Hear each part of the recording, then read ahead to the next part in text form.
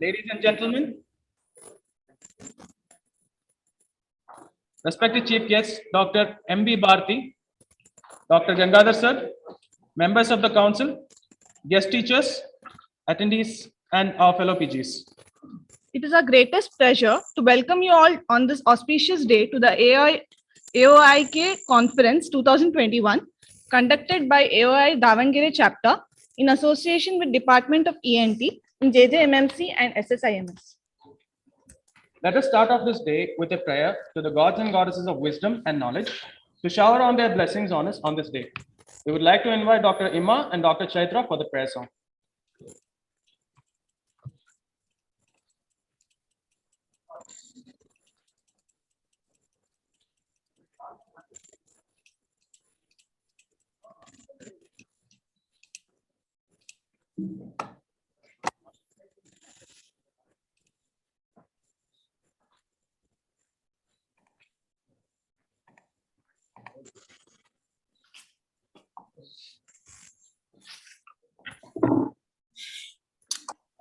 Firstly, we would like to take this opportunity to call upon stage our guests. Dr. K.S. Gangadhar, State President of AOI Karnataka.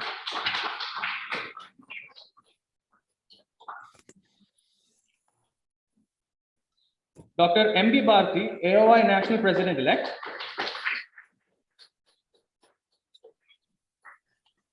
Dr. K.B. Chandrappa, President AOI Karnataka Davangere Chapter. Dr. A.M. Shivkumar sir, Organizing Chairman of AOI Con 2021. Dr. K.P. Basavaraju, Organizing Secretary of AOI Karnataka Conference 2021 and HOD of Department of ENT, JJMMC. Dr. Yogesha B.S., Joint Secretary of AOI Con 2021 and Head of the Department of ENT in SS Institute of Medical Sciences. Dr. Sridhar S., Secretary of AOI Karnataka. Dr. M.B. Puttamadaya sir, Treasurer of AOI Con AOIK. Dr. Jyoti Swarup, President-elect of AOI Karnataka.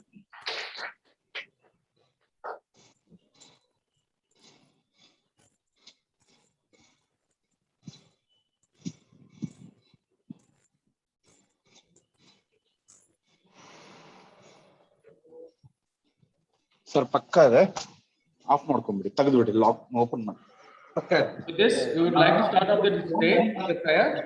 Dr. Ima and Dr. Chaitra, please.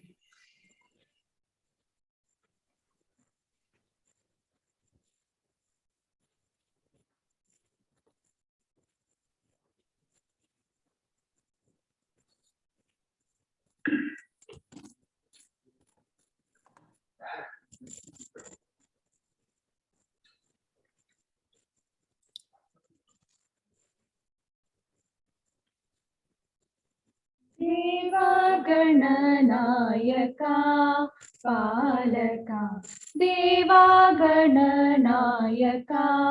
पालका मूषक वाहन दोष विनाशा मूषक वाहन दोष विनाशा देवागणनायका पालका देवागणनायका पालका करुणदयासार गिरिकन्याकुमार करुणदयासार गिरिकन्याकुमार संगीतकाधार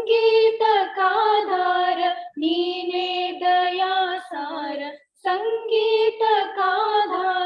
नीने दयासार नी बंधु दय तोरु गौरी कुमारा नी बंधु दय तोरु गौरी कुमारा देवागणनायका पालका देवागणनायका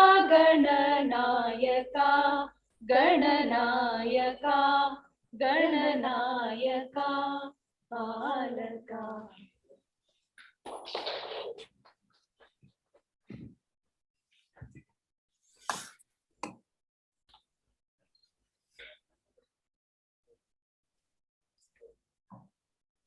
Now, we would like to take this opportunity once again to welcome our chief guest, Dr. M.B. Bharati, who completed her UG and PG from BMC Bangalore. She's a senior professor and former head of the Department of ENT in JSS Medical College, Mysore.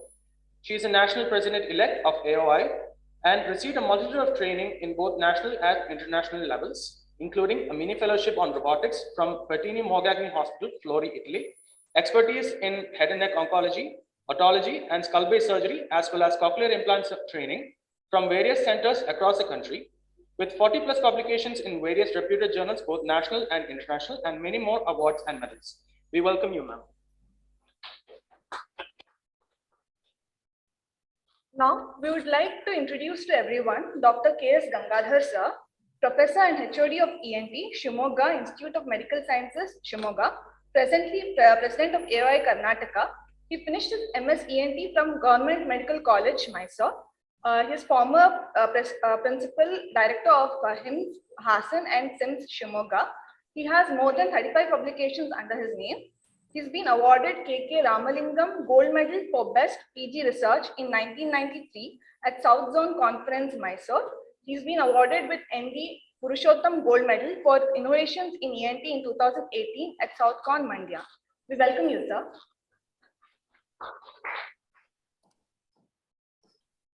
Now, we would like to call upon forward Dr. A.M. Shivkumar, sir, to address this meeting. Sir, please.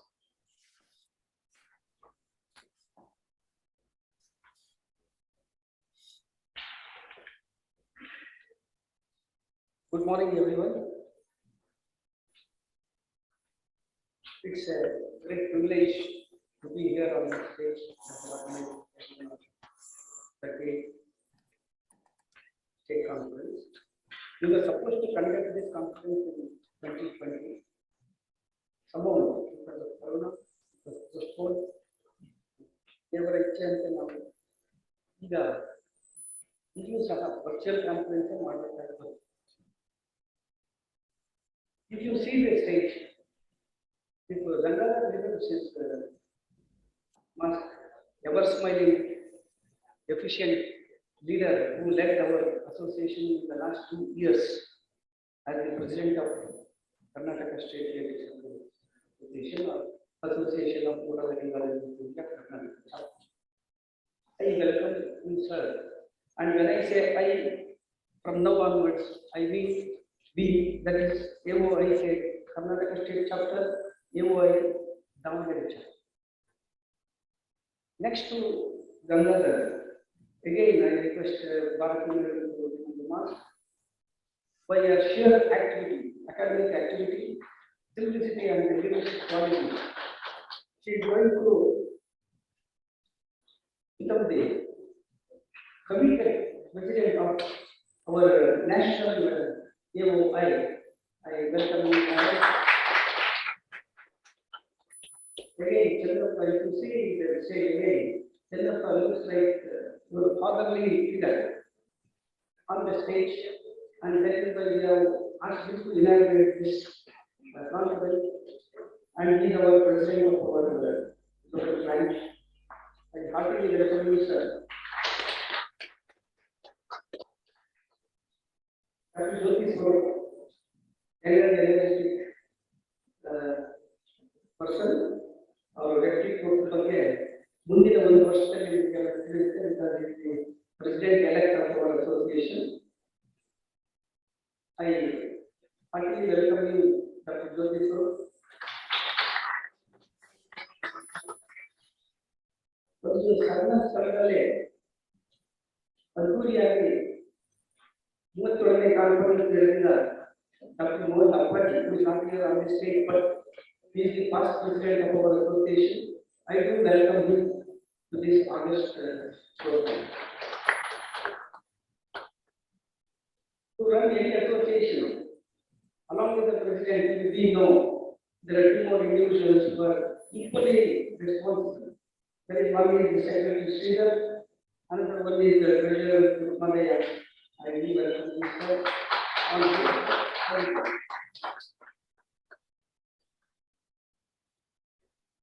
Next, again, State body means it's not just 183. There will be a team of executive committee members. So I see few of the executive members in front of the stage. I really welcome them from my heart, Dr. Kailash Pujari and others.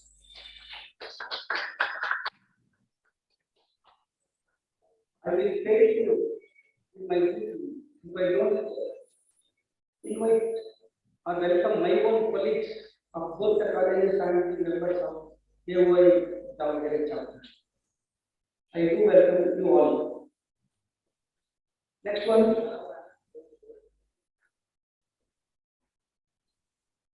The delegates who are in front of their screen, PGs who are in this hall, and the technical persons who are involved in conducting this virtual conference.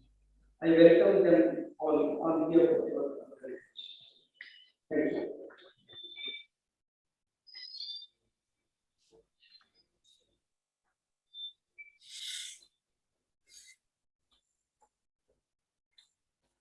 Thank you, sir, for those kind words and for introducing all the members on the panel.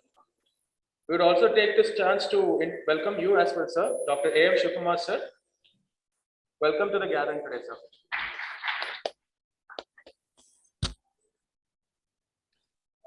We'd like to now call upon all our guests on stage to kindly come forward to the lighting ceremony. Do light the lamp and shine light for this day's function going forward.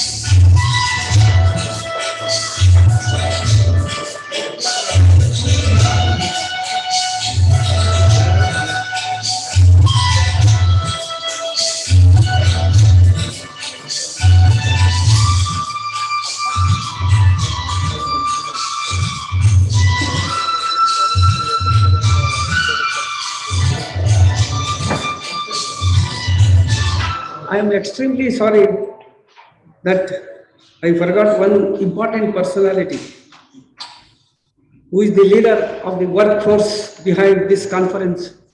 That is Dr. K.P. Basavaraj. I really don't know why I missed him when I welcomed everyone.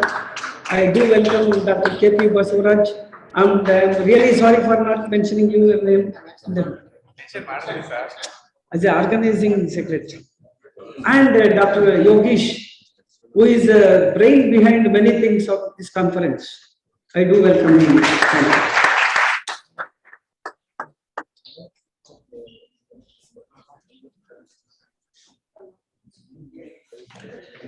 Thank you, sir. We would like to now call upon Dr. Gangadhar, sir, to attend this meeting with a few words. Sir, please.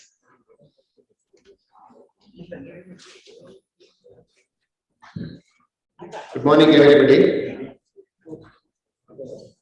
I'm happy we are able to conduct this conference today in spite of all the difficulties we faced. 2 years back, when this conference was awarded to Davangere, we were sure that they would conduct in a great way. But unfortunately, they could not because of the COVID situation. Somehow last year, they conducted only PG papers. This year, they were getting ready to conduct in a big way. But unfortunately, again, things did not favor them. In spite of that, we are here today conducting a conference in a hybrid mode. So I wish them all the success. The evening, we will have a discussion on interaction after the conference. Thank you. Thank you, one and all. Thank you, sir. Now we would like to call Dr. M.B. Bharti ma'am to address this gathering with a few words.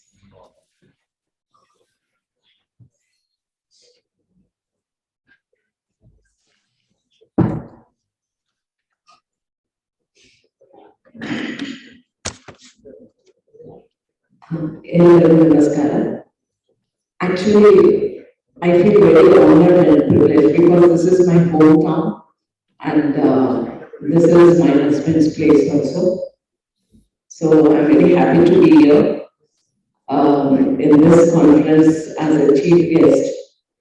And I know like there were so many unforeseen scenarios which happened for the past 2 years. And we should not, look down upon ourselves when these unforeseen scenarios happen. We have to say it through it. So that is what the Davangere chapter has done it. So a big round of applause for them.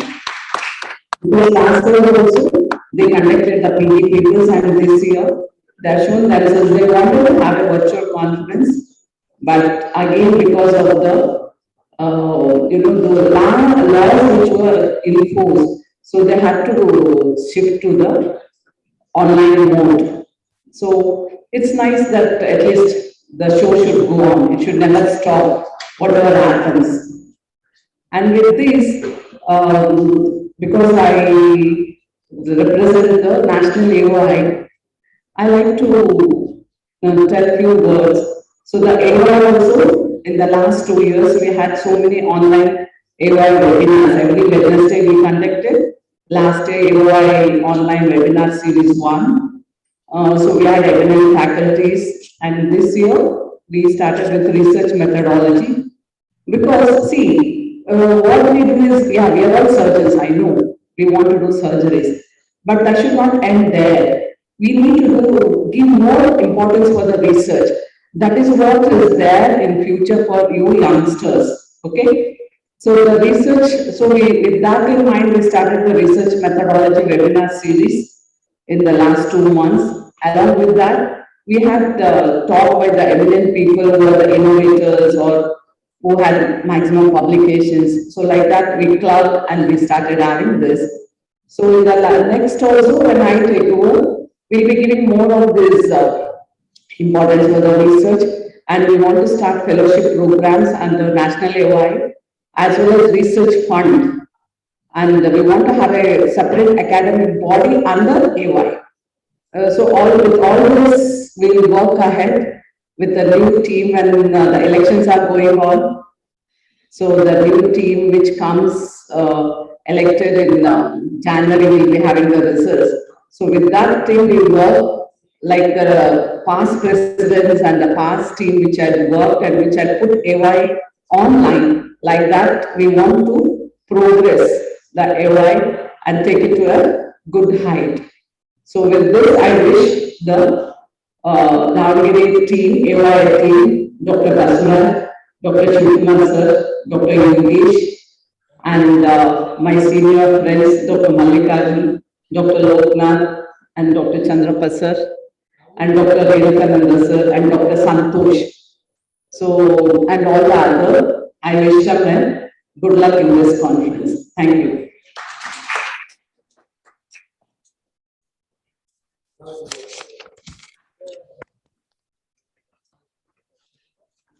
Thank you, ma'am, for those kind words.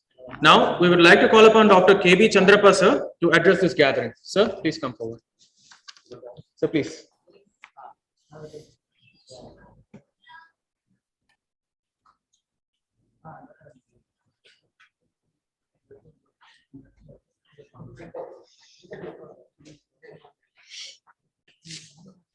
AOI National, the AOI Karnataka, the AOI Davangere chapter, ಎಲ್ಲ ಪದಾಧಿಕಾರಿಗಳಿಗೂ ನನ್ನ ವಂದನೆಗಳು. ಇಲ್ಲಿ ಏನು ಮಾತಾಡುವಂಥ ವಿಚಾರಗಳು ನನ್ನ ಜೊತೆಗೆ ಏನು ಇಲ್ಲ. ಎಲ್ಲ ಅತಿಥಿಗಳಿಗೂ ಮತ್ತು ಸದಸ್ಯರಿಗೂ ನಾನು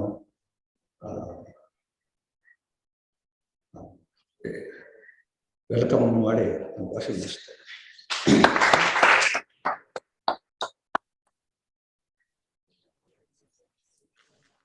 Now, we would like to call upon Dr. K.P. Basaraju sir to give us the vote of thanks.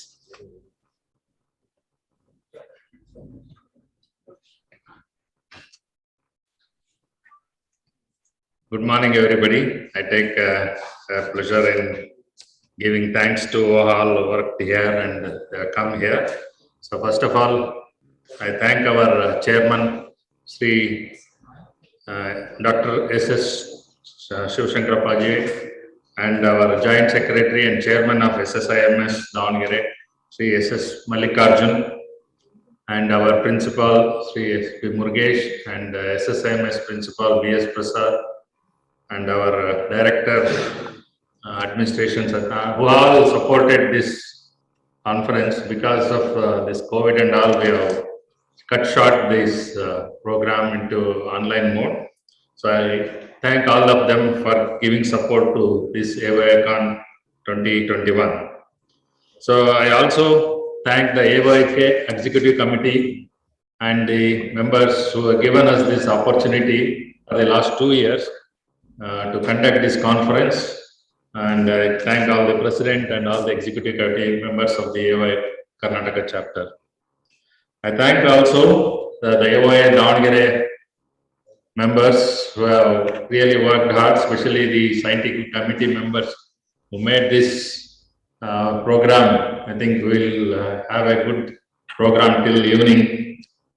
The scientific committee members like Venkatesh, Santosh, Nagaraj, and Karthik, who have toiled because we are not that technically advanced as them. So they are the brain and heart of this conference, and they really done well.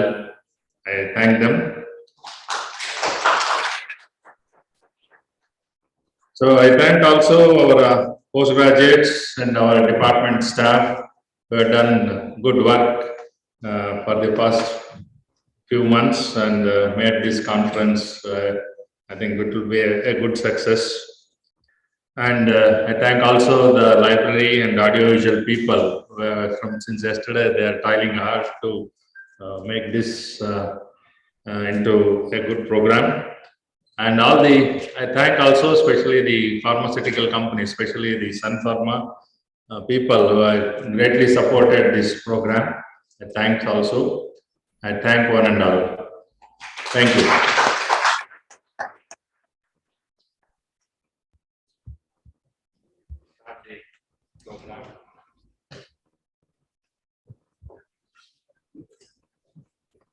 Thank you all the guests. Now we will be starting with the academic sessions for the day. I would like to kindly request everybody in the hall to keep their mobile in silent mode, because the sound from the phone can cause difficulties with the audio. To start, our first session will be Dr. T. Manikam oration of the topic Thyroid Surgery Toolkit, focusing on reducing harm. Dr. T. Manikam was one of the earliest ENT surgeons of our state. He did DLO from England and joined health services in Mysuru. He taught ENT in BMC as well as MMC colleges. He was Dean of MMC and BMC in mid-60s. He strived hard to create ENT specialists by deputing medical officers in medical colleges. He was instrumental for starting postgraduate courses in government colleges. We are grateful to him for his successful struggle, which enabled generations of Karnataka state students to get postgraduate degrees in our own state. We would like to call upon Dr. Gangadhar, Professor and HOD of ENT, Shimoga Institute of Medical Sciences, Shimoga, presently President of AOI Karnataka. And Dr. M.B. Bharati, Senior Professor and former Head of Department of ENT in JSS Medical College, Mysuru, and AOI National President-elect, to helm this session as chairpersons and also to introduce to us the speakers for the session. Sir and ma'am, please.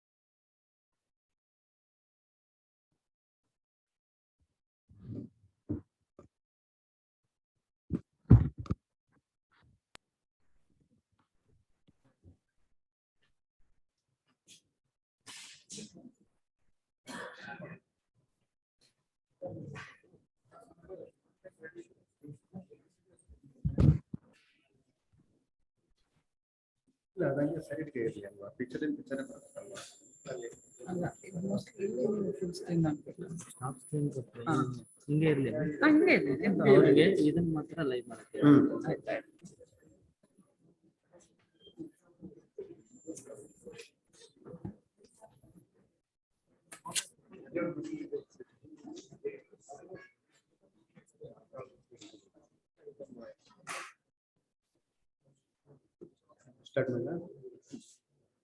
Good morning, everybody. So we are starting with the first session with the oration on Dr. T. Manikam oration. I am really happy to moderate this session because Dr. T. Manikam was one of the doyens of ENT in our state. Let me introduce that legendary personality to this audience. Dr. T. Manikam was one of the earliest ENT surgeons of Karnataka state. He did diploma DLO from England and joined health services in the state of Mysore. He taught ENT in Bangalore Medical College and Mysore Medical College. He was also dean of both the colleges in mid-60s. He strived hard to create ENT specialists by deputing medical officers in medical colleges. He was instrumental for starting postgraduate courses in government colleges. We are grateful to him for his successful struggle, which enabled generations of Karnataka state students to get postgraduate degrees in ENT in our own state. So I here present this oration to the audience.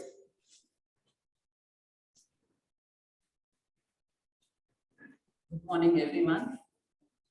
Now I'll be introducing Dr. Subhash Chandra Shetty, who has been awarded this oration.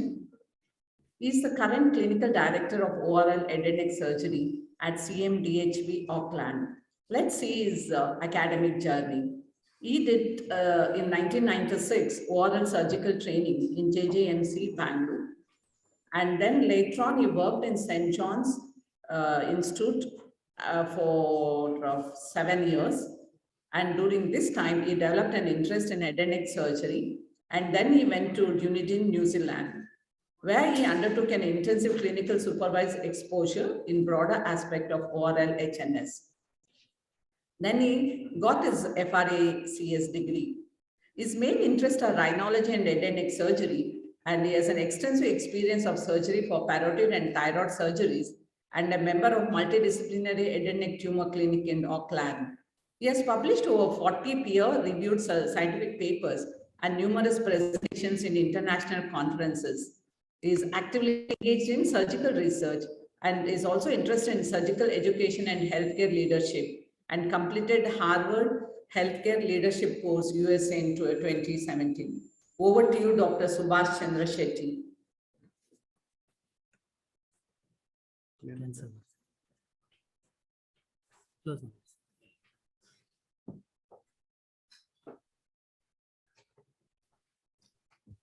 Can you see the slides, ma'am? Yeah. Okay, great.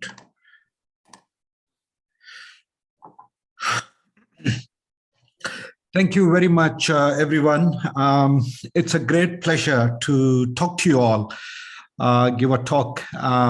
This Davangere has been my alumni, and I'm really sincerely grateful to take this opportunity to express my gratitude to all of you, especially my teachers sitting in the audience, listening to their student talking. And really, it's an incomparable honor to deliver this year's T. Manikam oration. You may see a photograph of my beloved friend, Dr. Satyanarayana GV, who was my colleague and a student of JJMMC. He did his MS with me, and he passed away very recently for COVID. And I feel I should dedicate my work to him this morning. And also, thank you for introducing Dr. Manikam to me. I have heard so many Manikam's lecture in the past, but never heard such great things about him. That's fantastic.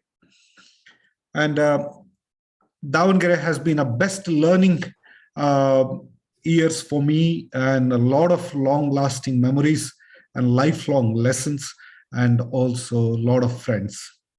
And I'm really thankful to many people in the audience, especially Dr. Basuraju, Dr. Shivkumar sir, Dr. Loknath, Renukananda. They have been awesome teachers on their own right. And I also had an opportunity with Dr. Shankar, Dr. Sidlingappa, Dr. Veerana, and Dr. Marlaya. They're all gems also as a teacher. And I also recognize you, Dr. Bharti, and congratulations for being head of one of the biggest association in this world, ENT India, and Dr. Chandrapa, Dr. Gangadhar, Jyoti Swarup, and rest of the faculty there, and all postgraduate students. And Davangere has been a really academic force in the country and in the state for rejuvenating teaching and learning. And I like the mission of AOI under your leadership, Dr. Bharti, being focusing on research. That's the most important thing. I would like to talk about my experience in thyroid surgery, and also how to reduce harm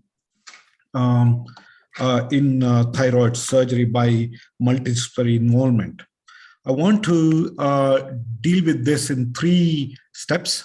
The first one is just to recognize some aspect of thyroid in art and civilization, and also our journey and experience in decision making for difficult thyroids, and also a thyroid surgical toolkit.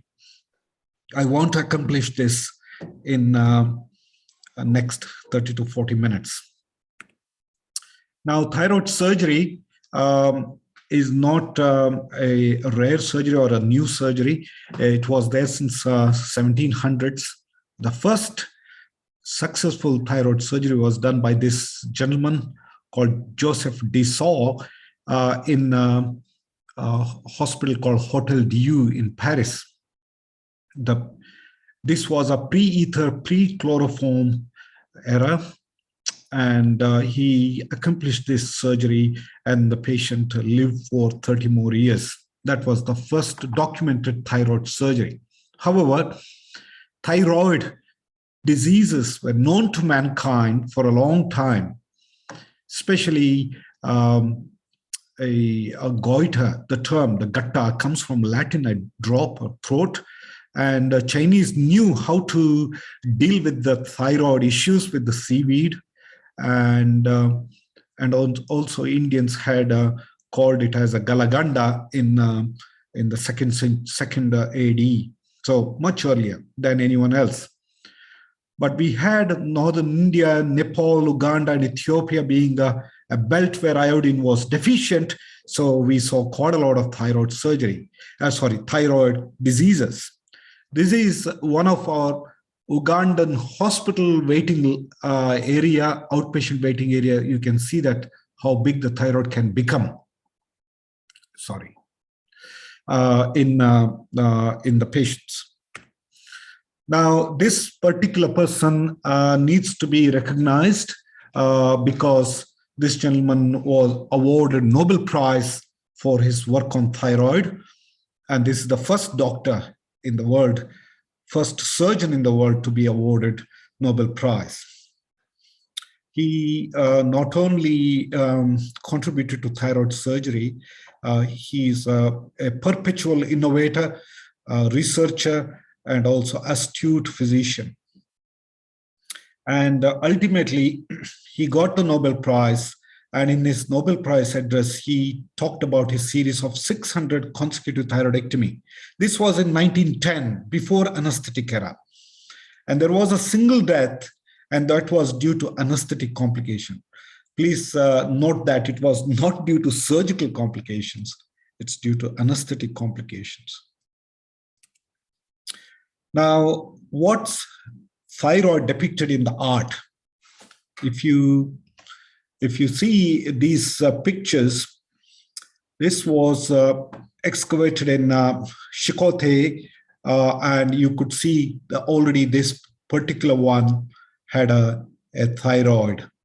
This was 188 BC coin, which showed a thyroid mass. So people did recognize thyroid that early. This was also a very old picture of Judas goiter being treated. And this was a 785 AD bas relief, showed in Guatemala, showed quite a lot of thyroidal presentations, probably cretinism.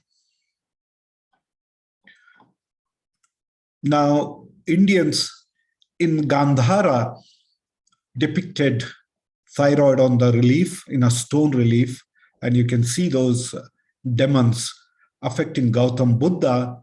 They had goiters, and goiters reduces intelligence. The people become demonic, and that's what it is shown here. This side demons and these sides goddesses affecting the meditation of Gautam Buddha. This was 350 BC Sicilian crater that showed a hunchback active with goiter. I was interested in this because quite a few eminent thyroid surgeons were looking at the history and art, and they said the man looking at the history is very, very important, and he will aid in the progress of the surgery. That's what their idea was. And subsequently, this was a picture in 1622, a hunchback with walking stick supporting his goiter. And this is a photograph in Sumatra. This is exactly same, 1622 and 2006. Just the same. Humanity suffered from thyroid disease for a long time. And it is also depicted elsewhere in the tarot DEC. These are all very, very important pictures of Renaissance arts. And prior to that, this is Megenberg's picture showing a large hanging goiter here. And this was Mantegna's very popular drawing, and there was a picture of thyroid incision and also the child having a cretinism picture of cretinism. And Leonardo da Vinci recognized the thyroid in his art too. This is Michelangelo's picture art, and this is very, very popular art, and it shows evidence of this is a 16th century masterpiece actually, and you can see this gentleman having a very big goiter with the venous congestion all over his neck, and he is extending his head, probably giving rise to a phenomena where the venous congestion becomes common. And this was the maid had a large goiter. This was another picture from Naples, Italy. And you know, all you know about Raffaello's pictures, his art always depicted some amount of thyroidal issues. This is a great picture of painting on Sistine Chapel, and you can see this audience had a large goiter here, and they are pointing at the goiter. This is Michelangelo's drawings as well, with the large goiter there. Cleopatra's relief had, she lived in 69 to 30 after Christ, and she had a large goiter according to this relief, as you see here. And also she had a very bad nose and a smaller breasts, and in any modern ENT surgical department, she would have a reduction rhinoplasty, total thyroidectomy, and augmentation mammoplasty. But still, she considered as one of the beautiful lady lived in that era. And subsequent pictures also suggest some of the thyroidal manifestations.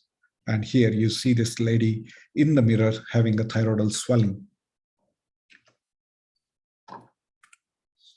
Now, all the important Renaissance artists have depicted ladies, beautiful ladies with some amount of thyroidal issues.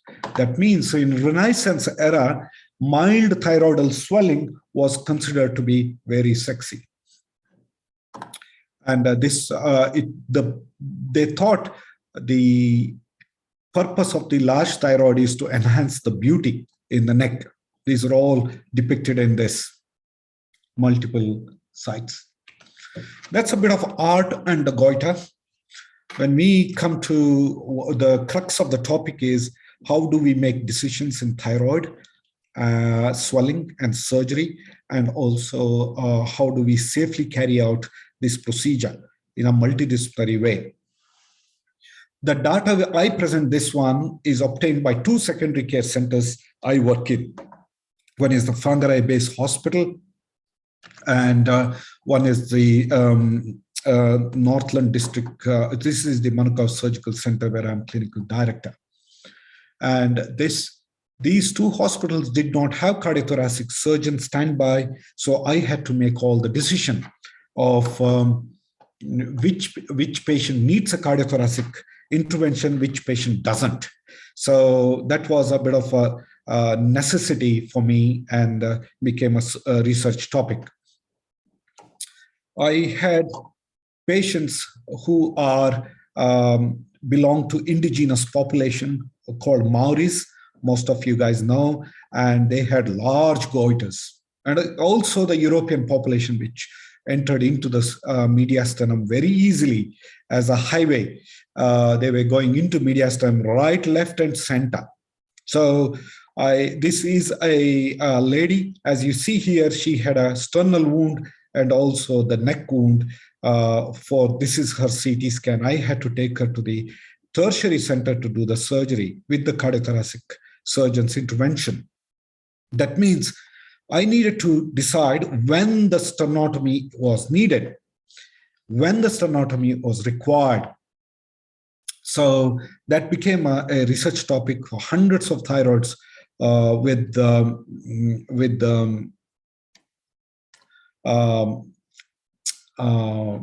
decision making for the surgery and the safe surgical pathway. So if you look at Dr. William Halstead's sentences, the extirpation of the thyroid gland for goiter typifies better than any operation the supreme triumph of the surgeon's art. This was also mentioned by Theodore Coca. If you're doing a thyroid, it's like meditation. It's like beautiful moments of anatomy, physiology, and working with endocrine glands.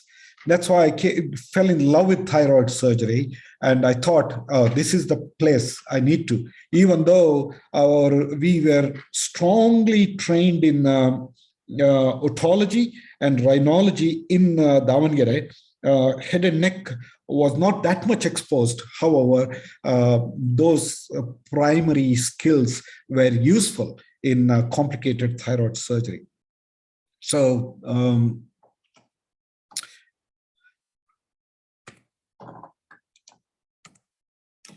surgical approach for thyroid surgery is controversial, as you see. It remains controversial. There is no evidence in the literature which patient should have a sternotomy.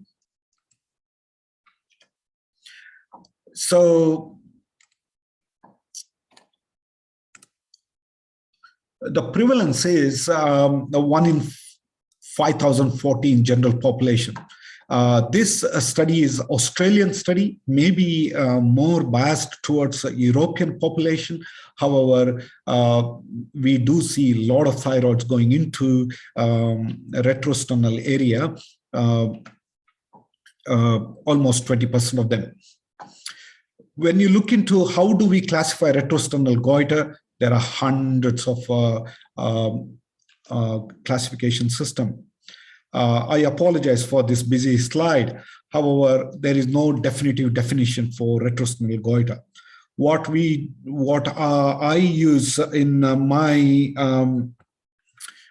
practice, or our practice in the department, is any thyroid gland going below the manubrium is considered as retrosternal goiter. We had CT criteria for retrosternal goiter, extension below the plane of thoracic inlet. This is a thoracic inlet here, at least 3 centimeter or 50% of the goiter staying below the thoracic inlet. So we thought, okay, let's get the CT features, which predicts whether the sternotomy required or not. Identify those patients who are more likely to require median sternotomy on the basis of CT findings, because most of them looked normal on the clinical side, but CT was horrendous. We had a retrospective analysis of these patients, 2009 to 2016 only. I have added 50 more cases since then, but this was the published report. That's why I'm presenting this data. Total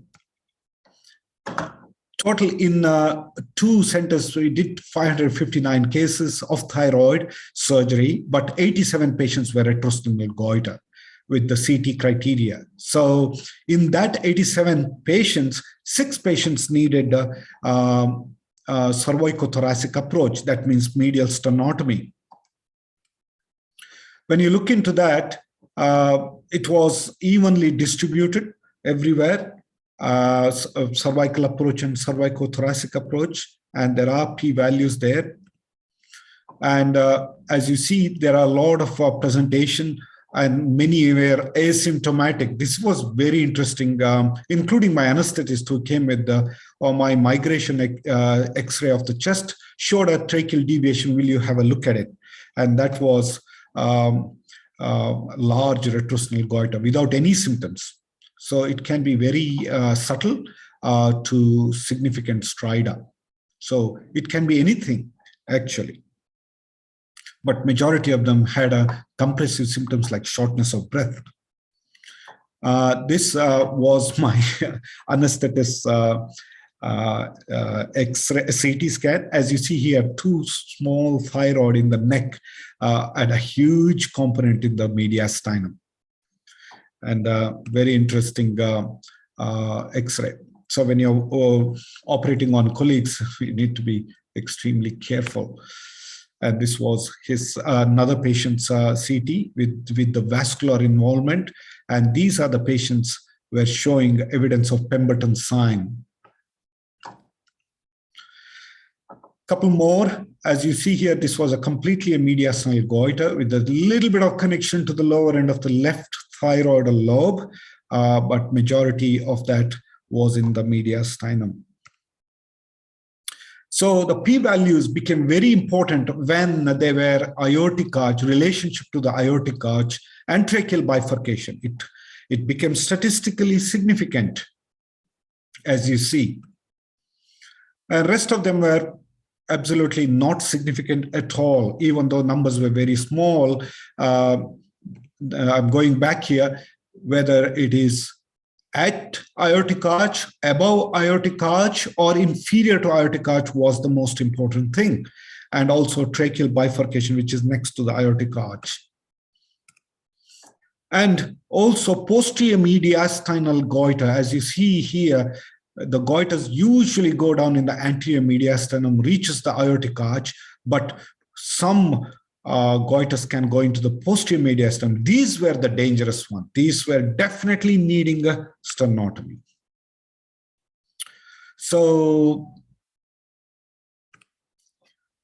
in this study, only few studies we could see on this. 5 patients had a retrotracheal goiter, and this was around 50 cases. And this was our case series. We looked at the complications. Length of hospital stay was more compared to the cervical and cervicothoracic. Cervicothoracic approach obviously stayed in the hospital for more days than simple retrosternal goiter. And we never had a tracheomalacia. And always people ask me, have you ever seen tracheomalacia? Because I do most of the thyroidectomy in both centers. And I say, I never say never, because the next patient may have a tracheomalacia. So in medicine, never say never. So CT scan was useful, and it's absolutely necessary. And if it is beyond the level of the aortic arch and tracheal bifurcation, it increases the likelihood of requiring a sternotomy. So involve the cardiothoracic very early. If it is not reaching there, and if it is just a retrosternal, cervical incision approach alone is enough, as it is proved by most of our patients. Now, when you put a patient in prone, it's very interesting. We always take a CT on a supine position, but if you put in a prone position, usually the tracheal compression is not that bad. So that's another trick. Posterior mediastinal goiters always put the recurrent laryngeal nerve above the thyroid. So as soon as you open up, look at the strap muscles, you will see the recurrent laryngeal nerve. You need to be extremely careful about that. This was published in Oris Nasus Larynx from our center. Now that is the second part. The third part was thyroid toolkit. What is the thyroid toolkit? This is very important for any unit which handles the thyroid surgery to have complete understanding of history of the thyroid problem and anatomy and surgical steps.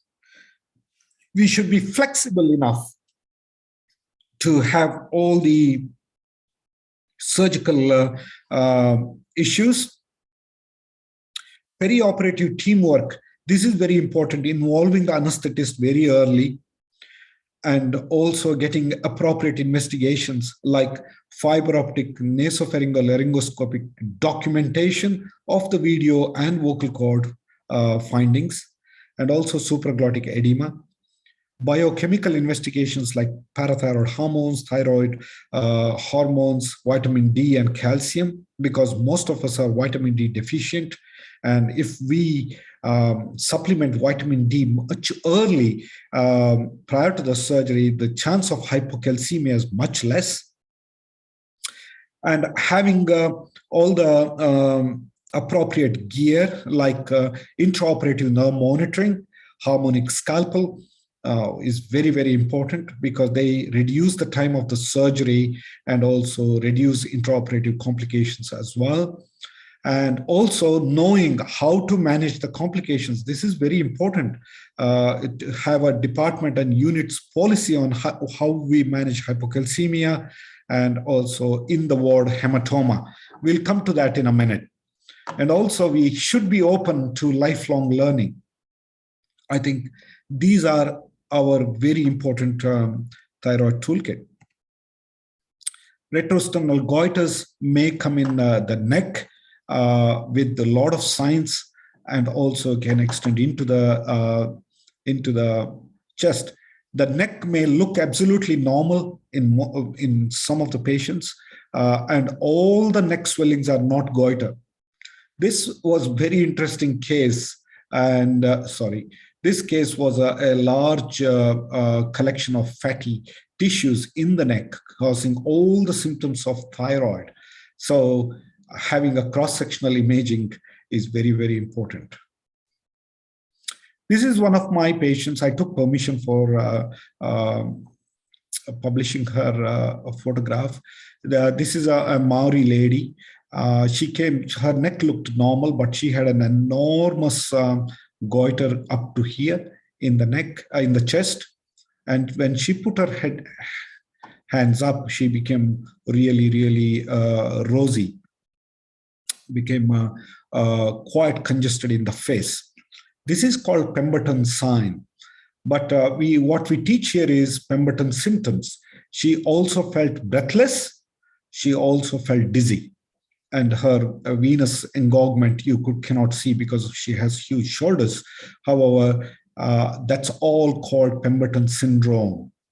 So teaching should be not only recognizing Pemberton sign, which becomes a 1 second hands up and down, which is looking at Pemberton syndrome, which indirectly gives rise to your suspicion of a significant compression of the trachea and vessels. Now, this particular slide video, if you see, there is a large retrolaryngeal, retrosternal, retrotracheal, and cervical and mediastinal goiter. So I'll run this again, just to focus on the goiter here: retropharyngeal, retrolaryngeal, cervical, and with deviation and compression. And also you could see how much the trachea is compressed. This is a usual case which we deal with. And if you look at the laryngoscopy, this patient had significant supraglottic edema. These are all edema caused by, and also you can see this, the bulge in the posterior pharyngeal wall causing upper airway edema.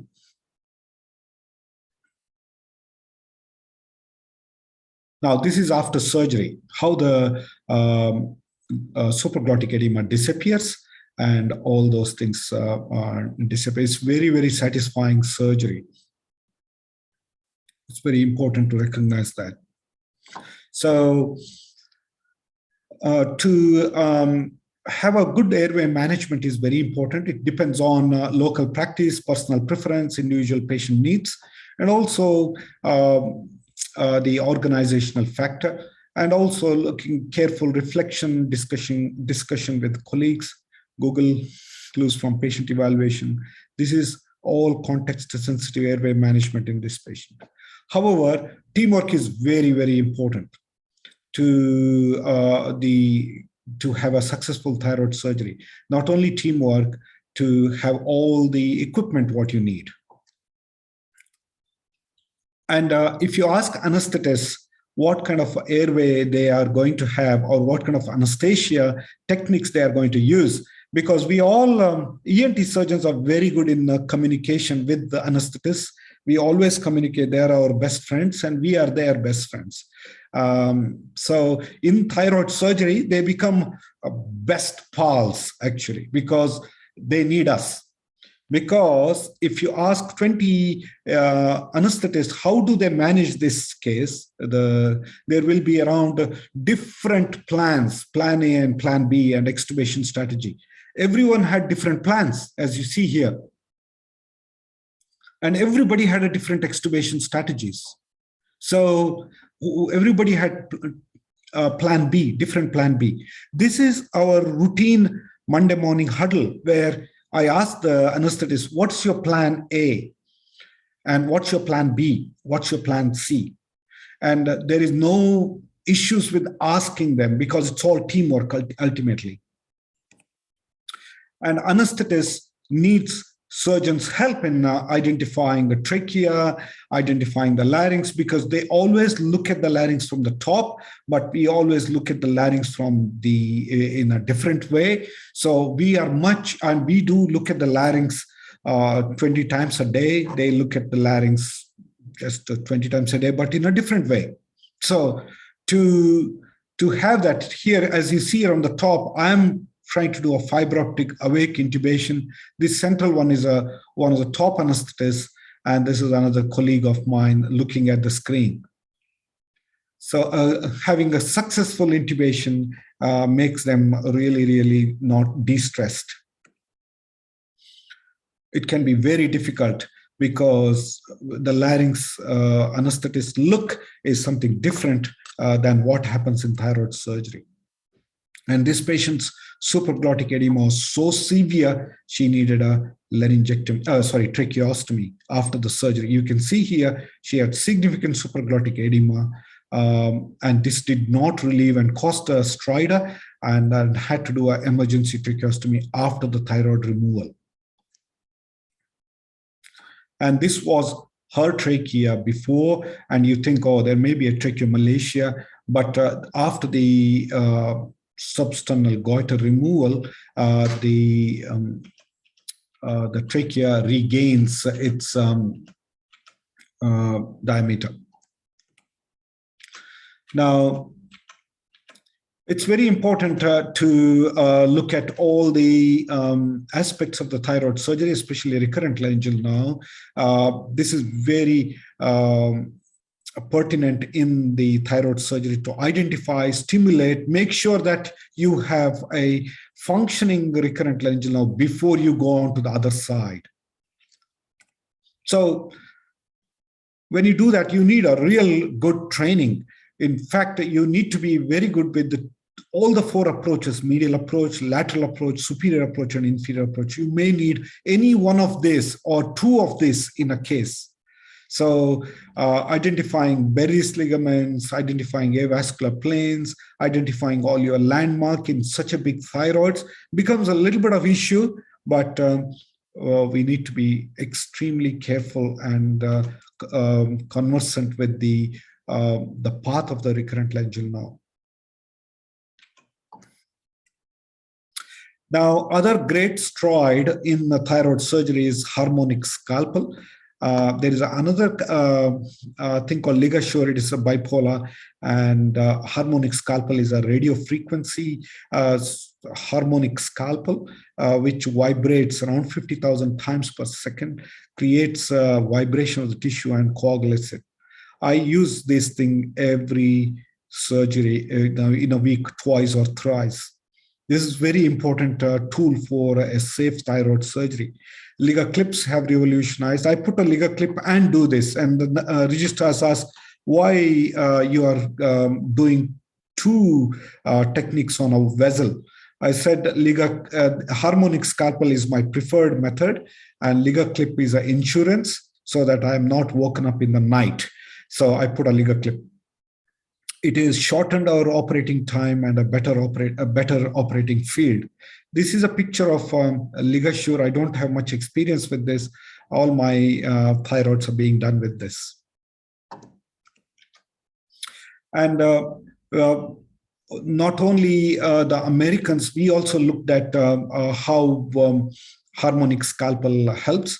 Harmonic scalpel wins in everywhere, except in recurrent laryngeal now paralysis. You shouldn't be using anything very close to the recurrent laryngeal now anyway, but if you use it's really not good. And rest everything, it's quite good. It's less cost, length of stay is less, neck collection is less, drain output is really, really less, blood loss is definitely less, operation time is shortened, and hypoparathyroidism is also quite less. Now, sometimes we lose the signal while we are doing one side. It creates a lot of stress in the department, in the theater, but you need to have a troubleshooting algorithm pasted in the theater wall so that you are quite good in managing that. If I lose the signal, I just make sure that I get the tube corrected, and I will open the carotid sheath and identify vagus nerve and stimulate that. And if it is really lost the signal, I don't go ahead. I just do half the thyroid and come back later. So that troubleshooting approach is very, very important. Some of the hypoparathyroidism chances after the total thyroidectomy. It's around 10% in our hand. I tell this to every patient, and we identify the risk factors, correct the vitamin D, and also monitor the patient afterwards with parathyroid hormone and serum calcium, and then treat if there is any issues. So for severe symptomatic post-operative hypocalcemia, we have calcium gluconate and oral calcium and calcitriol. We increase the dietary calcium intake and also address all the other one, because hypomagnesemia can present like that. And we discontinue the low-sec proton pump inhibitor because it inhibits the calcium absorption, and also trend electrolytes. Now, the newer emerging techniques are identifying the parathyroid gland in the bed and preventing harm, and also using recombinant PTH. These two are not available in New Zealand yet, but we are waiting for those. Now, post-operative hematoma, it's a really worrisome complication. Very recently, ENT UK and the British Association of Endocrine and Thyroid Surgeons have come out with hematoma following thyroid surgery management. It's a fantastic document. I really recommend all the postgraduates to read this document and also be very clear about how do you manage thyroid hematoma in the ward. There is a technique they have mentioned, it's called scoop, which is removing steady strips, subcuticular sutures, pushing the fingers in and open the skin to expose the strap muscles, opening the strap muscles to expose the trachea, and opening it up, putting a cover and taking them to theater. This saves life. This really saves life. And it happened in our own ward a couple of times. And this is already on the ward. We attached to the patient bed. And as you see here, those pictures I showed you, the large thyroid, when you remove large thyroid, you create large space, and it creates bleeding. Now, I would like to show a picture. Yesterday, I operated on this patient. And I would like to share that with the permission of the chairperson.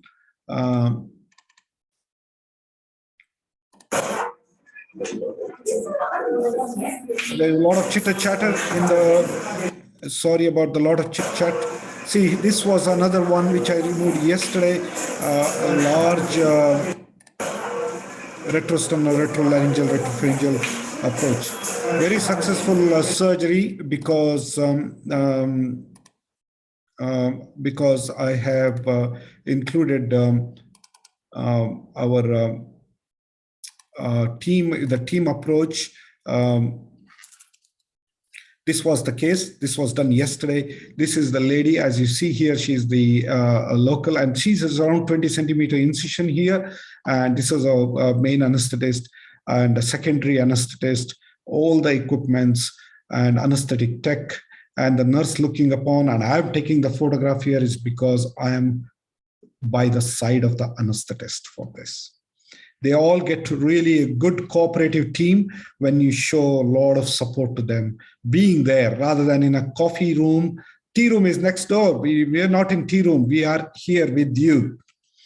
So thyroid surgery is really great. If somebody wants a thyroid surgery, I'm happy to have a Zoom talk with them and go from there. It's step by step, very safe, and it's very enjoyable. However, there are a lot of sharks in that thyroid surgery, and we may be directly landing into troubled waters if you don't have a good teamwork and good understanding. So basically understanding thyroid from its physiology, anatomy part, and then going ahead with the surgical training and then a collaborative teamwork. I think the teamwork is the most important thing in the thyroid surgery. It is not one-man sport. It is a team sport. So with that, I would like to end my talk. Thank you.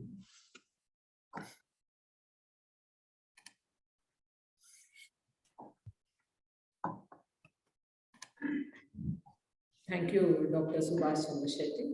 It was a wonderful talk, and we really appreciated your experience with large retrosternal goiters and the pearls of wisdom which you gained. But and I think the audience has lots of questions, but they cannot ask as per the protocol of the oration. I think they'll be contacting you. Over Yes. to Dr. Karnataka. So, thank you, Subhash Chandra Shetty. It was a very useful and informative talk.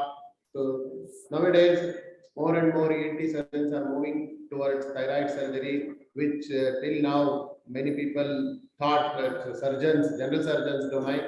So in this regard, you have stimulated a lot of youngsters to choose thyroid as a career. Thank you.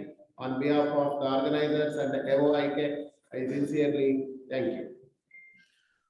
I really thank Prof. Shiv Kumar, who is my mentor, for asking me to talk about this. I really appreciate his enthusiasm. Thank you.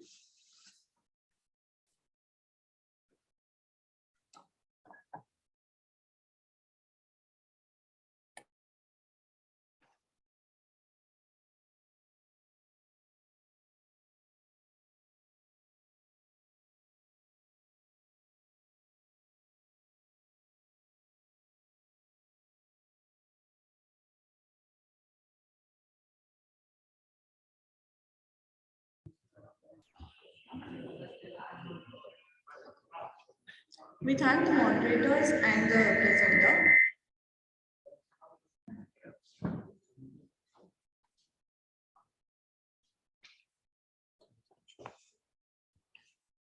Thank you, sir. Thank you, ma'am.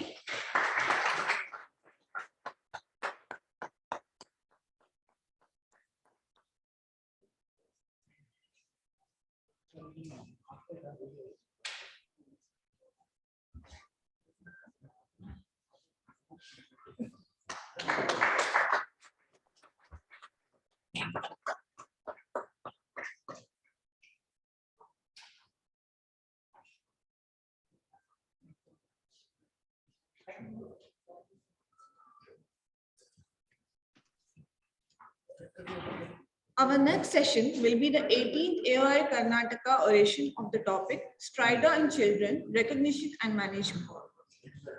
We would like to call upon Dr. Dhanpal sir, Associate Professor, and he earned his Fellowship of Otology from France and has more than 10 original publications in reputed journals.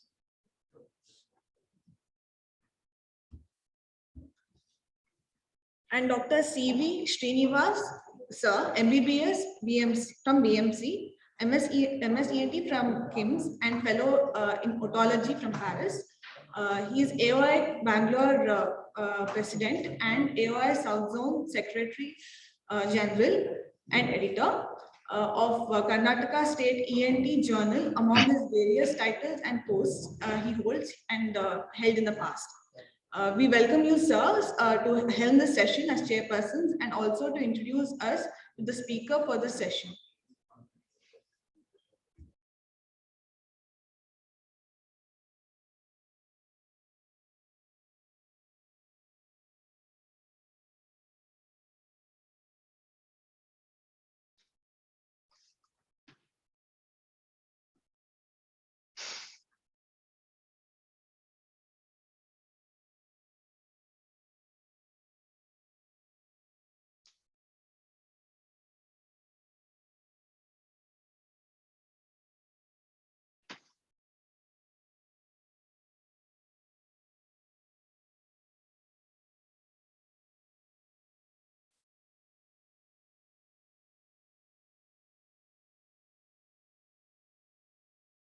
Unmute.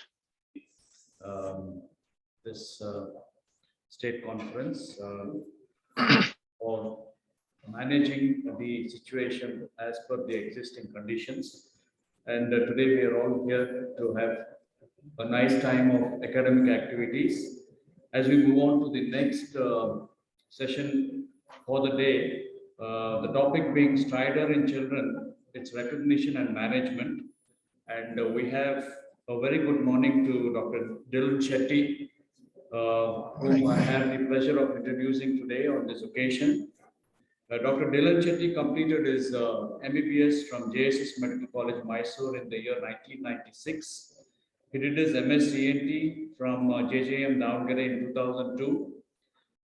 Did not stop there, went on to finish his MRCS surgery from Glasgow 2009 and did his diploma in head and neck surgery from London 2017. And for all his meritorious work, he was awarded the FRCS from London in 2020. And we are all proud of Dr. Dylan Chetty for his achievements.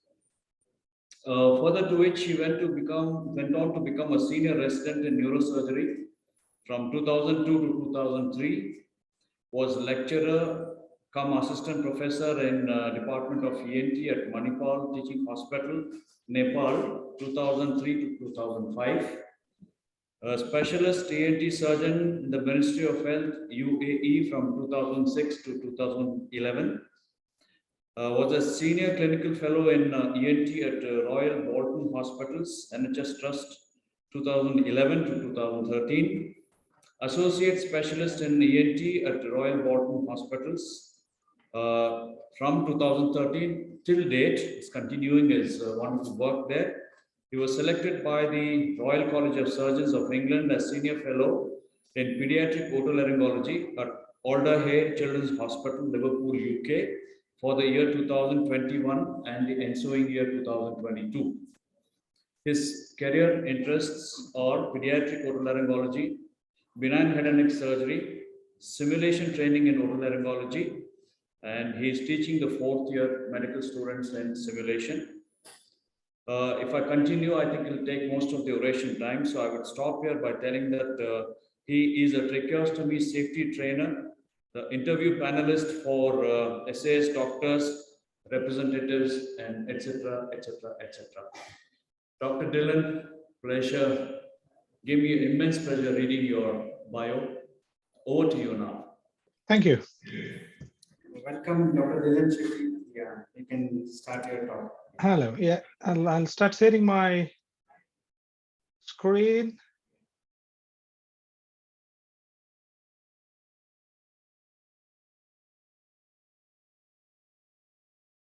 Just a moment.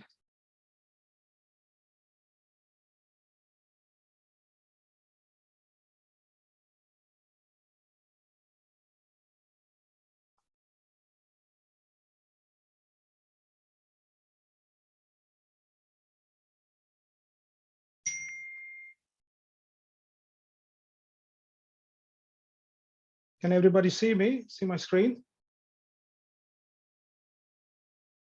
Hello? Yeah.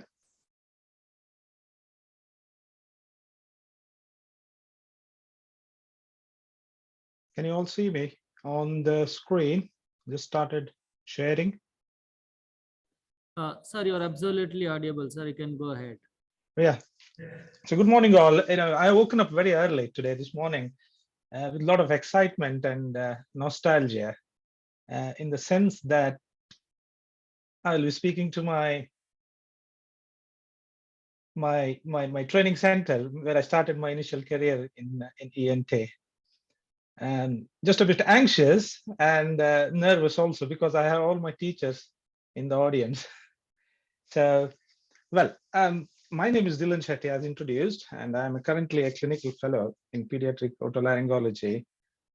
Basically, we have only fellowship by the Royal College of Surgeons of England, and I've been fortunate for the last 6 months and continuing with as a senior clinical fellow. This involves a lot of work and also experience. First of all, I express my gratitude to my educational supervisor at the moment, who is Mr. Ravi Sharma, who is an airway surgeon in the institute. So we have a major tertiary hospital in Liverpool, which in fact is one of the largest, Europe's biggest and busiest hospitals in Europe. So we deal about nearly 500,000 of children annually, and the number is going up with a lot of referrals. In terms of ENT, we have multidisciplinary teams, including ENT, respiratory, long-term ventilation, and speech and language therapy, apart from allied specialties like neurosurgery and also respiratory medicine.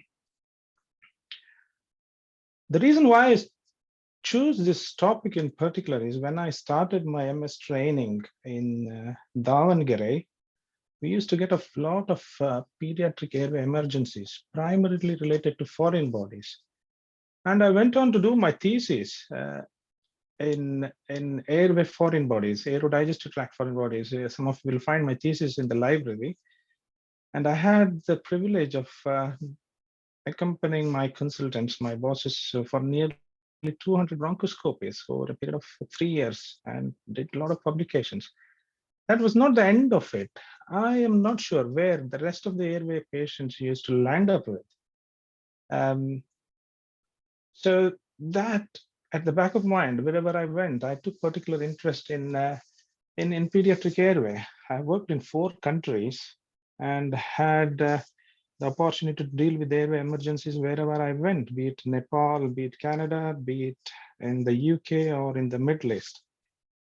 So that drew an interest, and after working for 10 years in exclusively dealing with the pediatric ENT disorders, I landed up with a fellowship, being invited by the Royal College, not really selected, to specialize in pediatrics. Without going much into the nostalgia, let me go straight to the point. I'm going to split my talk in terms of 2 stages. One is what I'm going to speak to the audience, the aims and objectives, and also in the next PowerPoint, I'm going to share my own personal experiences with the current job and probably in the past, some of it. I'm very conscious that there are a lot of postgraduates, apart from seniors, who will be already doing the work which I have been doing, but I focused mainly, as per our organizers, into dealing with the airway when it comes to airway anatomy, physiology, the spectrum of airway disease and its management options, and the pattern recognition, which is the key here. The question is, how bad is the airway, and how to safeguard the pediatric airway, and some of the interesting illustrations. The first thing is, when you come across a child with an airway issue, very often, majority of our chunk work in a district general hospital. I work in Bolton, which is a busy district general hospital, before getting into this fellowship. When you get a child and an adult side by side in the A&E, the assumption is that an adult is similar to a child larynx. That's the assumption, or the other way around. But if you proceed with that assumption, you'll end up in trouble. It's not a miniature airway in a child as compared to an adult. Getting into comparison, you end up here. Just a moment, just setting my slides right. This is where it end up with. A child's airway is at a risk of mucosal swelling and respiratory failure. Why does this happen? A lot of changes. The tongue can be larger related to the oral cavity, which we obviously see. It's of small caliber, a higher praised larynx, C4 in comparison to C6 vertebra. Larynx is more anterior. Larynx is the narrowest point in an adult, but in a child it's subglottis. They all have prominent occiput, making positioning more difficult, be it to the ENT while doing an upper airway endoscopy, or to the anesthetist who is trying to intubate. Also, many of you will realize that the thyroid notch is hooded under the epiglottis in a child, and the cricothyroid notch is small. This brings to the point that if you are attempting a cricothyroidotomy, it's very difficult. You look into the graphic structure and the alignment of the larynx in a child compared to the adult airway is tubular. However, in a child, it's conical. Also, you can see from the diagrams that in an adult, the glottis is mainly made up of the vocal cords. The vocal process is smaller proportionately as compared to the child. So there is more risk of injury to the cricoarytenoid joint. So I'm just preparing a stage where how different anatomically a child's airway can be. Coming to the physiology in brief,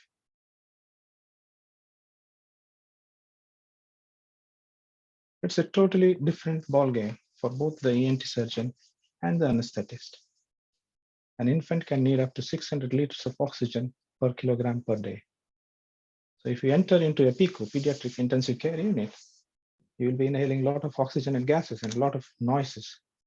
And that's the reason they will be drinking a lot of, inhaling a lot of oxygen.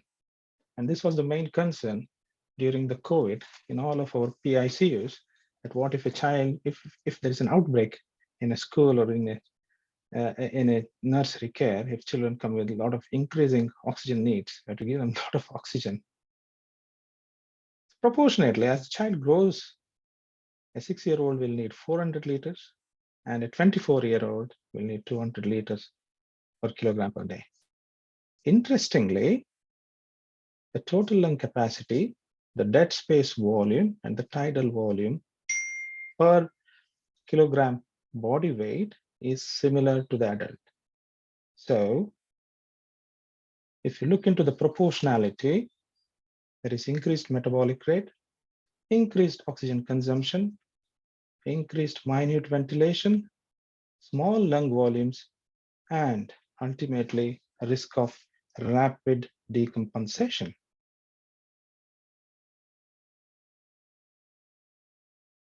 So the end point is, if you end up with a pediatric cardiac arrest, always think of a respiratory cause. And it's not the end organ, the lungs or the alveoli very often, except in prematurity, it's mainly the airway that's the contributing factor. Coming to the physics, I'm not here to teach physics to everybody. Sometimes it can be really boring.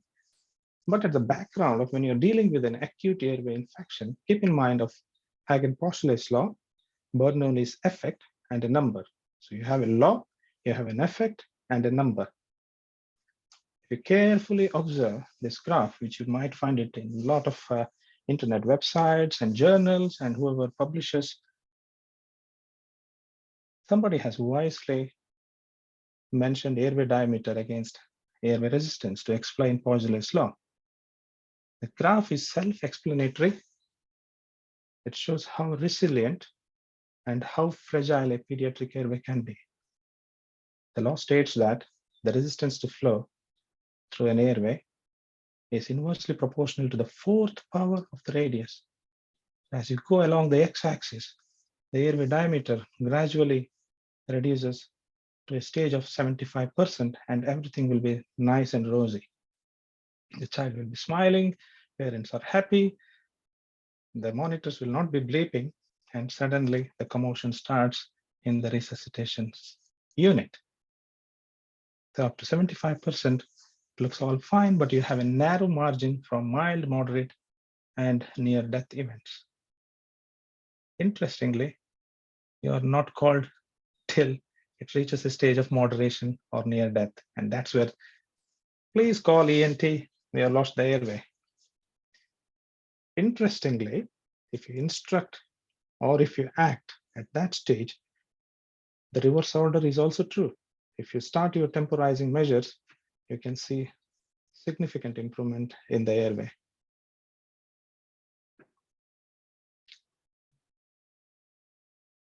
This slide is self-explanatory. I informed that subglottic airway is the narrowest part. It's about 4 millimeters in a child, in an infant, and it's about 1.2 to 1.4 millimeters in an adult. If you narrow it by 1 millimeter, then the airway cross-section reduces by 75% compared to just 30% in an adult. That explains the graph and also the resistance. From 16-fold in a child compared to 2 folds in an adult. The effect. This is the effect that keeps the aeroplanes flying, that flies the roof off in tornadoes, and many more things. If you're driving a car on a busy road and you just go through the puddle of water, and if you're not careful, you just have an aqua effect. All these are explained by Bernoulli's effect, which states that if there is increased airflow velocity, there is negative pressure on the walls of the airway, leading to inward collapse. And this can happen at multiple levels. Say, for example, if you have a bilateral vocal cord palsy, you scope a child with all the commotion going on, you will think that there is supraglottic collapse, come to a conclusion that it is a laryngomalacia. So just have to be very careful. You have something called as Reynolds number. A bit complex to understand this. Reynolds is an engineer in Manchester. He came with this observation about what laminar flow and turbulent flow, which we always talk about in nasal airways and also in transmission of air through hollow structures. There is a point of transition between a laminar and a turbulent flow, and they give it a number for different media of conduction. So that has a factor doing with density, viscosity, and velocity of the fluid, the diameter of the pipe. Normally, if somebody asks you, what is the transition number? It's 2000. Anything beyond 2000 for around 2000, rather, not a specific number. If it transits beyond 2000, then the transition is from laminar flow to the turbulent flow. That's not all it. Level of obstruction. Scott Brown, many ENT textbooks will tell you, okay, fine, you have a fixed airway, you have at the site of the airway obstruction, the extent of the airway, supraglottis, glottis, and infraglottis. Yes. Not very often you get a fixed airway obstruction. Particularly in children, there are so many confounding risk factors which you need to take into consideration. So don't stick into the rule that an inspiratory or a biphasic or an expiratory stridor is suggestive of, but it's not definitive. There could be multiple levels of obstruction. From my experience, just from last week, an intubated child with a complex cardiac issues had difficult extubation. You scope the child, you extubate the child in the theater. What do you see? You see a vocal cord granuloma because child is intubated for quite some time. You can also expect some subglottic stenosis. Don't give up at this stage. You need to have a full airway assessment, because even after extubation, even after taking out this vocal cord granulomas, assessing the vocal cord movements, you didn't find the child any better. Going lower down, this is what I saw. This child has laryngomalacia, tracheomalacia, and compression from a vascular cause. So multi-level obstruction is more frequently seen in children. Sorry for this busy slide, but it's important to keep at the back of your mind about various causes for acute airway obstruction. Inhaled foreign bodies, I don't have to talk much about it because all of you see it on a day-to-day practice. And if you ask my teachers in Davangere, they will tell you stories and volumes. But what is important for you as ENT when called for a suspected foreign body, particularly in patients who come with recurrent croup? This was a patient, I put 3 slides on the right just for illustration. This was a 7-year-old chap, unusual to have croup. He had 7 A&E attendances over 2 months, turned back from the pediatrics A&E, saying that it's a croup with some steroids, sometimes antibiotics, sometimes symptomatic medications. Interestingly, of all the visits, I happened to come across this patient twice within that short period of time. Something is not right. They didn't even bother an X-ray. Straight away taken to the theater, very likely suspicion of foreign body, and this is what we found. Deep neck infections, not so common in our settings, but I've seen it quite a lot in other countries, particularly in Nepal, where you get retropharyngeal abscesses. They come with acute airway obstruction, particularly in children. Supraglottitis or epiglottitis, whatever you would like to call it as. Vaccination was introduced in 1992 in England. So H influenza as a cause is very rare here, but you still see it in other countries. However, if we get a supraglottitis, very common, it's because of strep and staphylococcal infections in immunocompromised patients, and particularly in adult patients. Recurrent respiratory papillomatosis is quite common in this country of all age groups for different reasons. Don't forget the subglottic cysts. Acquired subglottic stenosis is rare because of the improved techniques of intubation. Occasionally, you might find a bilateral local cord palsy called from the neonatal unit. My focus would be more towards congenital, laryngomalacia being the commonest cause for stridor, congenital cause for stridor in neonates and children. We do get occasional subglottic stenosis. Vascular rings are very common. Hemangiomas, very interesting. We do get it very often. Clefts, webs, atresias, these are all routine happenings in any pediatric unit. We have lots of patients waiting to have definitive treatment now, and because of the COVID, we are all delayed. Don't forget the dysmorphic features in a child, a large tongue, a micropratnia. You can end up with trouble when you try to intubate. And also, it's important to look for other causes, like systemic causes. In fact, my first tracheostomy in this country was on a patient with angioedema, where everybody lost the airway. If you are in a higher center, you might be called for tumor compressions, as Subhash said, extrinsic compression. Very commonly, a teratoma, a schwannoma, and a lymphoma.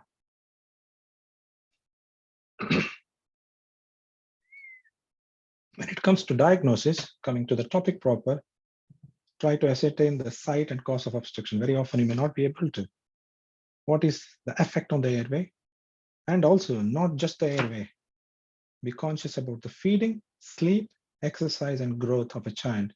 If you're looking at a child in the clinic with intermittent stridor. The important bit to understand here is children have this pattern of suck, swallowing, and breathing.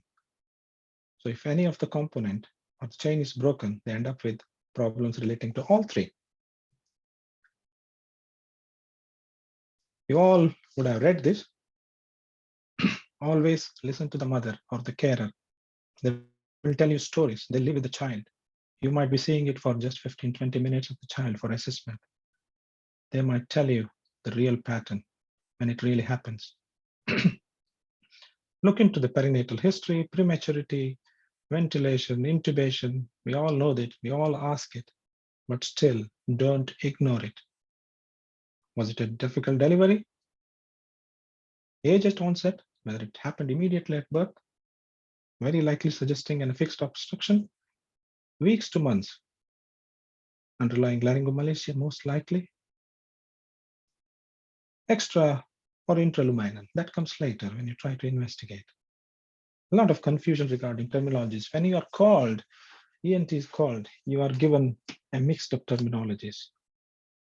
Many people can't really say whether it's a stridor, stritter, or a wheeze. Even A&E consultants have called me saying that the patient is stridorless. You go there, this patient is having a wheeze. However, for the exam point of view, if you are confronted by a cheeky examiner, stritter, low-pitched snore, start with the low-pitched snore. Stridor, high-pitched musical. Realize that to have a stridor, you should have partial obstruction. If it is complete obstruction, though temporary, it's apnea.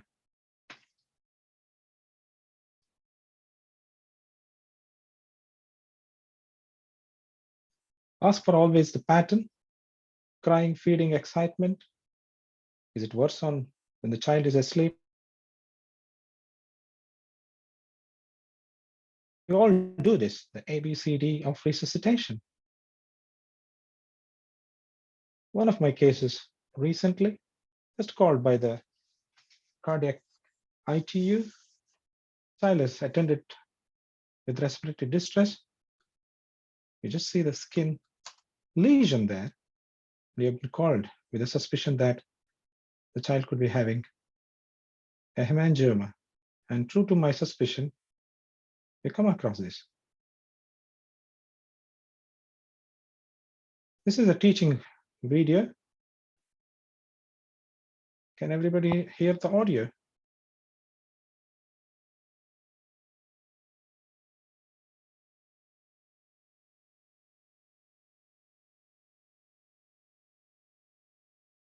You can clearly observe the child in distress. You can see the child in air hunger. You can see the tracheal drug, subcostal recession, use of muscles of respiration, accessory muscles. They have a low density of type 1 muscles, so they don't use their intercostal muscles so frequently. It's mainly diaphragmatic.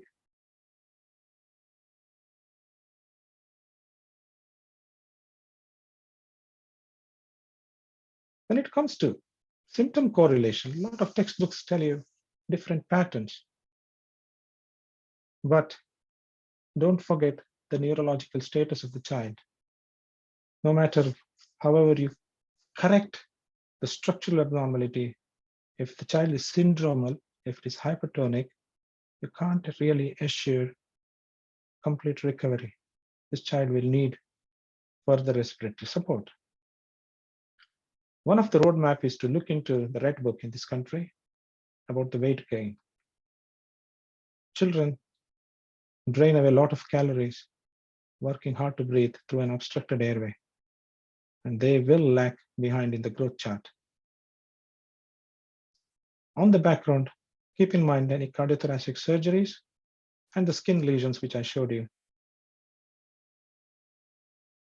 Some of the things I have marked in red and green, ask for audiovisual recordings from the parents. Everybody will have a smartphone nowadays. Type of stridor is not always diagnostic. And mind you, cyanosis is a late event. Always don't forget to assess the nasal patency. If you do suspect epiglottitis, you know what to do. Don't annoy the child. Stay away. The potential for complete airway obstruction. Inform the anesthetist. And if the airway is unstable, everything needs to be done in a theater setting.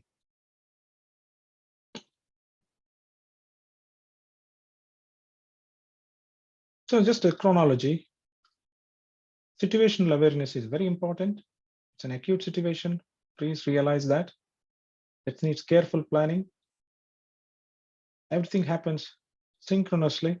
Temporizing measures, assessment of the child by the pediatric physicians and by the ENT on site.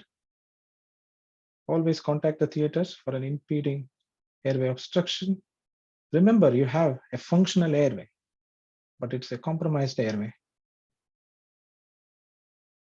These are given in all textbooks. We all do that. But important to start temporizing measures as soon as possible. Nebulized adrenaline, the good part is that it doesn't have much side effects. It can be repeated, except the patient has a complex cardiac problem. Dexamethasone will take a bit of time to start working, but it is about 50 times more potent than hydrocortisone.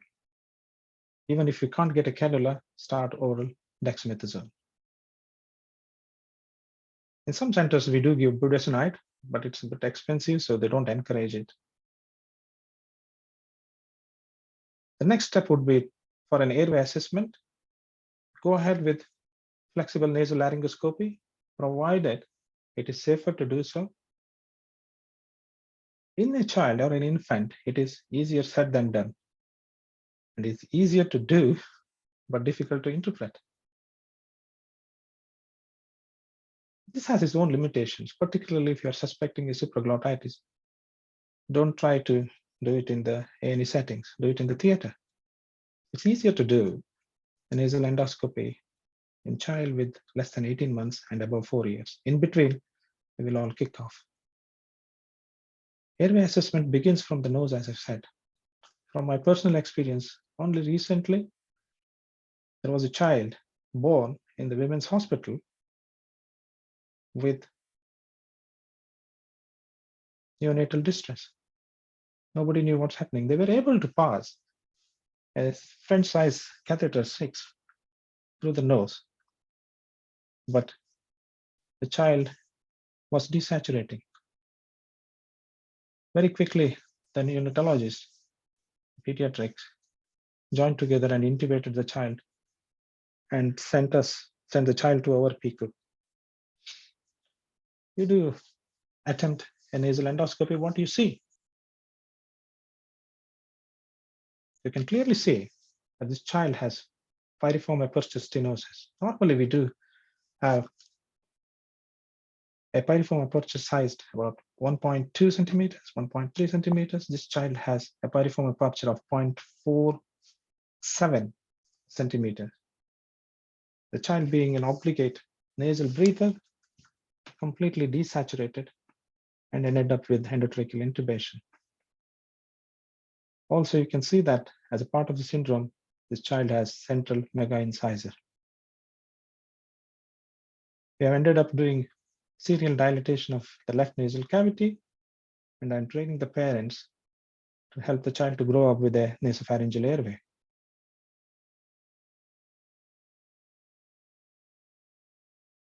The gold standard for assessing an airway is a microlapryngomatoid bronchoscopy. It has various terminologies: laryngotracheal bronchoscopy, upper airway assessment. So every institute has its own nomenclature. Or there are various indications where we do MLTBs. You can read all of that. I'm not going to bore with this busy slide, but what is important for you, having encountered an airway emergency, you need to make sure that your equipment is in place. No matter how often you do an upper airway endoscopy, find time to keep checking the equipment is functional and appropriate and in place, and you get it where you want to use it. Because the last you want at the end of the day, as it happens very often, is being called by the anesthetist to establish a definite airway. And you don't want to cut a child's neck to do a trachea or a cricothyroidotomy. There are various adjuncts. If you look into the difficult airway chart, if ENT is available, you're always called. This happens in mainly tertiary care hospital. However, if it is in primary care, healthcare center, and also even in a district general hospital, the ENT may not be available for the next 30 to 45 minutes. However, if you enter the circle or a cycle at this stage, be ready with the rigid bronchoscope with a size appropriate endotracheal tube mounted on your Hopkins rod telescope. If you start your job as a pediatric ENT, know where your emergency airway trolley is kept. And very often, more than the therapeutic role for an MLTB, majority of your airway work would be diagnostic. We do a lot of MLTBs, but that doesn't change the immediate management. We did a study over the last 10 years in Aldray, and very commonly, we found significant changes in just 33%. and that doesn't change the immediate management. So work is underway whether routine MLTBs, particularly for recurrent group, should be advocated.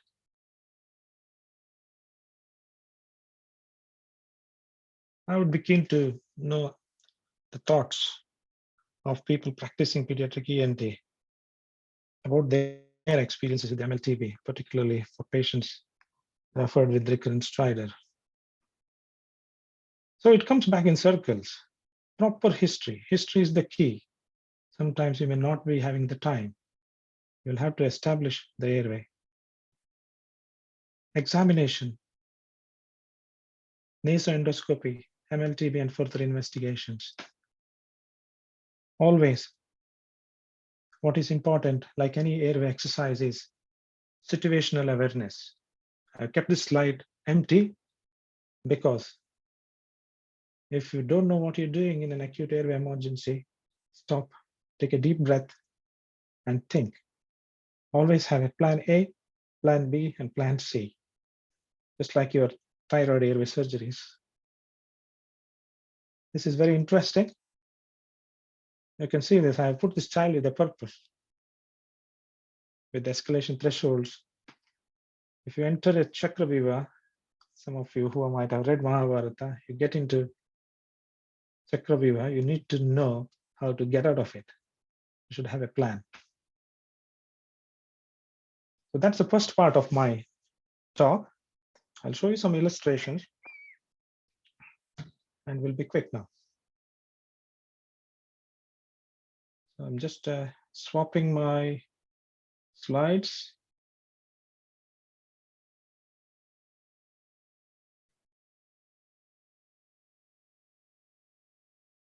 Okay.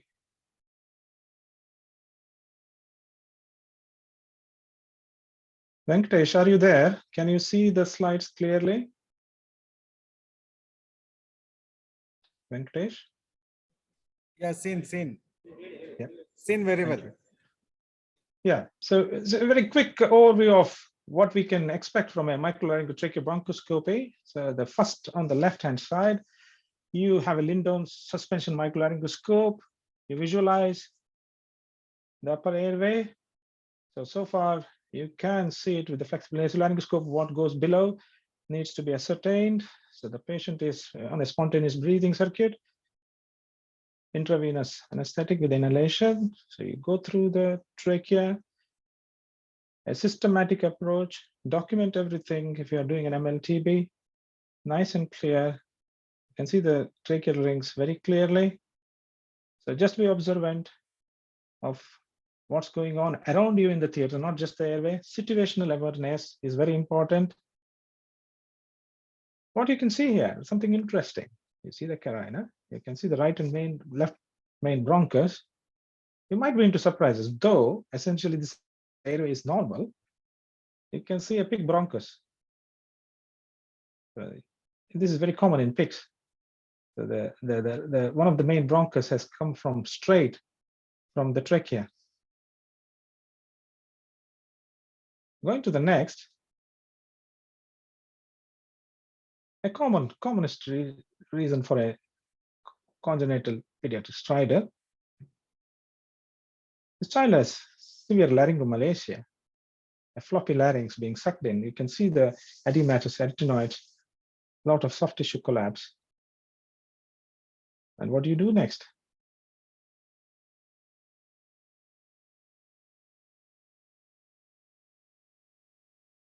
You do epiglottoplasty being done here. You release the aryepiglottic fold on both sides.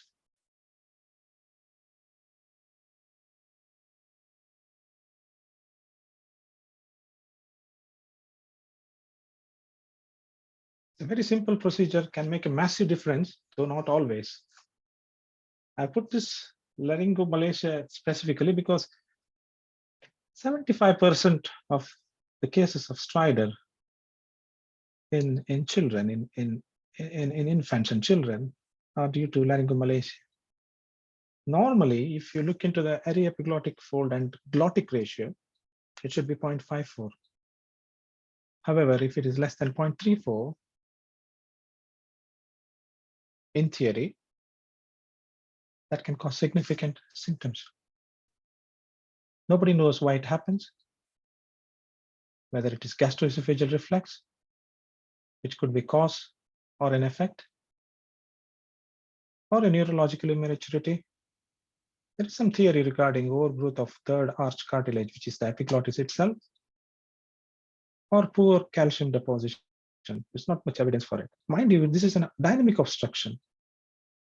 Child will come with feeding difficulties also. There's about 20% failure rate, and only 10% need surgical intervention. Situations where you dive into doing a supraglottoplasty or an epiglotoplasty is when there is failure to thrive, when the child is having recurring apneic episodes or ending up with serious complications, particularly pulmonary hypertension, severe dysphagia, pectus deformity, and carpal nail. Interestingly, you don't stop there just by snipping off the aryepiglottic folds. We do a concomitant MLTP because the chances of finding a second airway abnormality is about 20%. Very commonly, you might find a subglottic stenosis or an underlying trichomalacia. Be very careful when you make a decision for an aryepiglotoplasty, particularly in patients with neurodisability. If you find a retrodisplaced epiglottis, this is highly suggestive of an underlying neurological cause. So stop. If there are a lot of secretions, if there are cervical spine abnormalities, if you have some signs of peripheral neuropathy, particularly from brainstem compression, or if the stridor is a new onset beyond 6 months of age, yes, be careful. You may not be having anticipated success in these procedures.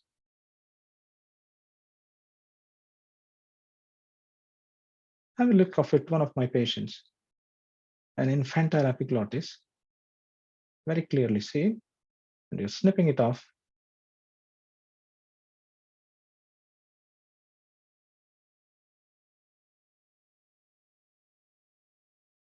For the sake of time, I'm just cutting this video short. So that's the aryepiglotoplasty. You can also do something called as supraglottoplasty. All the redundant mucosa on the arytenoids can be debrided or excised. You can also do epiglottopexy, where you can use various techniques to antepose the epiglottis anteriorly. And this is how the larynx behaves from the previous video, what you saw. So the collapse is minimal here. So this is a very rewarding procedure in rightly selected patients.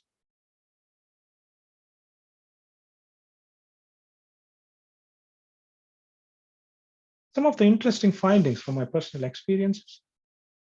Look into this. You're doing an MLTB in a patient who is come with the increased work of breathing. Start guessing. I'll stop here. You're looking into the tracheal rings. There is a single complete tracheal ring. Not all tracheal rings, complete tracheal rings need surgery. Quite a significant narrowing at one level here. Going to the next, a similar patient.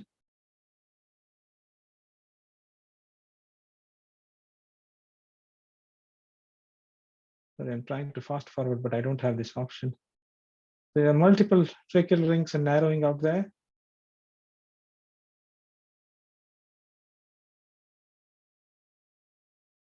So be ready for any sort of surprise. Foreign bodies, we get a lot of this. One of this patient last week had to be air evacuated. Commonly less than 3 years. You know the reason why it happens. History may not be confirmatory. No radiological evidence might be confirmatory. It's your gut feeling. Very often in less than 3 years, it's not an observed event. So you resort for an upper airway endoscopy. So this is what we say, a pencil top. nicely lodged in the right main bronchus, also obstructing the left airway. I'm not going to talk too much because there are experts in the in the audience. We'll ask any of the ENT in Davangere, where I mastered my skills of removing these foreign bodies. You do get supraglottitis very rarely. Be aware that you might have to intubate this type of children. Vascular rings. Very often you will be troubled in the middle of the night with a stridulous child with a complex cardiac problems. So this was one of my recent MLTVs. That's a beautiful slide which I put up from Hollinger about various sites where you can expect. Keep an eye on the second pathologies also. Okay. So you can see the tracheomalacia with a comma-shaped sort of trachea with significant pulsations. So if this child, if it becomes stridulous, don't venture straight away doing a tracheostomy.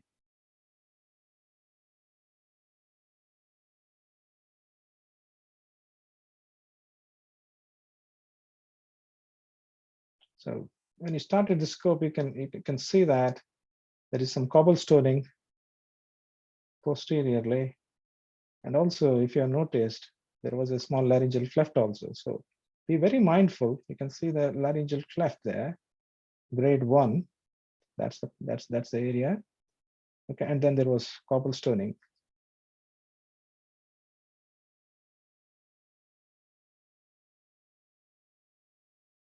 Iotopexy in properly selected patients where works very well. You can see the same patient who had an iotopexy breathing normally now in spite of the pulsations.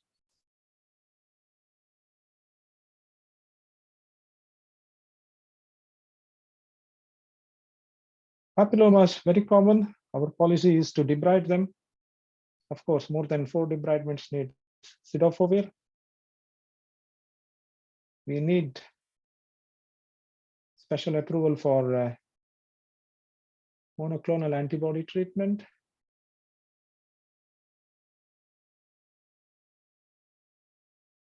That's one of my senior colleagues who is a master in this technique. And then every so often, you do end up with scoping a patient for subglottic cysts, very common subglottic cysts, because patients who have been intubated and then they end up with difficult extubation. You go in, you find a lot of subglottic cysts, you marsupialize them, but still they become stridulous. So don't forget to scope them within 6 weeks because there is a very high risk of recurrence in these patients.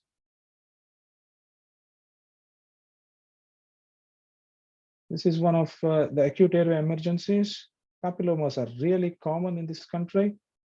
This child came with a completely obstructed airway. All I had to do is push an endotracheal tube with a Miller blade visualization.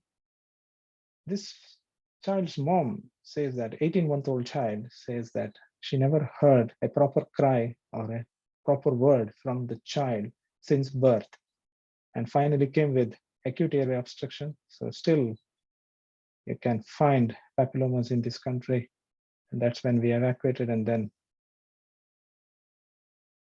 they thanked me not for saving the child's life. They thanked me because the child could start making noises. This was one of my recent complex cardiac patients. We find that's the laryngeal spreader, the wide laryngeal cleft, grade 3. You follow it down. You can see the cleft extending right up to the lower border of the trachea. This will need an external approach, but this child has complex airway issues that needs to be sorted. So these are some of the illustrations. And with this, I end my talk. Happily to invite you for an upcoming Congress, probably COVID allowing, in 2023, hosted by my department. You are more than welcome to visit and attend this conference. If you're all interested, you can really get in touch with me and be our guest. Thank you very much.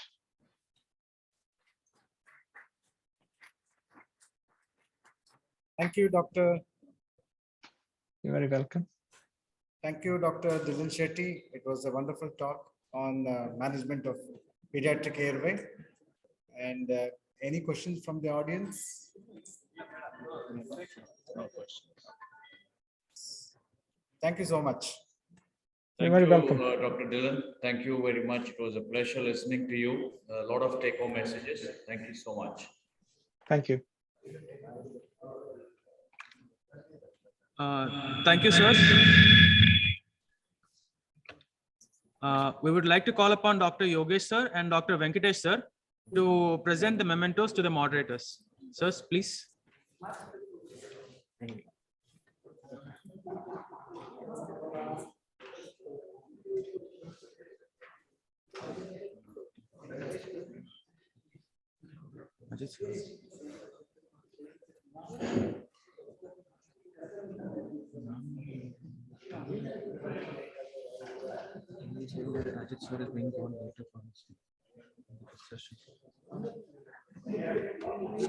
Names again.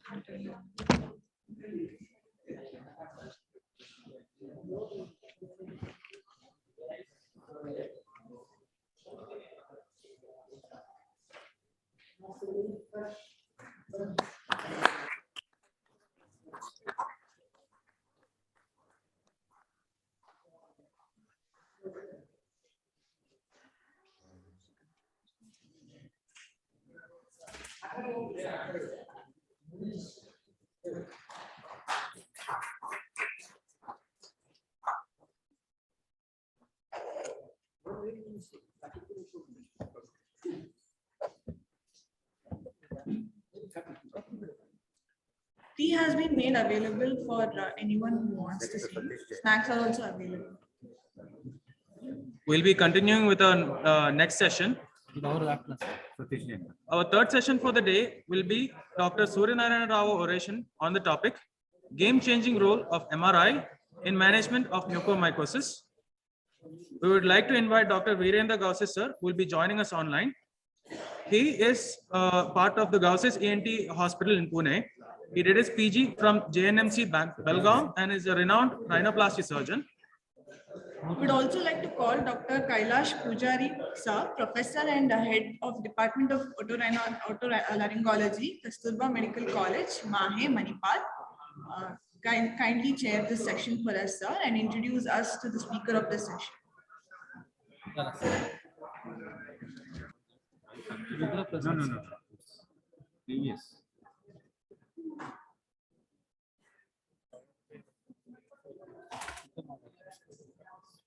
Third one. Third one was not. ಅದು ಹಾಕಿಲ್ಲ ನೀವು.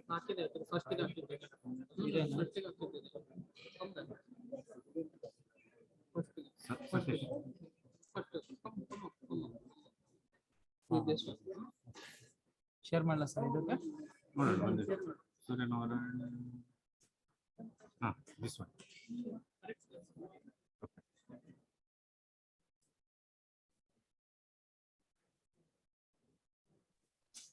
Hello. Yeah, I'm Dr. Gaisas here.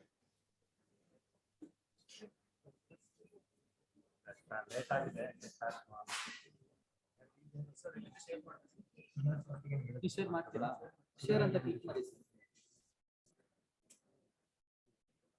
Share ಅಂತ click ಮಾಡಿ Satish Jain.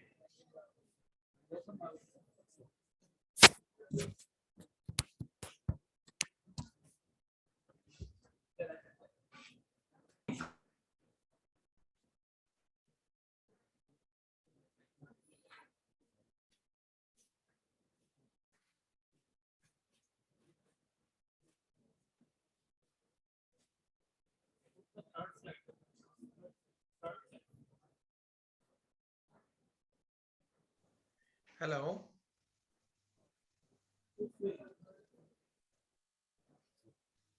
Hello, am I audible to you?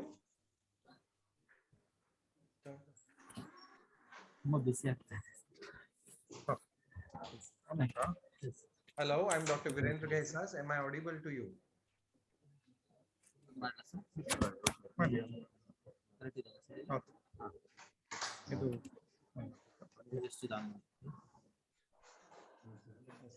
Hello, I'm Dr. Ghaisas. Am I audible to you?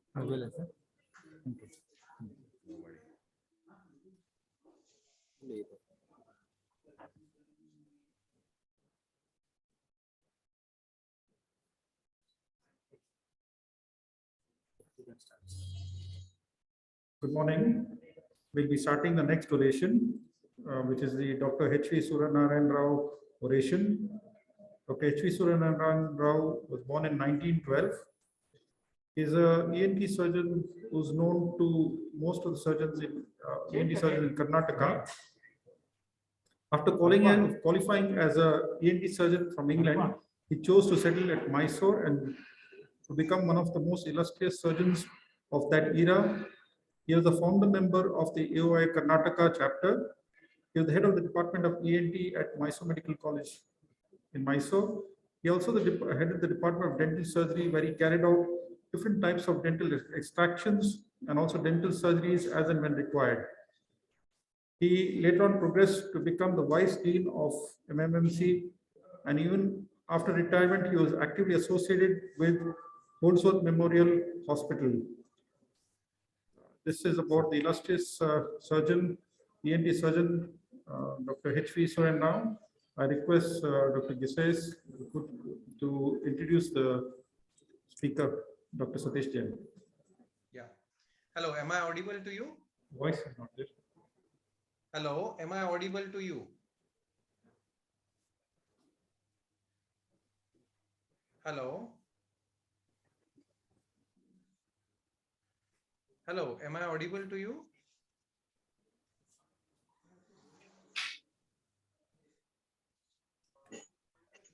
Hello?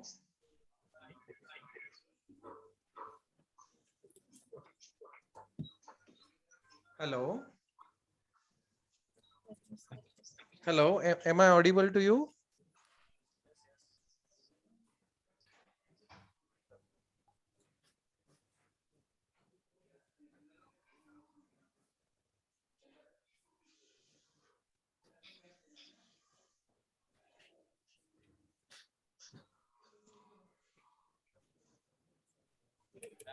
No, you're not audible. Hello? Hello. Yes, am I audible to you? Yes, Virendra. Yes. Hello. Yeah. It's on behalf of Dr. Deepak Haldipur, because he's operating right now. I'm Dr. Virendra Ghaisas. It's my great pleasure to introduce Dr. Satish Jain. Now, everybody knows about Dr. Satish Jain. I will tell you one story, like why Satish Jain is Satish Jain, the Satish Jain, because he still feels that he is a student. You show him some new article, he will dig it out, he will read it, he will go to his radiologist at 2 a.m. and he will do entire research.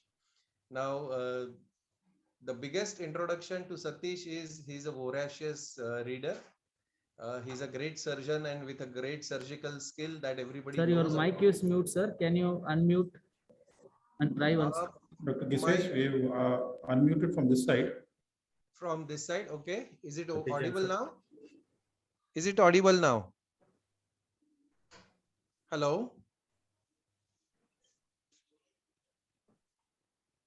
Wait, my team is there. Am I audible now? No.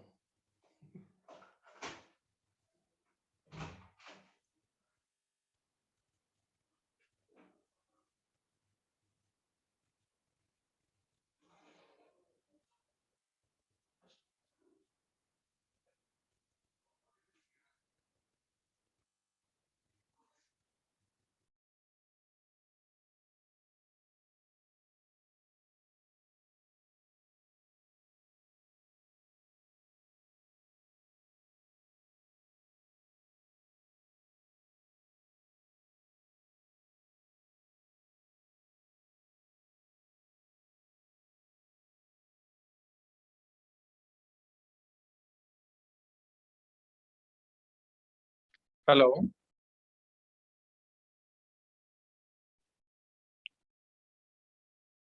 Hello. Yes, Virendra, you are audible. Yeah, okay. So I'll start. Yeah, Satish, it's my great pleasure to introduce Dr. Satish Jain. Come on, come For- on. My introduction is I am student of Virendra Gaisas. No, no, That's no, it. no, no, no. That's introduction. That Satish gives is me a highest great pleasure. student. It's a great student, and he still learns. He's a voracious,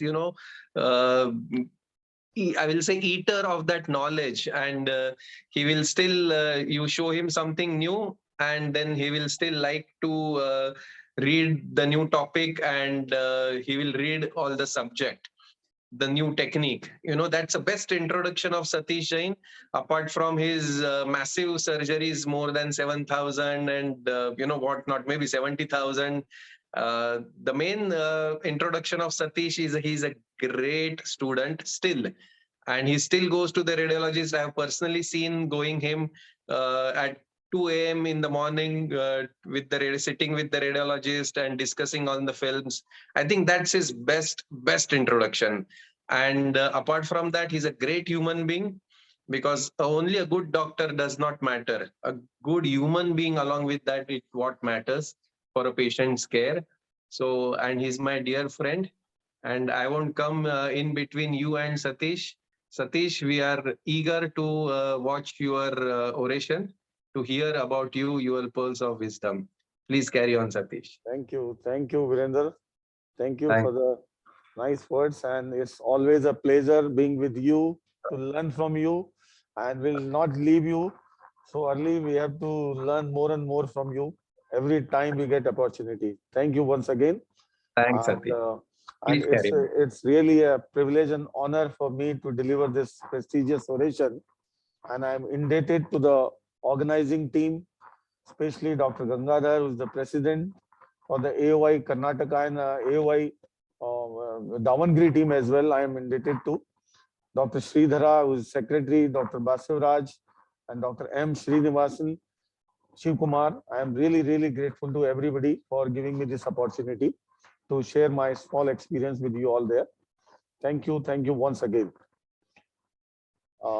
Coming to the next 45 minutes with this topic, we all know after the COVID, the thing which hit badly to this mankind was a dreaded disease we all know, unforgettable mucormycosis, which is an, I would say, invasive fungus which give acute fatal invasive fungal sinusitis.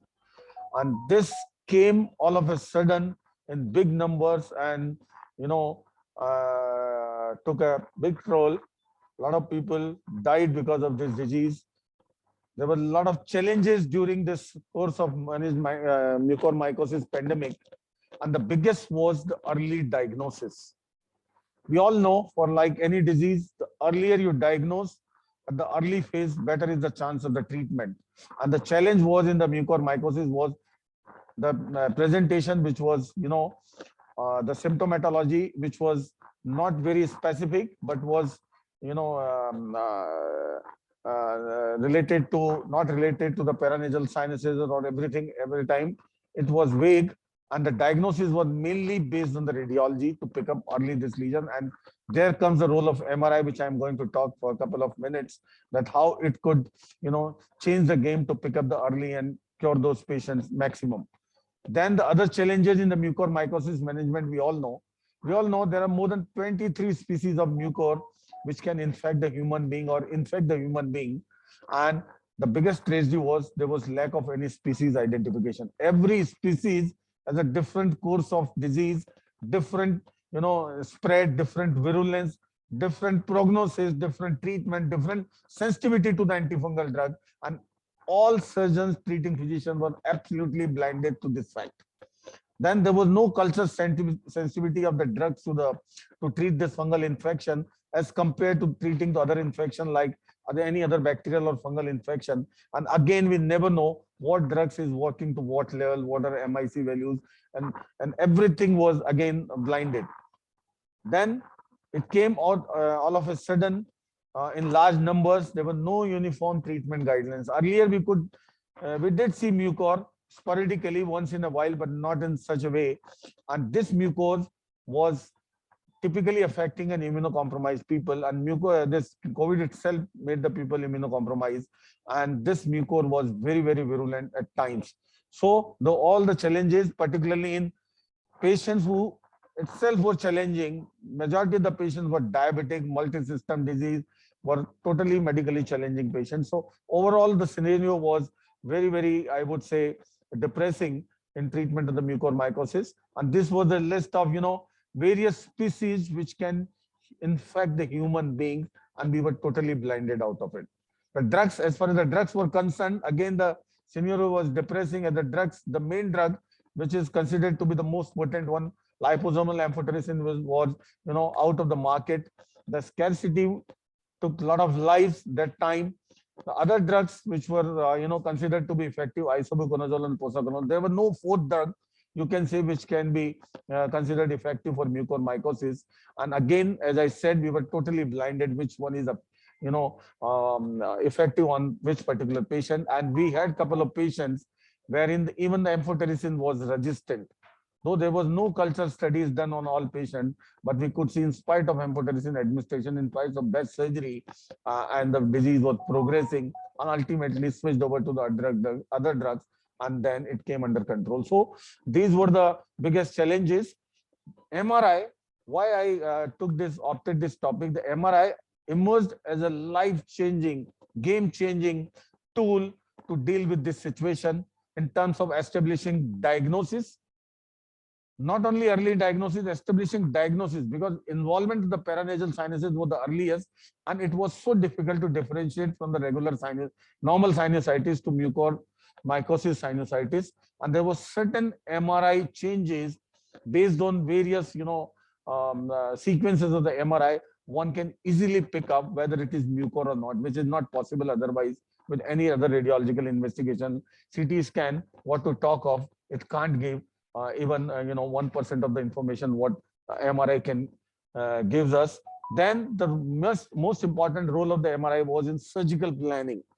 We all know mucor preferentially affects the vessels and gives vascular necrosis. And whatever the necrotic areas, because of the lack of vascularity, this fungus grows, it gets the optimum environment, hypoxic environment for the growth and propagate further. And in that situation, the antifungals do not penetrate because of the lack of vascularity. So in those situations, with necrotic areas, the antifungals not penetrating, the only thing which can save the life is to remove all those necrotic areas. You can consider enhancing areas where the contrast is going, whether you can assume your drugs are also going, and you can consider medical treatment for those things. But all necrotic areas must be removed as early as possible to prevent propagation of the disease. And that could be decided best on the MRI, wherein the contrast MRI will show dark necrotic areas without any vascularity, where the contrast is not reaching. And those were the times those surgical areas needed to be completely debrided to save patient life. So the extent of surgery was again dictated by the MRI best. Then the kind of surgical approach where the surgeon is going to use is again dictated by MRI. It depends upon the, MRI will tell you exactly where the disease is progressing. This disease, starting from the paranasal sinuses, would very fast progress to the surrounding areas, to the infratemporal fossa, pterygoids, to the orbit, and then orbit is a gateway to the brain. So it could progress very fast to other areas, and MRI could actually pick up the exact extent so that the surgery can be planned and the surgical approach can be planned. For those who are well versed with the endoscopy, skull-based surgery could do majority of the cases endoscopically. Otherwise, open approach was the other alternative. For those who are not experienced, whether not equipped, but saving the patient life is important. And on the basis of the MRI, one can plan your surgical approach exactly to tackle that particular, extent of disease removal. Then the follow-up also, as I said, the antifungals, the effectiveness of the antifungal was question mark. So what you can all do is remove the necrotic areas, rely on the non-necrotic or enhancing area on the antifungal, and then follow closely on MRI in spite of the patient being asymptomatic in the post-operative phase. To pick up early, keep following with the MRI to see any disease progress. If the antifungals are not working, the disease is certainly going to progress. And if you can pick up again with the MRI, you can again clear it surgically and switch over to other antifungal to save the patient life. So follow-up, prognostication, everything was dictated by MRI best. Prognostication, why I mentioned, because from the initial MRI, you can pick up the exact extent of disease, whether it is involving the orbit, brain, how much orbital apex is involved, how the vision is, the possibility of vision saving is there. So all these things you can prognosticate best on the basis of MRI. So you can tell your patient in advance how the patients are going to behave. Otherwise, it can invite medical legal issues. So the MRI is very, very important. And there are certain preferential areas we have come to know in our series of more than 400 cases we did this year of mucormycosis. These are the preferential areas we saw where the disease was involving, progressing, and these were the areas where we needed to keep an eye, particularly on the MRI, to see the earliest pickup, so that we can deal it earliest to save the patient and give him the best results. So this was about the MRI, and I am going to give you certain examples now that what MRI, how could MRI help us this much. Now, the onus on again on the surgeon, that what MRI sequences to order, because what if you prescribe or order MRI PNS, it is not going to go. So,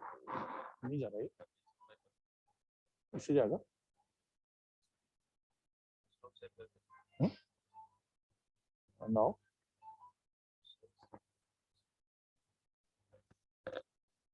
are you getting? Yes, I think you are getting the MRI now. So the onus on the surgeon to order particular MRI sequences which can pick up the disease. Otherwise, if you have an incomplete MRI, even with the MRI in hand, you can miss the disease, and again it is a disaster. So there are certain sequences we must know that how MRI can pick up, and the best sequences are the T2 weighted fat suppress, number one, and then T2 weighted and the contrast MRI. Let me show you what is T2 weighted. See, this is T2 weighted imaging. T2 weighted, highlights the fluid as a high signal or the bright signal, and at the same time it picks up the inflammation as a high signal. That is most important. Now we all know in all MRI sequences fat gives a bright signal. Now with the fat giving bright signal, suppose you are in the orbit, with the inflammation going in the orbit, how can you differentiate? There is no way. The best way to differentiate is to get the fat suppressed T2 weighted. Now see what is fat suppressed T2 weighted. See the difference between these two sequences. Fat suppressed and non-fat suppressed. This is regular T2 weighted. This is fat suppressed T2 weighted. Now look at the orbit. The fat is suppressed, and now if you find any enhancement in the fat suppressed T2 weighted MRI, you can assume it as an inflammation. And in the patient of mucormycosis, where you're suspecting that inflammation is mucormycosis. So in fat suppressed imaging, if you find any inflammation, any brightness, that you can consider as an inflammation. Number two, bones. This mucor has a tendency to invade the surrounding bones, particularly alveolus, upper alveolus, palate, sphenoid bone, and the marrow of the bone was replaced by the fungal disease. Now, how can you pick up early? See on the fats, let me give you, this is the T1, regular T1 MRI. See this, in T1 weighted MRI, see this alveolus, the alveolar marrow is highlighted. It is hyper intense and normal marrow on a normal non-contrast T1. See, going to the pterygoid, see what is highlighting? What is hyper intense is the pterygoid bone marrow. Now see, in a fat suppress, since the marrow contains fat, it has suppressed the fat and it appears dark in a normal person. Now, even in the fat suppress imaging, if you find in the bones enhancement, in a fat suppress imaging, if you find in the bones enhancement, that means you can assume it is inflammation. That is how you can pick up whether these bones are involved or not, because this bony involvement is the key to the success to handle the bony involvement, because there is hardly any penetration of antifungals in the bone, and you have to pick up yourself rather than relying on the radiologist, because radiologists can give you an idea that the pterygoid is involved, the palate is involved, but they can't tell you exactly without sitting with the radiologist or without you see yourself the radiology, that how much is involved and how much you can save. Because if you unnecessarily remove the normal area, the morbidity, you are inviting more and more. So to prevent the morbidity at the same time, to plan your reconstruction, actually the surgeon should have a complete information that how much the disease is involving the bones, palate and all this, how much the part is need to be removed, and how much the morbidity is expected, so that you can tell your patient, and how much reconstruction is required. So all this planning is based on the MRI. So this was a normal MRI. On contrast also, the another important thing is contrast. Why I said contrast? On contrast, you have to pick up any areas which are not enhancing, which otherwise are enhancing on T2 weighted fat suppress. That is the bottom line to detect mucormycosis. The other sequences I'll tell you when they are required, the diffusion and all. In instances when the bone, when the orbit and the brain is involved, to see the parenchymal invasion, to see the optic nerve infarct, then your diffusion and the flare imaging is important. But by and large, T2 weighted fat suppress, contrast, and plain T1 are the sequences by means of which you can pick up easily the mucormycosis earliest. Now, how to differentiate the mucor from the other cases? Let me tell you this example. This is the left side, the maxillary sinus, with the sinus, mucosa enhancing, and the secretions not enhancing. See the secretion which may enhance on T2 but not enhancing on contrast, but the mucosa, the lining mucosa is enhancing. Since mucosa invades the sinus mucosa and go outside, you would never find a lining mucosa enhancing. Look at the opposite side in the same patient. Look at the lining mucosa is gone, necrose, and see if I go behind, the lesion has gone beyond the maxillary sinus to the infratemporal fossa, where it is enhancing on the fat suppressed T2 weighted, otherwise which doesn't enhance. See the necrotic tissue which is not enhancing on contrast but enhancing on T2 fat suppressed, that cannot be anything else than mucormycosis in this scenario. See, you can identify on the basis of mucosal enhancement whether it is mucor or not. Whether it is mucor or not, you can identify very easily, which other radiological information, CT scan or other thing, you can't even think of getting that much of information. So this is important to establish the correct diagnosis, early diagnosis of the mucormycosis. Now, once you have established the early diagnosis, the next important thing is to pick up whether it is, how the disease is extending. There are situations, I will give you certain examples, where the early diagnosis was so crucial. Your endoscopy was negative and yet there was a mucor disease. So another example of mucor sinusitis and non-mucor, let me skip this. See this, let me go quickly. This is the fat suppress imaging. Yes, see the enhancement on T2 wet fat suppress, but we do not know what exactly it is, whether it is mucor or not. Now see, on contrast, the mucosa has gone and disease has gone beyond the confines of the paranasal sinuses and has even come into the soft tissues. See, it has come into the soft tissues in necrotic areas, and see how it is enhancing on T2 fat suppress. The fat is already suppressed, whatever enhancing is inflammation, and see it has gone beyond the confines of the paranasal sinuses. It cannot be anything else than mucormycosis in this scenario. So diagnosis whether there is mucor or not, to differentiate whether it is a mucor sinusitis or other regular sinusitis, it is very, very important to go to the radiology, particularly to the MRI. Now this is another classical example which was missed by many people. This patient had mucormycosis. The surgeon got the CT scan done earlier somewhere. The nasal endoscopy, see, absolutely clear. There was nothing on nasal endoscopy. One can easily miss this lesion, but when we got the MRI done, went behind. Look at this. Look at this. What is there? What is this enhancing on T2 fat suppress? And see, there's a lot of necrotic areas in the pterygoid region, greater wing of the sphenoid, pterygoid process and the sphenoid. And this is what enhancing on T2. On contrast, lack of enhancement. Nasal endoscopy, absolutely negative, no nasal finding at all.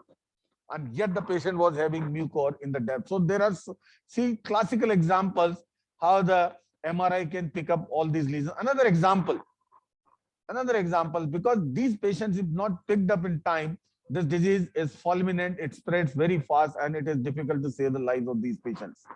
Now, another example, this particular patient, I can never forget, had little bit some mucosal edema, sinusitis, but on CT scan, it was normal. Just little bit patchy sinusitis, that's it, and had headache. We got the MRI done, and what we found, see, there was nothing in the nasal cavity here significant. The roof of the ethmoid necrosed, the cribriform plate necrosed. We explored this patient. We did a combined approach, removed the entire cribriform plate, with a combined approach from bifrontal craniotomy and below.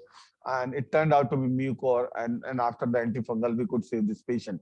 This earliest involvement with nasal endoscopy negative, we have CT scan showing nothing, and yet there was a mucor. Dr. Satish, slides are not moving. Are you showing the?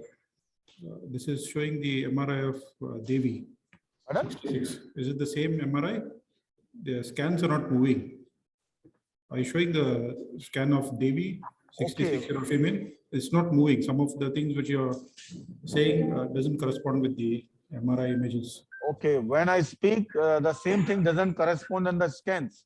Yes, sir, because I think the slides are not moving. It could be delay in both the things. They are not going together. The scan and voice. Yeah, this is what I'm skipping.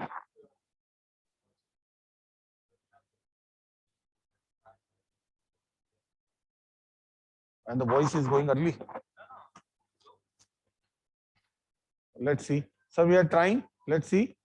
So now moving further, there is another example quickly in next 5-10 minutes.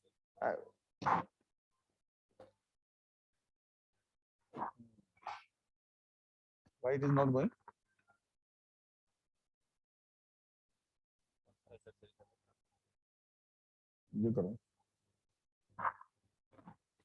Now probably it is going.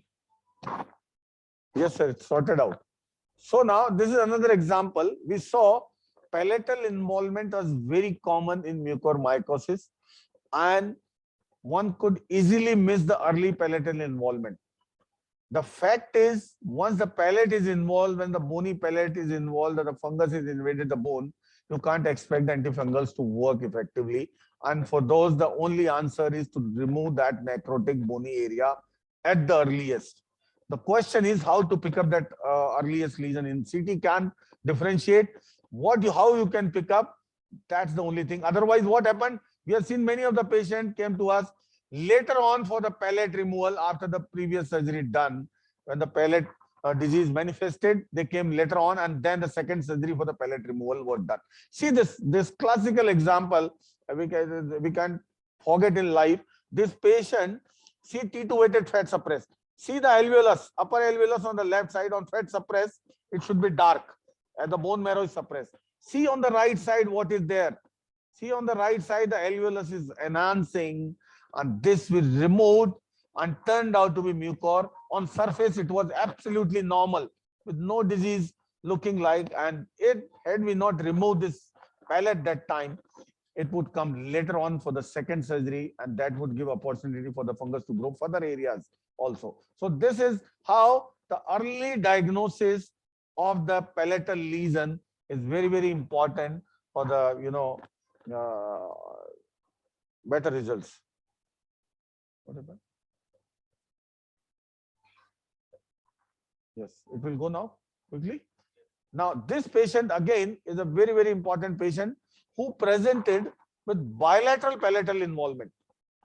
That is so unfortunate on the patient's part to have a bilateral upper alveolus involvement. The reason being, you are not left with any choice but to remove the alveolus completely to save the life. And this patient, see this on T2 weighted, see the entire upper alveolus bilaterally involved. That is something, you may not find clinically so easily there, but what MRI is showing, the complete involvement of the bony alveolus bilaterally made us to remove, see the complete necrosis of the upper alveolus bilaterally, and we removed it completely to save the patient. It's been long back, and after 4 months now we have reconstructed the entire bilateral upper alveolus with a free fibula. So the bottom line is exact extent of involvement of the palate is very, very important. So you can plan your surgical excision timely to prevent any, the need of the future surgery. Now is the important for the orbit, because orbit is frequently involved in the mucor. We have seen the question mark is how to deal with the orbital pathology, where there's an option of orbital exentration, at the same time orbital clearance, preserving the bony eyeball. Eyeball was not involved in many of the patients, and on those patients, unnecessarily removing the entire orbit would be too much of the treatment, I would say. So now there are certain examples I would share here of certain patient who had limited orbital involvement. See this patient had limited orbital involvement behind. Involvement of the paranasal sinuses, see the maxillary sinus, it provides limited orbital involvement, but not involving the eyeball anteriorly at all.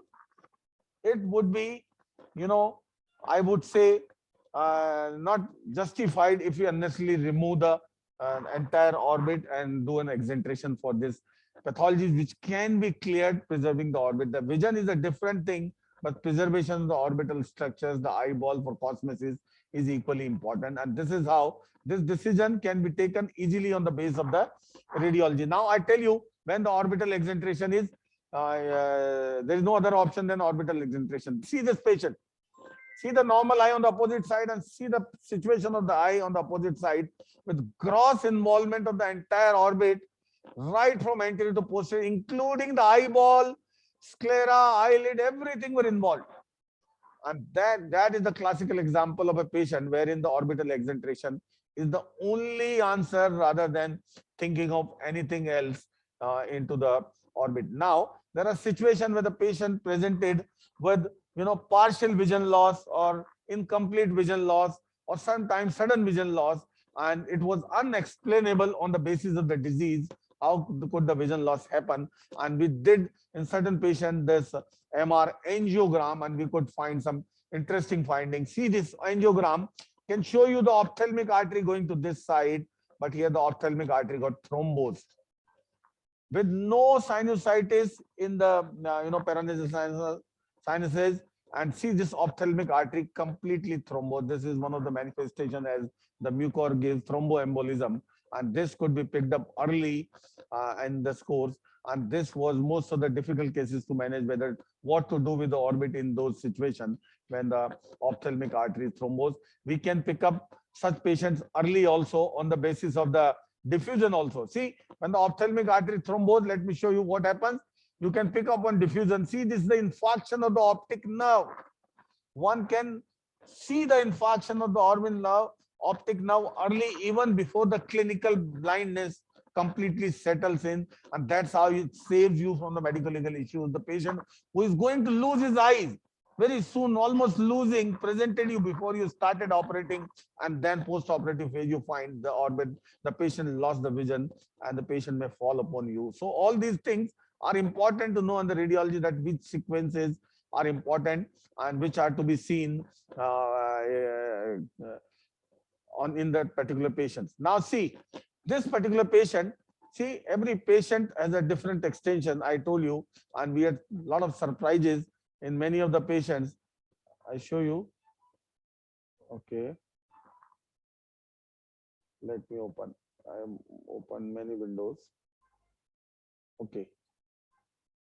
See, this patient is again unforgettable. What an extension of the disease this patient, and a lot of lessons we learned out of this. This patient had most massive extension of the skull base, one of the case which had complete involvement of the clivus. See, look at the clivus, sphenoid, pterygoid, greater sphenoid bilaterally, and then the temporal region, the temporalis muscle, the mandible, the mandibular condyle, everything was involved.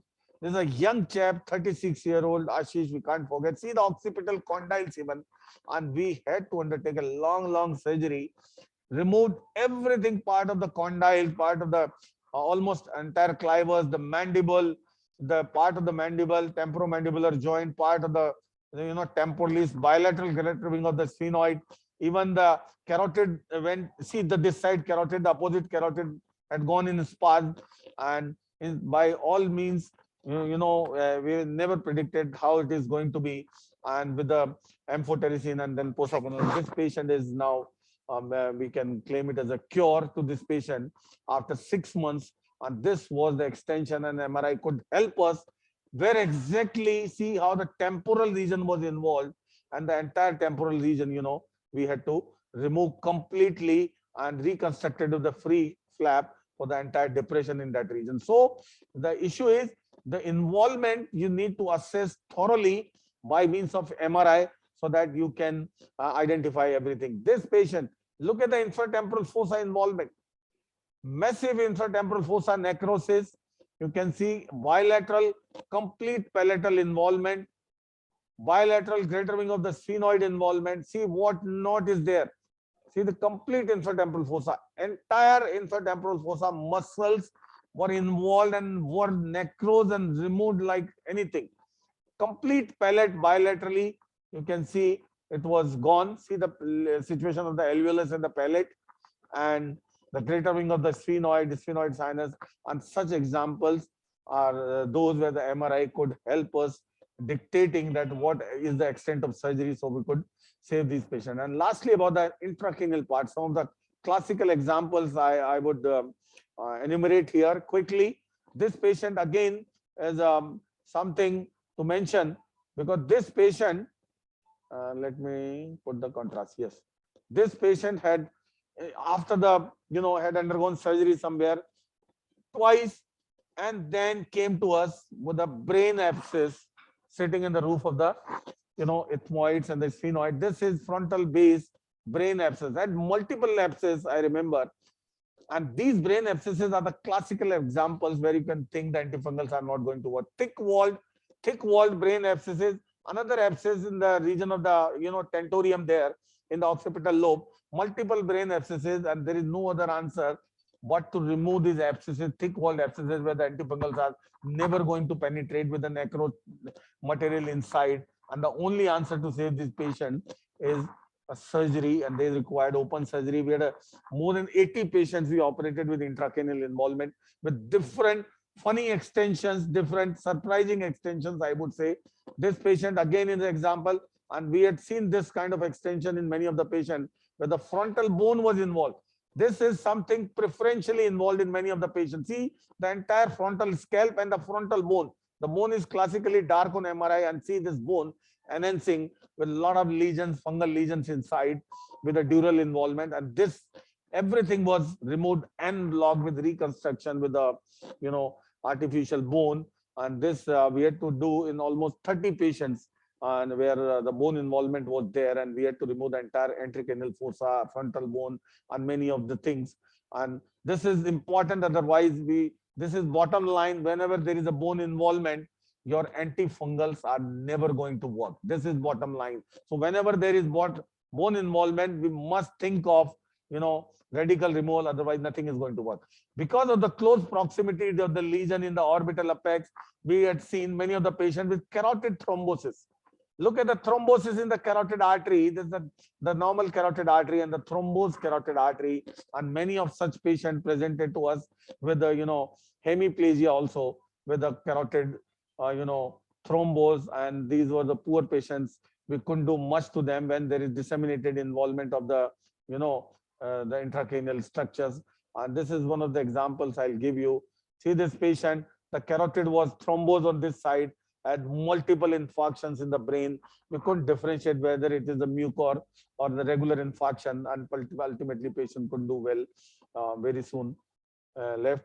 And this is, there are various variety of, involvement of the intracranial space. This is another example where you can't think of giving any treatment. Disseminated.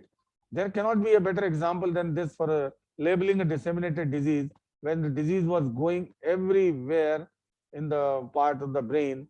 And see, this is the massive involvement of the paranasal sinuses, all bones orbit completely gone. And then the huge brain abscess in the temporal lobe, then the brain abscess even in the the brainstem was an abscess there, and this is something untreatable for anybody on this planet. And these are the examples where you have to ultimately leave all hopes and tell your patient quickly. Now, this is the last example where I must say this is very, very important, the role of MRI. Many of our patients with ethmoidal roof involvement had cribriform plate and dural involvement. And this go unnoticed. You can easily miss. CT can't pick up. Only the MRI, by means of MRI, we could pick up this early dural or cribriform plate involvement. And this is so important because once the dura is involved, the penetration of the antifungals is very, very poor. And that too, you have to give for months together, and that too with poor penetration. And the only thing which can work in this situation, see, the dura was involved in this patient. We could see endoscopically after the, the nasal part done, the cribriform was necrose. And for this, we did a bifrontal craniotomy combined approach with our neurosurgeon. And I'm grateful to our neurosurgical team led by Dr. K.K. Bansal here. So we did a couple of, massive neurosurgical cases combined approach, and many of these patients are doing well. So these are the classical examples wherein the MRI can pick up the early dural involvement, and you can take a combined approach, with the bifrontal craniotomy to remove the cribriform plate in toto and reconstruct the skull base. So the MRI can tell you your path, exact, path for the treatment, that what exactly is required to be done in the particular situations. Thank you so much for your attention. Thank you very much once again for this privilege and honor. Thank you once again.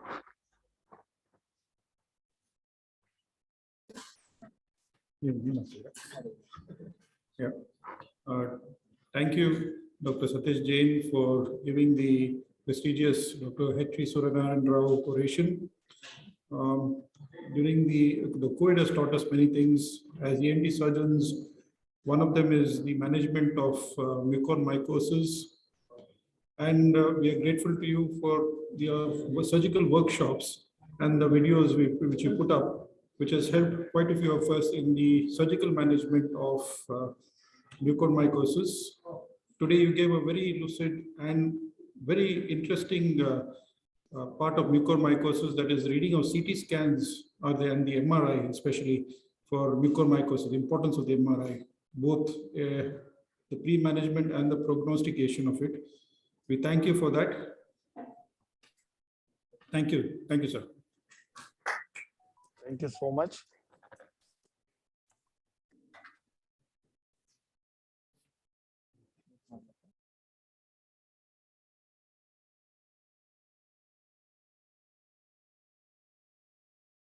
Shivni sir to present and hand over to the moderator.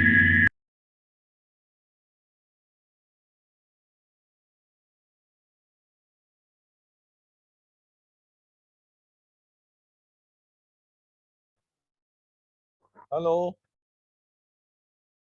Hello.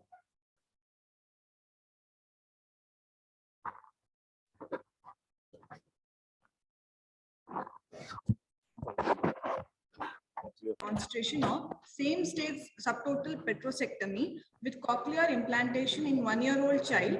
We'd like to call upon Dr. Jyoti Swarup sir, Professor and HOD of Siddhartha Medical College, Tumkur. He's a president-elect of AOIK Karnataka. And we would also like to call upon Dr. Somsundar sir. His MSENT, he finished it from BMCRI Bangalore. And currently he is Surgeon General, Senior Specialist in Health Sciences and Family Welfare Department by the Government of Karnataka, Secretary and Treasurer of AOI Mysore chapter. Sirs, kindly come forward and chair this session, sir.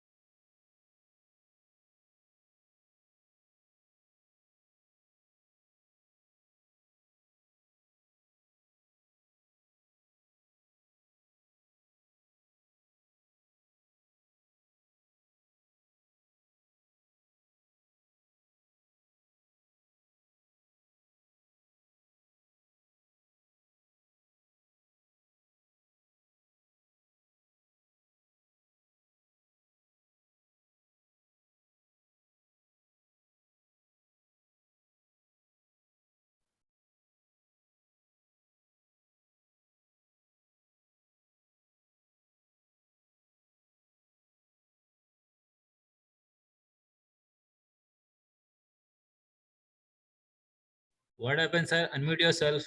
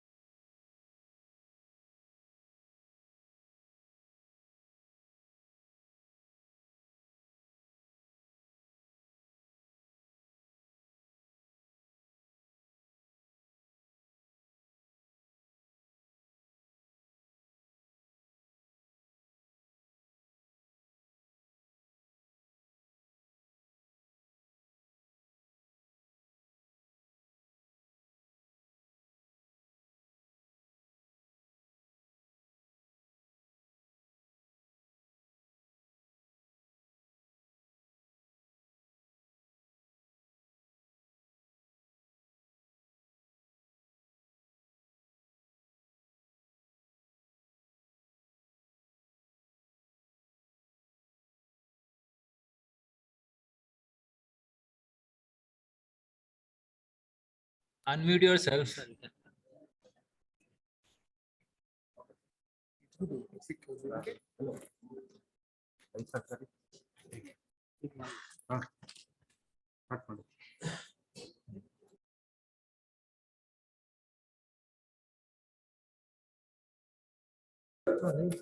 Yeah, welcome all of you for this live surgical workshop.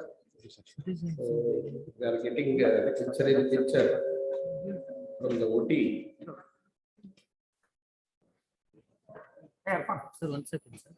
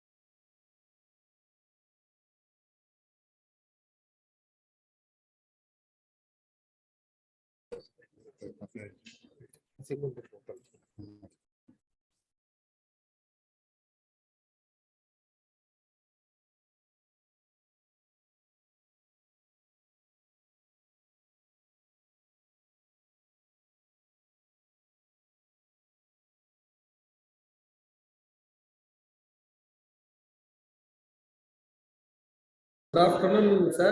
Dr. Satish Jain, sir. I think sir has gone for washing. Yeah, am I audible? Hello? Hello? This is a child with Hello? metrositis. Hello? No. Hello? Hello, anybody from OT? Can you hear? Yes. Can you hear me, sir? नहीं जा रही आवाज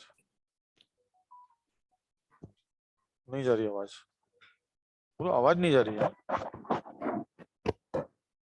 hello hello आवाज नहीं जा रही है कौन है hello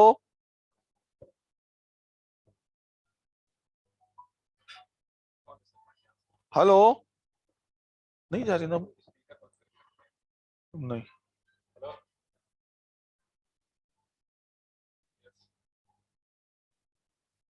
hello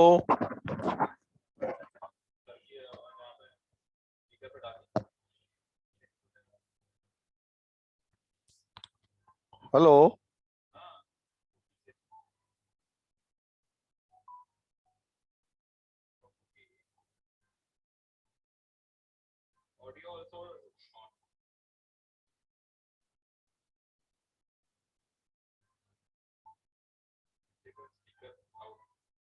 hello hello hello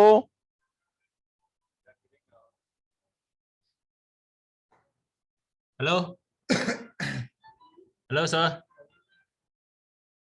अब ये माइक से भी नहीं सुन रहे हो, मतलब वहां पे नहीं, स्पीकर पे नहीं लगाया उन्होंने, तो ये वाला आपके माइक पे है। क्या करूं मैं, सॉल्यूशन बताओ। हेलो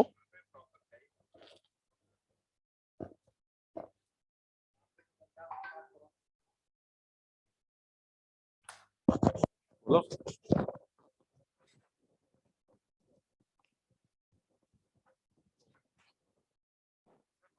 से ऑडियो जा रहा है, उधर से कोई कम्युनिकेट नहीं कर रहा, उधर स्पीकर ऑन नहीं है।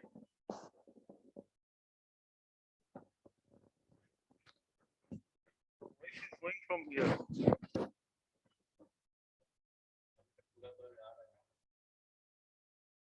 Hello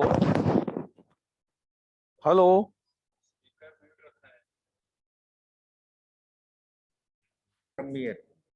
hello Hello. Yes sir, can you hear me? Hello, sir. Yes, can you hear me? Am I Hello. audible, sir? Hello, sir. Hello. Just for audio here. He's telling audio is going from there. From their side. Hello. Just check madre. Hello.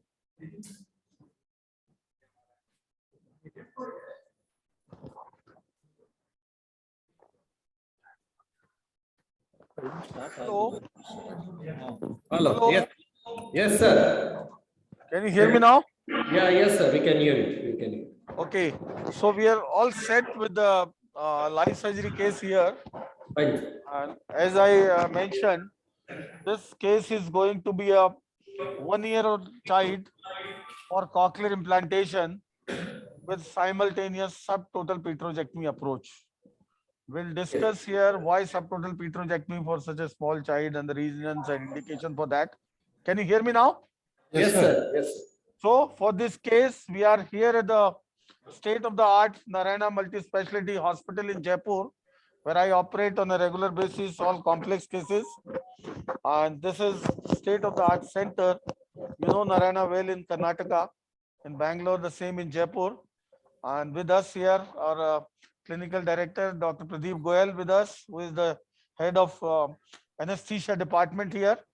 And they are amazing people with, kind of anesthesia giving to every possible complex case here. So this particular patient, thank you, boss. Thank you everything to the team Narayana. And with me, my colleague here, Dr. Dipanshu, who is an ENT surgeon, senior ENT surgeon here at Narayana. So this particular case, we all know cochlear implantation has revolutionized the rehabilitation of hearing impaired children, particularly children who have profound sensorineural hearing loss. And for decades now, this implant has established its role to rehabilitate those children. Now, with the time, with better understanding of the implant technology, anatomy, and other things, and the encouraging results, the indications are expanding for the implantation.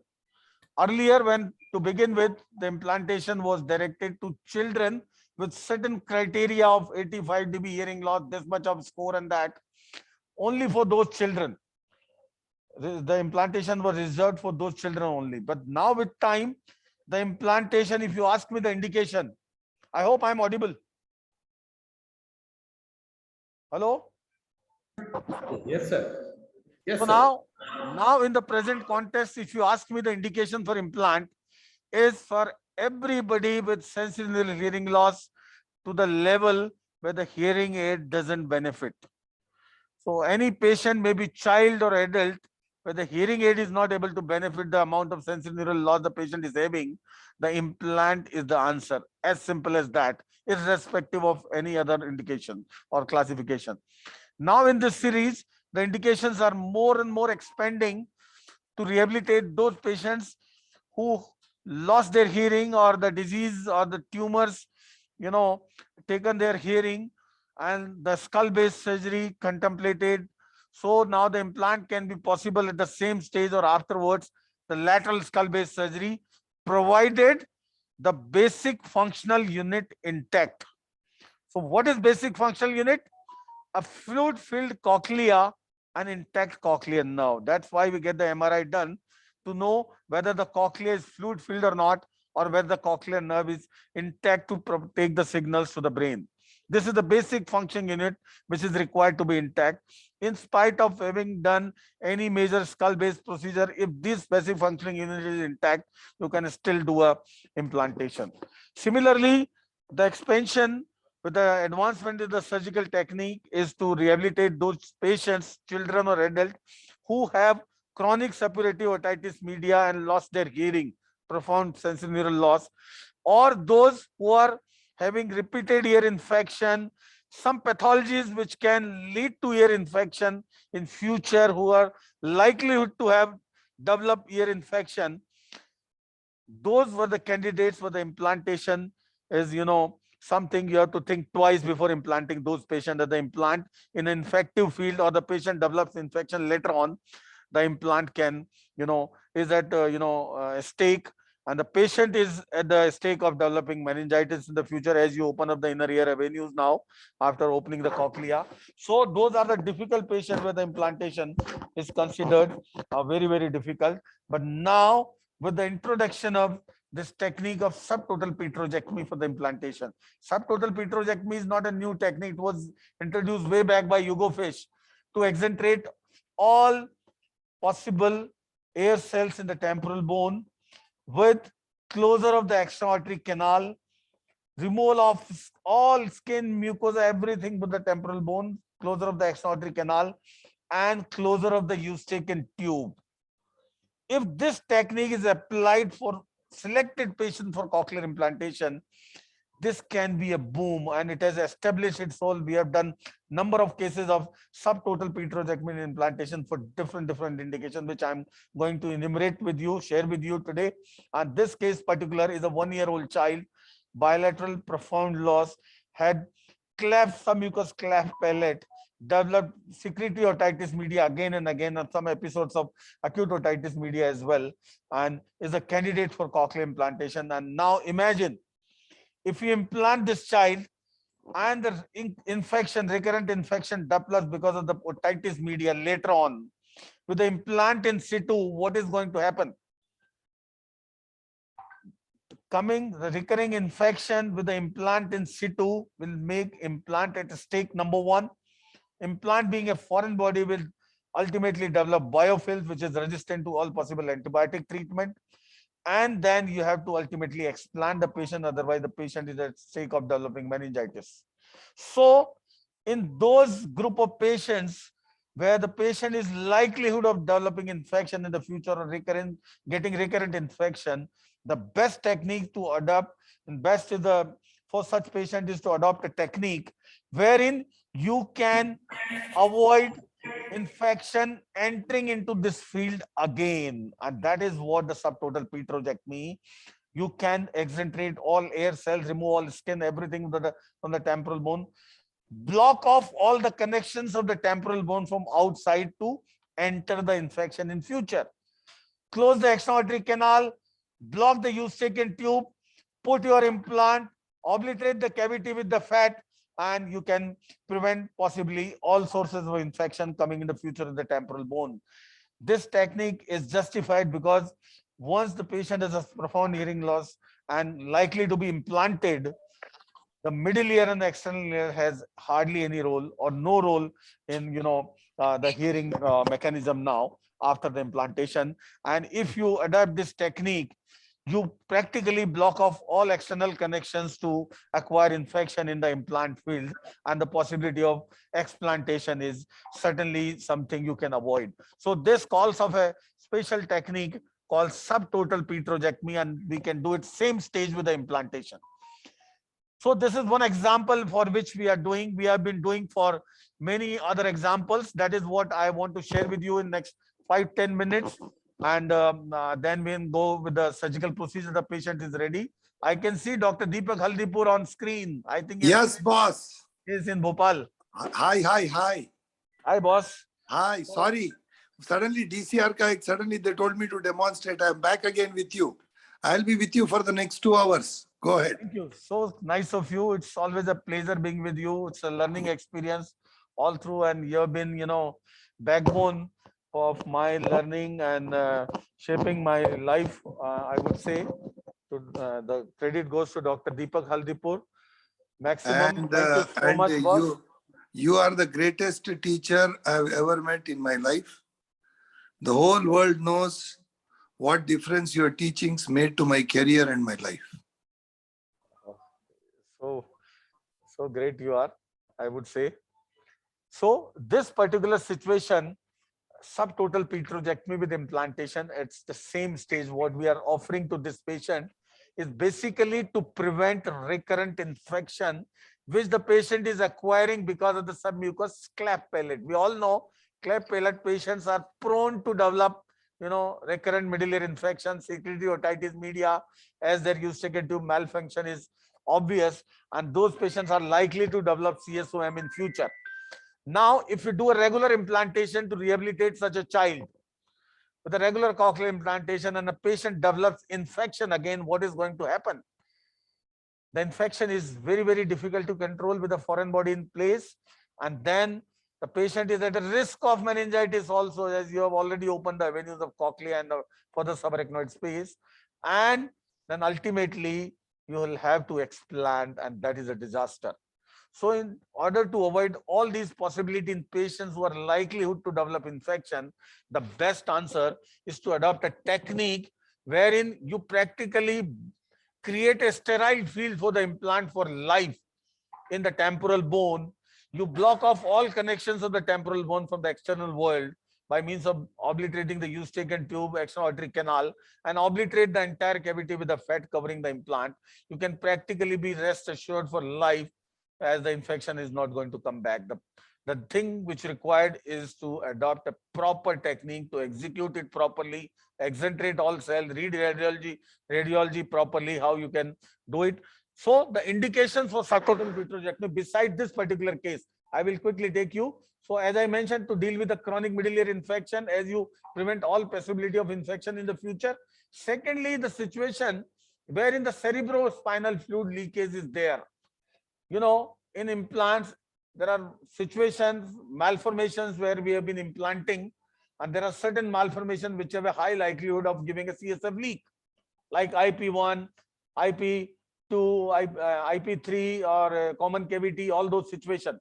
Though you can handle the CSF leak by a regular method, by packing with the fat or anything, the best way to handle a CSF leak is to obliterate the cavity. There cannot be any better way for future, for life, and we can rest assured the infection is not likely to enter in this field.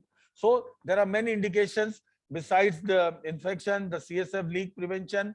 You can keep your electrode arrays more secure with a fat obliterated cavity to prevent migration, slippage of the electrode array, and all those things, particularly when you do a drill out. Suppose you are doing a cochlear drill out, keeping the electrode arrays in place is again a big challenge. And in those situations, once you obliterate the cavity, it takes care of everything. So overall, it helps to reduce the extrusion of the array. Indications are many. All possible chronic suppurative otitis media patient with, profound hearing loss, maybe patient having central perforation, cholesteatoma, radical mastoidectomy cavity. We can do, if the active infection is under control, we can do same stage subtotal petrojectomy and implantation, which will take care of the chronic suppurative otitis media part as well, along with the hearing rehabilitation without any issue, provided the active infection is taken care of. If the active infection is not taken care of, you are not sure of the infection being taken care of, and you don't want to delay much, what you can do, at least do a subtotal petrojectomy and obliteration and come back after 6 months or so for the implantation in the sterile field. So both ways you can do, but you can do same stage to avoid delay in implantation, particularly in children, which can negatively impact their, overall hearing outcome. Then the cochlear ossification is another example. Believe me, we have been doing cochlear drill outs for many of the difficult ossified cochleas. Now, what happens if you are doing a drill out to a narrow posterior tympanotomy? What can happen? You don't have access of the, to identify the surrounding landmarks. most importantly, vascular landmarks. We all know just anterior to the cochlea in a millimeter distance is the internal carotid artery. If you're doing a drill out of the entire cochlea, your carotid is in close proximity, and controlling the carotid through that narrow posterior tympanotomy is always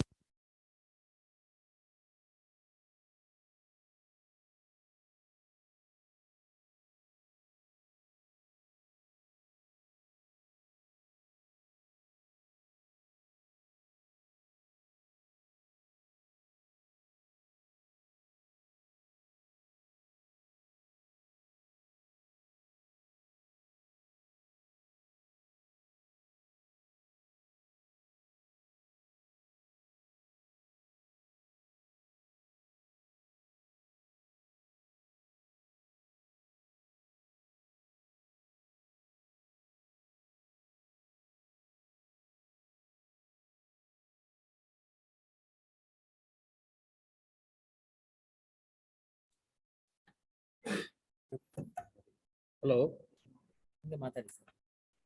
Hello. Hello. Hello, Dr. Satish Jain.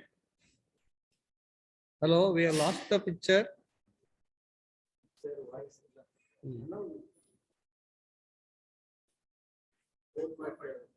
Hello, anybody in the OT? Here we are not getting any picture or voice.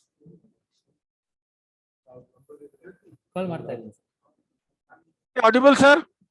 Now you are audible. Am I audible? Fine, fine, we got it. So, for the indications like fractures, temporal bone with profound hearing loss, as the fractures do not heal with bony reunion. The fractures heal with fibrous tissue, and possibility of meningitis is always there. And if you put an implant, always take care of this aspect to prevent meningitis, to do a subtotal petrosectomy at the same stage. So there are such osteoradionecrosis, post-radiation therapy. These are situations when the temporal bone is mostly avascular, and and the possibility of infection is more. And implanting such patients where the profound hearing loss is still possible if you do a subtotal petrosectomy and obliteration, particularly with a vascularized flap to take care of the vascular aspect as well. So these are the situations where earlier implant was not possible, and now with this approach you can rehabilitate all those group of patients if you can do a subtotal petrosectomy after any lateral skull base surgery. Provided your basic function unit is intact, you can go ahead with the subtotal petrosectomy implantation at the same stage. You can do at the same stage, provided there is no active infection. Revision surgery, unfavorable anatomical situation, revision surgery, you're not sure of the anatomy anywhere, go with the subtotal petrosectomy. It opens up like book. Everything is open in front of you to identify the landmark is the easiest way, I would say, once you do a subtotal petrosectomy. And this is the condition, this is the situation, this is the technique which helps you overcome all these difficult situations in your practice. So the basic problem in the CSOM is risk of returning infection, which can lead to labyrinthitis, meningitis. And then in this situation, suppose you have operated for a CSOM. Let me give an example. A patient has this is our proposition. Patient has a central perforation. You operated, do a meringoplasty, tympanoplasty, and after 6 months or so, you come back for the CI. Most of the people do this. Now, what can happen? The chronic suppurative otitis media requiring tympanoplasty. How is the long-term success rate? Though we know the success rate is good initially with more than 90%, but you pick up all the series in the world, the long-term success rate drops up to 70%. Why? Because you have no control over suppurative otitis media. You don't know in detail why that particular patient developed the chronic suppurative otitis media, and it can come back again in future. And what happens in an implanted patient developed infection later, it warrants explantation most of the time. So any patient operated for CSOM, as CSOM wants implant, best to do a subtotal petrosectomy, because ultimately the middle and external ear are not going to participate in the hearing. You can sacrifice that and do a subtotal petrosectomy and create a absolutely infection-free environment where your implant can reside. So this is something, this is the environment which I'm going to show you. See, the entire cavity filled with the fat, the extra aortic canal completely closed, the U-second tube is closed, and the implant is lying in the sterile field. Yes, sir. We are not getting the CT film. PPT? CT film. That PPT, you are not getting. not PPT, sir. CT film, sir. Okay. Focus. Yeah, maybe now you are getting. Are you getting now? Are you getting the PPT? Yes, sir. Yes, sir. Yes. So this is just to depict how subtotal petrojectomy is and how the implant resides in a sterile field. Your eustachian tube is blocked, your external canal is blocked, you blocked up all outside source of infection to the temporal bone. Your implant goes in the cochlea in the very, very sterile field covered with the fat all around. That is what we want to create to prevent future infection. Now, all sorts of CSOM you can tackle, particularly canal down. Suppose you have a patient with a canal down mastectomy done with a profound hearing loss. Now, what can you do? If you implant by means of elevating the epithelium and putting the implant under thing, what happens? The canal down cavities very frequently acquire infection, or you need to clean the cavities very often, which can expose your CI. Your CI can acquire infection underneath the epithelium, and that cannot work. And a patient who has been implanted with a lot of cost and everything involved, that is never a good proposition. The best is to do a subtotal petrojectomy, same stage and implant and obliterate the cavity. That is how this can work in all those situations. Like I mentioned, this patient particularly has a eustachian tube dysfunction due to submucous palate, cleft palate. See, these are the patients with high risk of developing ear infection. Suppose your patient has a persistent, allergic rhinitis, chronic sinusitis, and profound hearing loss, wanted implant. Considering the long-term proposition, we should think of subtotal petrojectomy and implantation to prevent future infection getting into the ear. See, if you don't do this and patient unfortunately happens to get the infection in the ear later on with the implant in situ, then it is a disaster. And most of the time you ultimately end up, explanting the explanting the patient with the implant. So these are various situations. I will skip. Now I have already mentioned about the inner ear finding, inner ear malformation. There are situations, particularly IP1, 3 and common cavity. If I am doing, I would almost always do with the subtotal petrojectomy implantation for the regions that in malformed cochleas, you have the identification with the landmarks sometimes is difficult. So subtotal petrojectomy offers you the best opportunity to identify your landmarks. More than that, it controls the CSF leak most effectively by means of obliterating the entire cavity, and the overall incidence of meningitis is much less, particularly in IP1. You know what happens in IP1? Besides the cochlear malformation, IP1 is a stapedial footplate malformation. There's a cystic-like structure formed because of the faulty footplate, and that keeps on leaking the CSF. Patient can acquire meningitis with no implantation done even. So IP1 patient has a high chance of developing meningitis on its own. And this is the technique if you are operating. If you have an IP1 patient, at least do a subtotal petrojectomy and obliteration to prevent future meningitis. And later on, if the patient is not getting implant, now you can implant later on, just open up, elevate the fat, implant, and come back in a sterile field. So that is what the desired proposition in such patients. So these are the indication, and indication, believe me, are expanding nowadays with all ossified cochleas. Autosclerosis, far advanced autosclerosis, obliterating cochlea. What you can do, how can you identify the cochlear lumen, all that.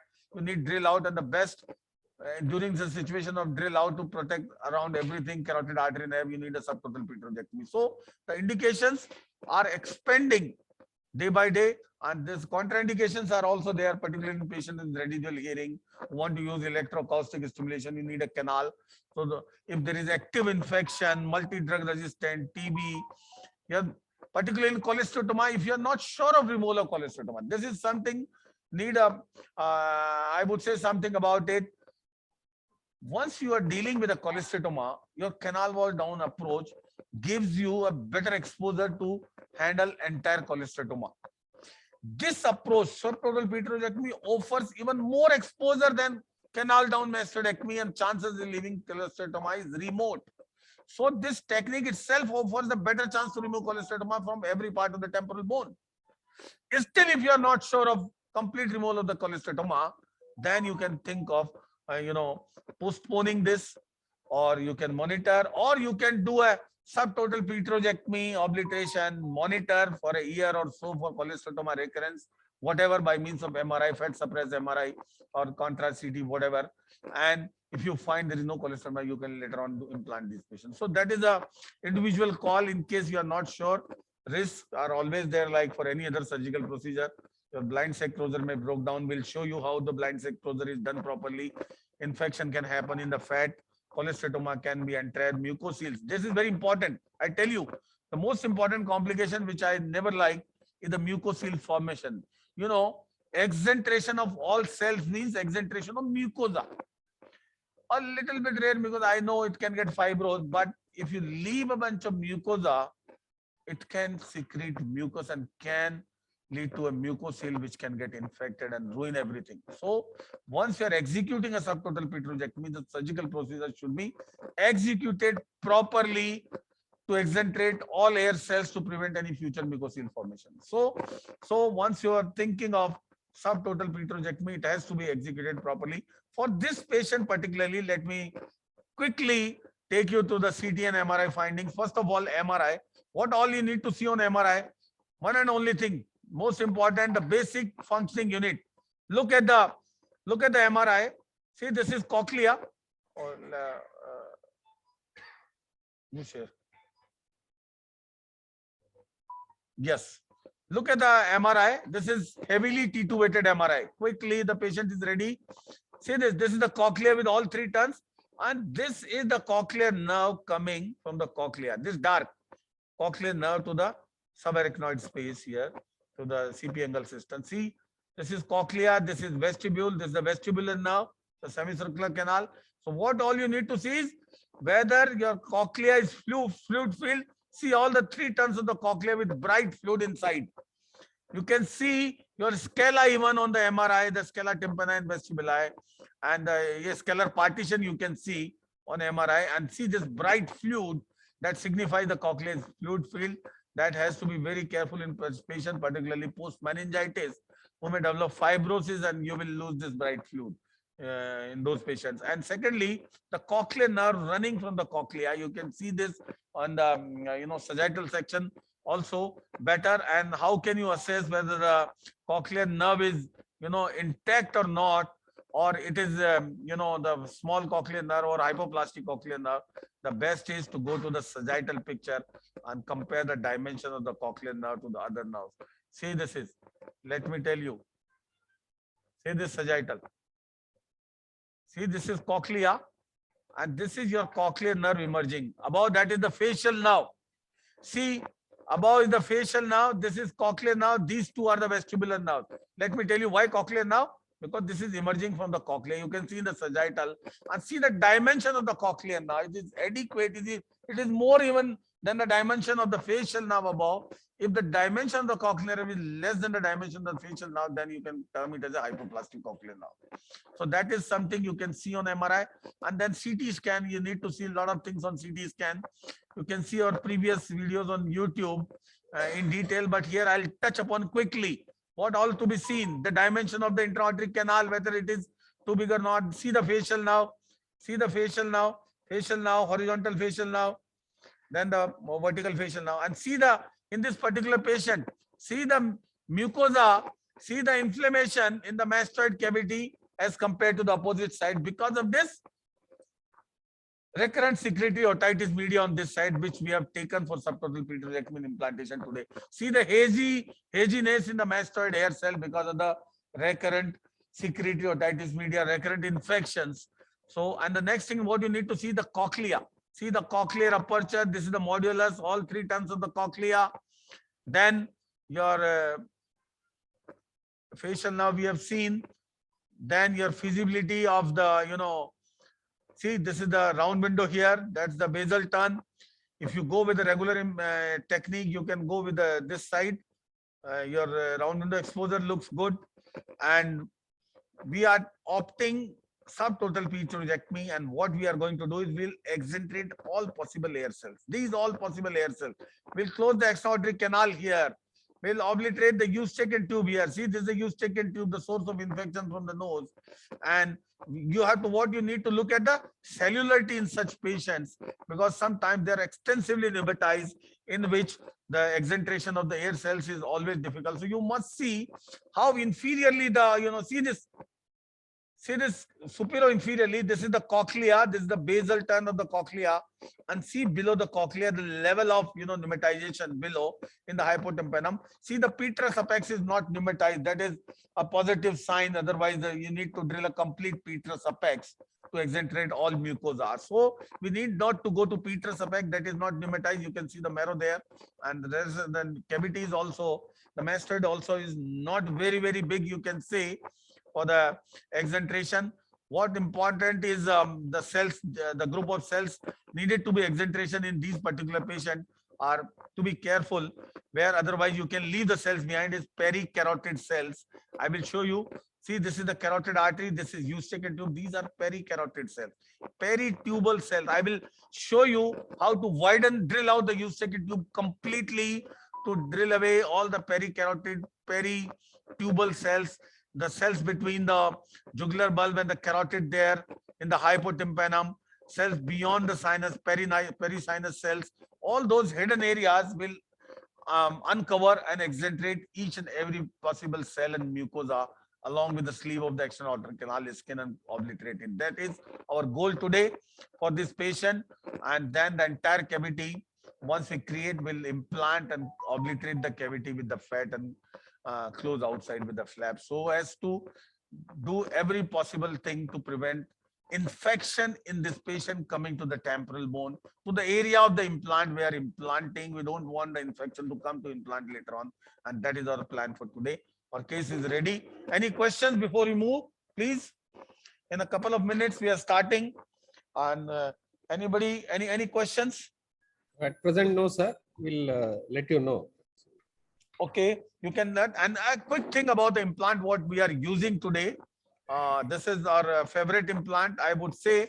And we have Mr. Sagar also from Cochlea. Is Sagar? So the implant today, what we are using is a Kanso 2, the most advanced, I would say, the implant, you can say, available in the market. So the Kanso 2 implant is a most advanced implant with a dual microphone, dual processor for the better hearing in the noise. That is the biggest advantage of this. And this is the first of the year implant processor. The patient need not to use a coil or a BT processor behind. You can use the implant or the magnet of the year, and it can be controlled with a smartphone.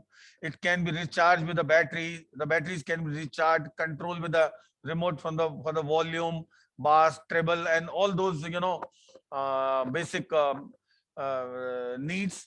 And the implant is very, very slim. I think the most slim implant, 3.9 mm, and the biggest part is it is MRI compatible. It is 3 Tesla MRI compatible, as it has a rotatable magnets inside. So magnets rotates inside itself, doesn't allow the implant to destabilize. And there's even the external geometry is so smooth to prevent biofilm formation.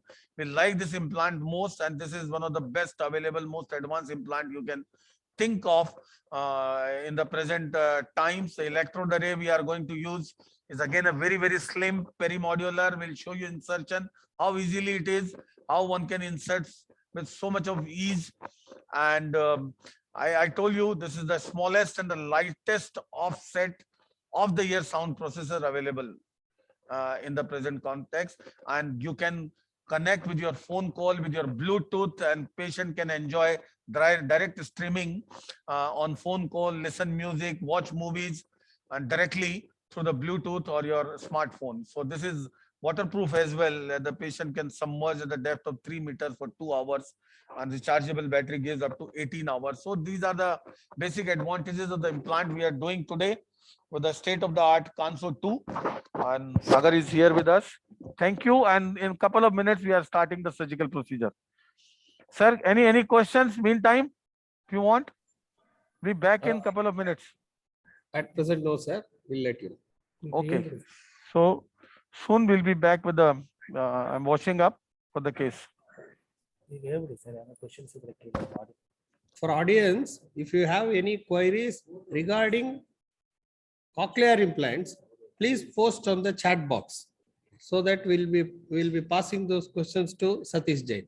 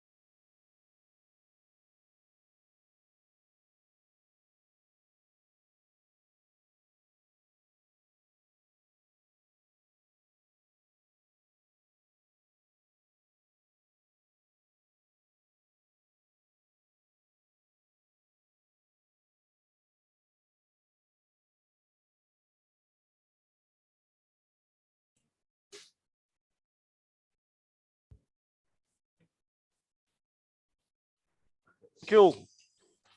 Hello? Yes, sir. Yes, sir. So our timeout is over.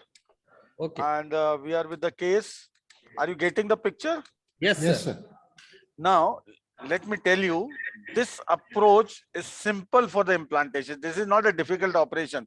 What you need to see is a proper planning with exentration of cells. And my incision is little different than a regular implantation, being a say an inch behind the auricle, little behind, as we have to exentrate more cells behind. Okay. And see, we have to respect the, once you are doing implant, you have to respect the vascularity of the flaps, what you generate, as air is supplied all around by various vessels. Here from behind the occipital artery and its branches, and inferiorly and anteriorly. Below there is posterior auricular artery, superiorly superficial temporal, and we are not supposed to sacrifice, violate the vascular principles to make incision anywhere. So this is the initial incision, and this is the musculoperiosteal flap which I am going to develop to cover our implant, to secure the implant, and this is going to be superiorly based so that it can cover the implant thoroughly.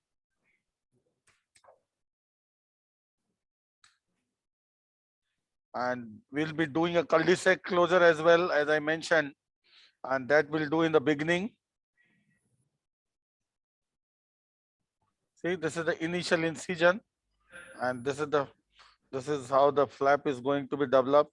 And for the flap, we want a big flap to cover the implant completely, and my flap incisions are not going to come over the skin incision line. This is important. See, small things are important to prevent wound related problems. If you maintain the vascular principles, the basic general surgery principles to minimize the tissue trauma, minimum use of cautery, and complete flap coverage, and preventing the skin line overriding each other. These are the principles to prevent, the wound related problems. And this is very important because once you're implanting a child, a post-operative infection can be a disaster.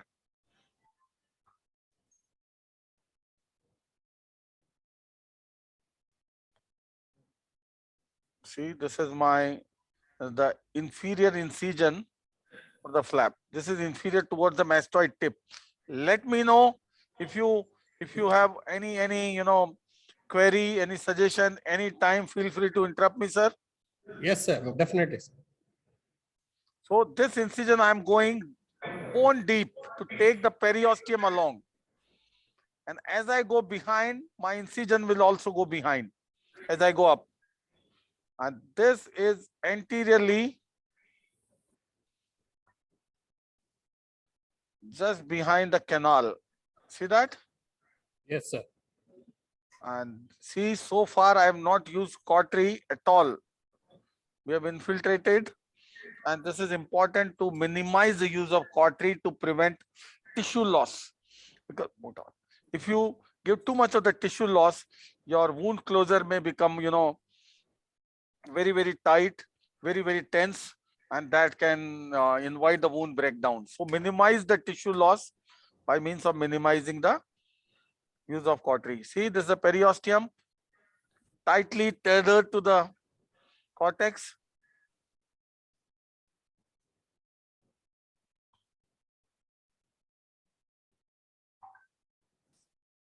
Right.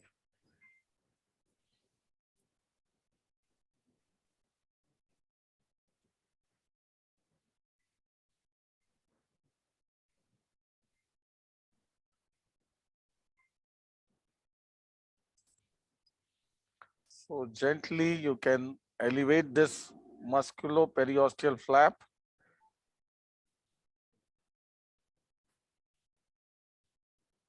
And this is how, see this, the cortex is exposed. And this is a very, very reliable flap, you can say, as far as the vascularity is concerned. And see what happens. Leave this behind. See, this is my skin incision line. My flap incision line is there and there behind. The skin incision line is different, flap incision line is different, that they are not going to overcome. My implant is going to come here, and this entire flap beautifully will cover the implant to prevent its exposure. So implant will be doubly secured under the flap and the skin, and that is most important to prevent future infections.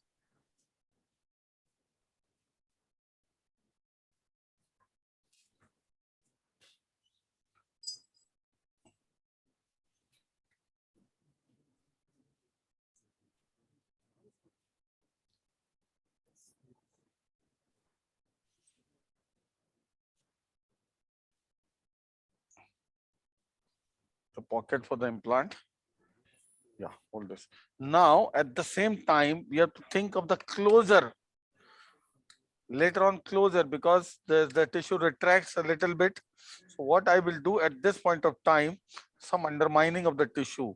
And this is done earlier, not at the end of the surgery, as it can lead to some amount of bleeding, and you don't want any bleeding warranting use of cautery afterwards, after implantation. So you can do it now, giving a minute extra. See this? Doing some undermining to release some more tissue. See this? To get a good closure. To give a tension-free closure.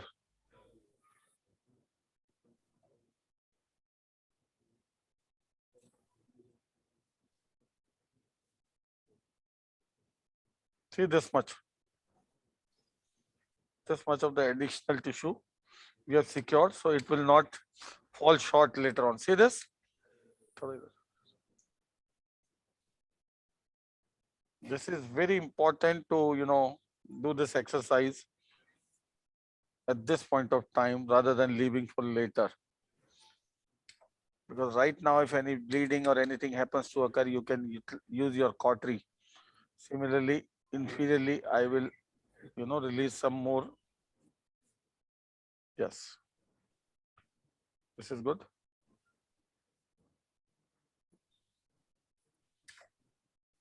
So the bottom line is your closure should be tension free.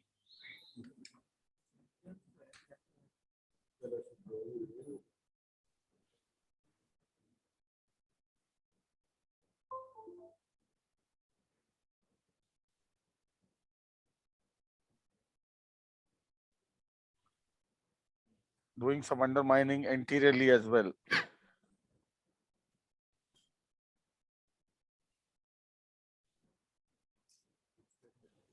Now, section.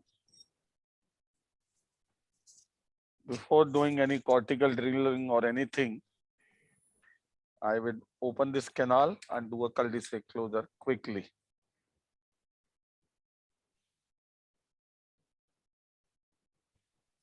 Sir, in between, we can take any audience questions or suggestions if they come with. Yes, sir. See, this is the canal. And what you have to ensure is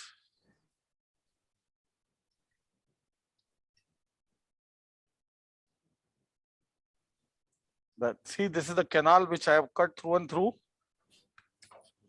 See that? That is, and that will bring the sleeve out to give a cul-de-sac closure, and rest this internal skin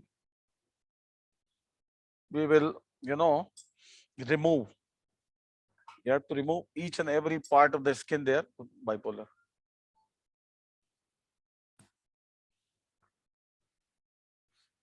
Leaving the epithelium once you are planning obliteration is a disaster.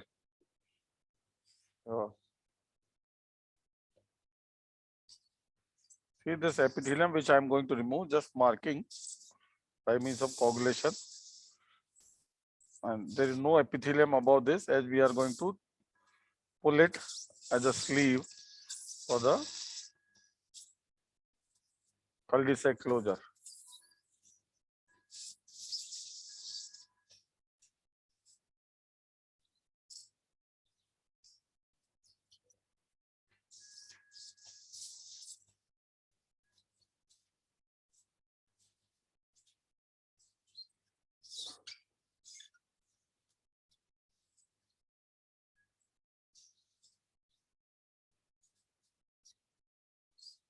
Hello, sir. Yes, please. There is a question from the audience. Yes. Is there any contraindications for this surgery? Yes, I mentioned contraindication is active infection. As I mentioned, you have to control the infection before. It doesn't mean that you can't operate in cavities or chronic suppurative otitis media. You have to just control the infection first and then take up. So active infection is one of the contraindication. Second is the residual hearing, and you are thinking of electroacoustic stimulation, hybrid implants, and that requires an extra-aortic canal actually, and which is not going to be there in this scenario. So, क्या हुआ इसको? We got it.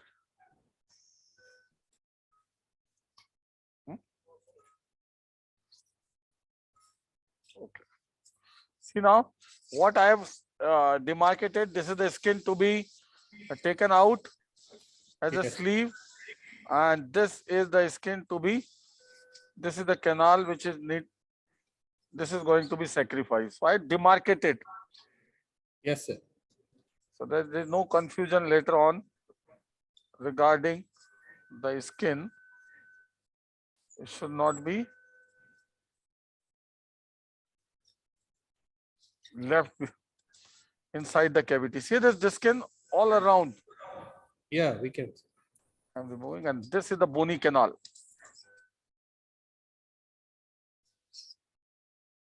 Why I didn't pull this entire skin out, entire cartilaginous skin? See, I want to not to pull the entire skin out, to give a depression in the cul-de-sac closer, looking like a canal depression. Cosmetically looks. Yes, if I bring out this entire canal skin out, it will no longer give a depression, and then it will give the ugly feeling to the patient with the obliteration visible from outside. See, this entire thing I have burnt out. Yes, sir. Not to leave any possibility of skin, any skin there. What's my point? Yeah, got it. Small things are important to prevent future problems once you are doing this surgery. Now is the time, give the suture. We'll elevate this canal and put a cul-de-sac suture quickly. So what you need to do is bring this canal, elevate this canal.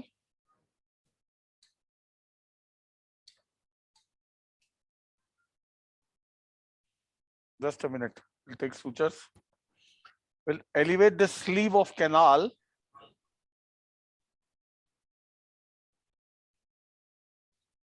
Completely and suture from outside.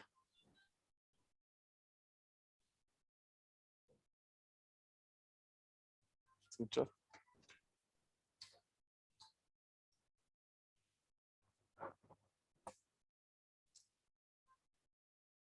See this canal.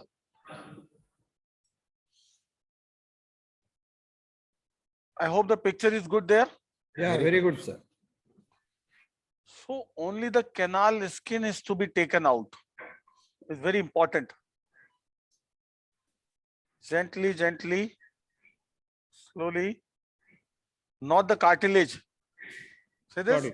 Yes, sir. And we'll use this cartilage after the cul-de-sac closure. When we bring out the skin together and suture it, we'll use this cartilage as a second layer to reinforce our closure from below. Oh. So what we'll do, see the tragal cartilage and the conchal cartilage. You can suture these two cartilages together as a second layer underneath this, canal closure, just to substantiate that this cul-de-sac closure will not break down. If this closure breaks down, again it can, allow the skin to grow inside and can lead to cholesteatoma. So that is something you have to be very, very careful. This closure should not break down. Secondly, once we close, we should use, absorbable stitches, because the removal of the stitches can lead to dehiscence and can lead to breakdown. So like any other surgery, you have to take care of all possible things preventing infection. See the canal coming out? Yes, sir. Yes, sir. Quickly, and we will suture it with a vicryl. See, if it is long, you have to excise. That's what I did immediately. You're not supposed to bring out the entire cartilaginous canal. It will be too big. I want this to little bit, we'll push it little bit in to give it a depression of a regular canal. So the entire canal skin is something you are not supposed to bring out.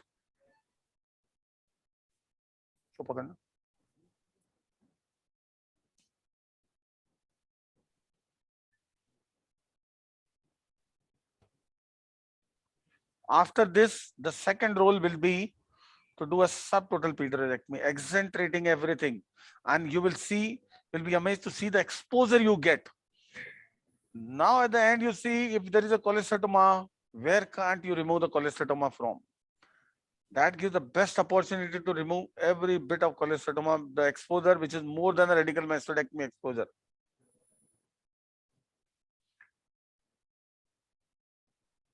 See, all these children undergoing implantation should be thoroughly assessed for any pathology which is likelihood to give future infection.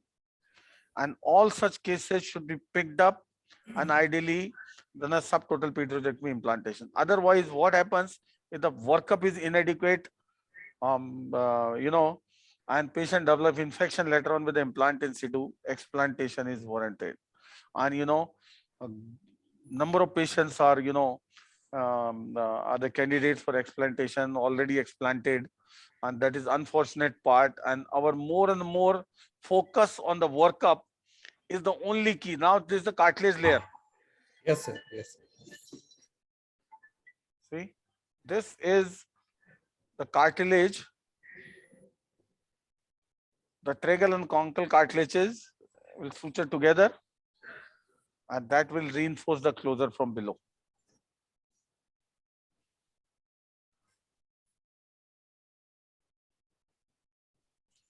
So there will be no question of, see the canal again closed from below, being closed. That's the conchal and that's the tragal cartilage. So this is the reinforcement, the second layer by means of cartilage. Yes, sir. Can you see? Now Yeah, you don't see the canal from below. So it can't break down practically if you say. So it doesn't take long. The cul-de-sac closure, less than 10 minutes. And it is such an effective technique. So this is blocking off important connection of infection, source of infection to the temporal bone from outside. The another source remaining is the Eustachian tube, which will deal effectively. I will show you. And that area is critical as you have a carotid artery around and the carotid, pericarotid, peritubal cells around. So that has to be done effectively again.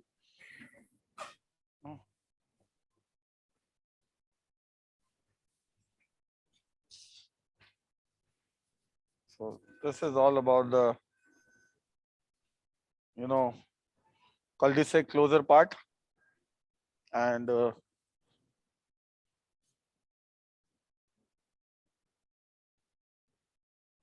now see this flap. Can you put a suture to it? Stay suture laga this. We'll put a stay suture to it. See this? Yes, sir. This flap is very vital. Can you put a stay suture anteriorly as well?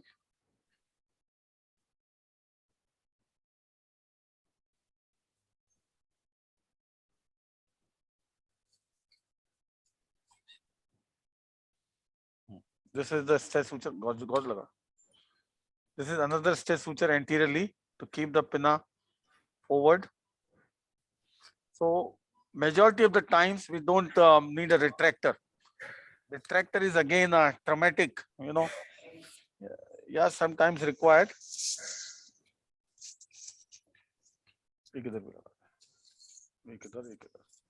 So these are stay sutures to keep our area exposed throughout the surgery. See this? Yes. Rather than using retractors.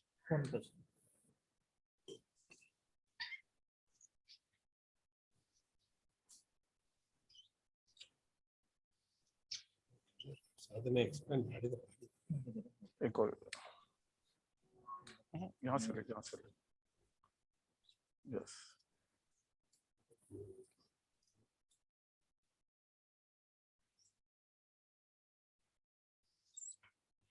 So this is after the cul-de-sac closure, this is completing the external exposure, and now is the time for drilling.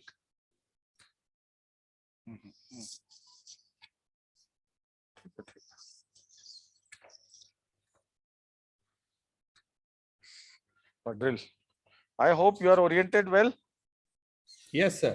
Yes, sir. Very nice. Clear.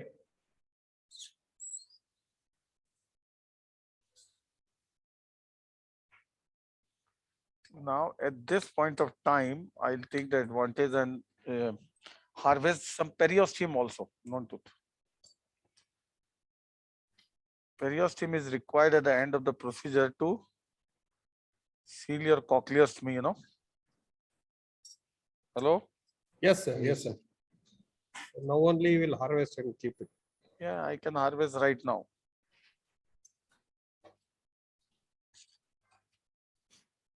It's a good fresh periosteum.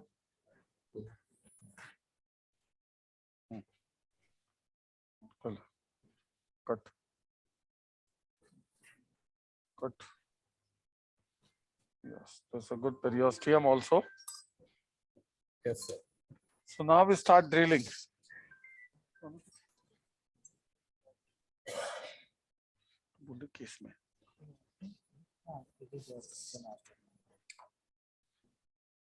Now, clear drill.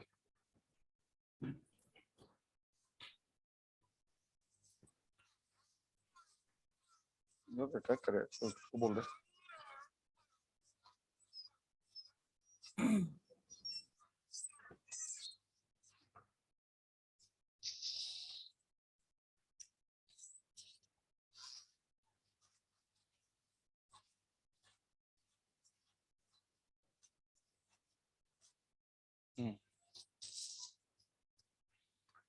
Look at the cavity. Yes, sir. Yes, sir. It looks like you're reaching the upper limit. That is your dura. Looks like the dural plate there. Yeah, got it.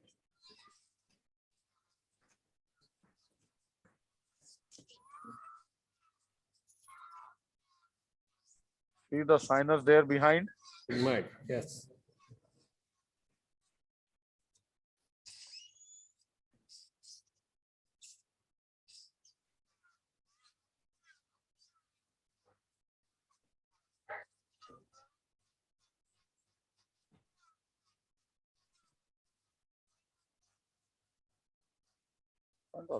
Go.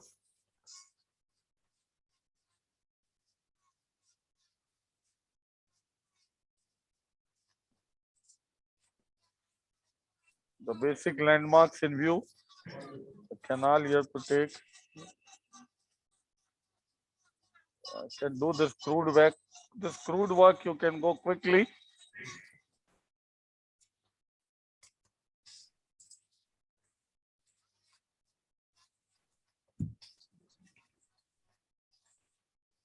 See all these perisinus air cells. See this sinus and around. Can you see the perisinus air cells? Yeah, yeah, yes, sir. Accentrated with the Yes. sinodural Angle. area.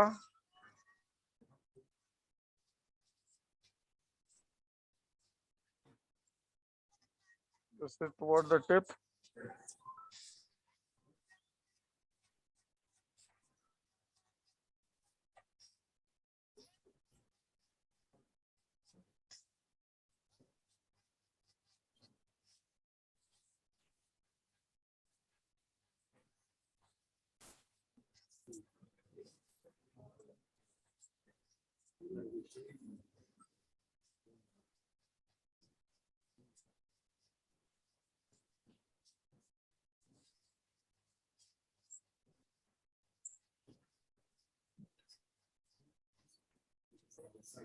See, I am just doing this crude work quickly so that we can, that too with a cutting bar. so that we can focus to the critical area much better.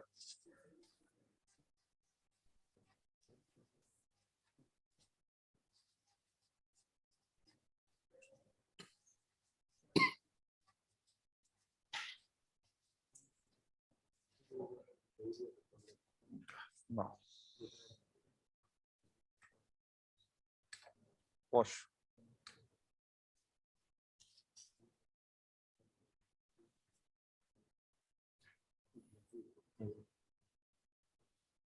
Each part here.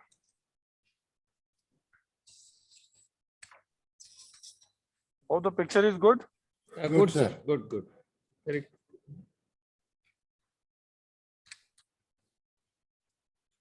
Zoom can you run?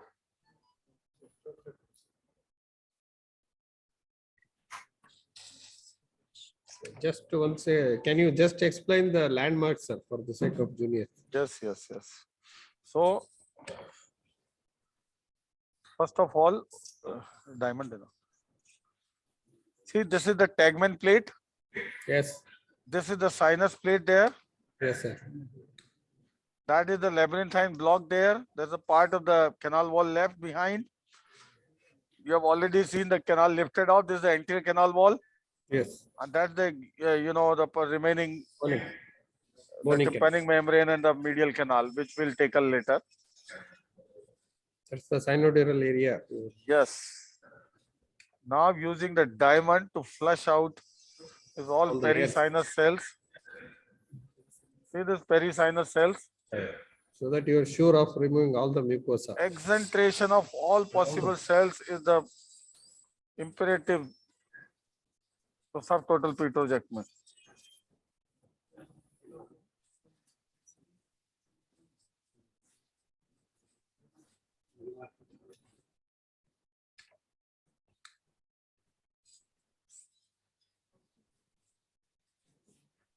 This procedure, any middle ear surgeon who is well versed with the middle ear work can do it. Yes. Believe me, it's not something difficult that people cannot do. It's about, orientation.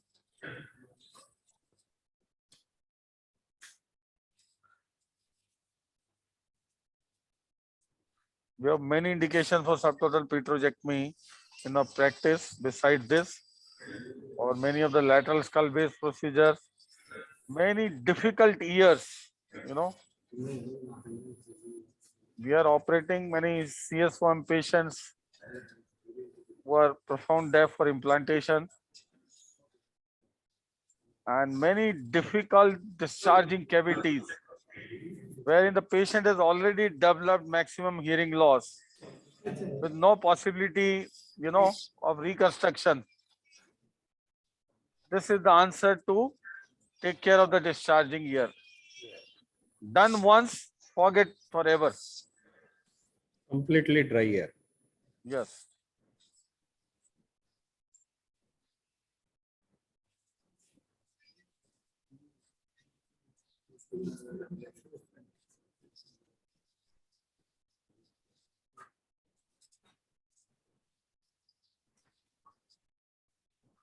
This is perilabyrinthine cells.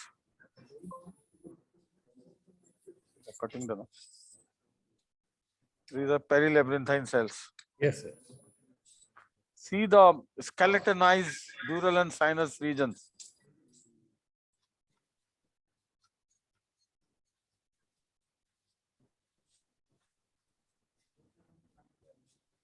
This is the facial ridge. Still, I am quite lateral to the semicircular canal.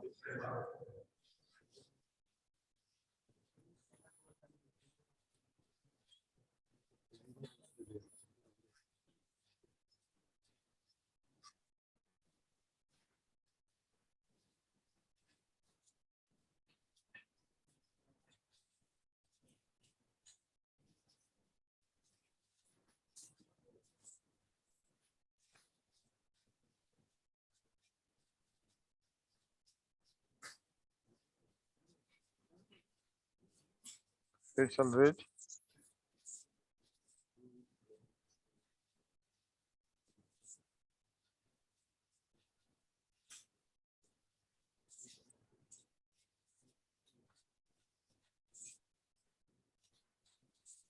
See the ossicular chain.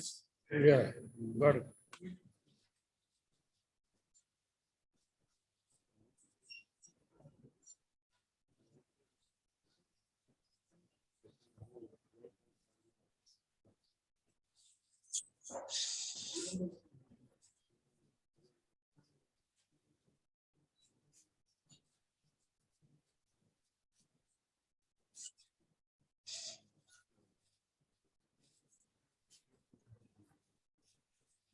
Great.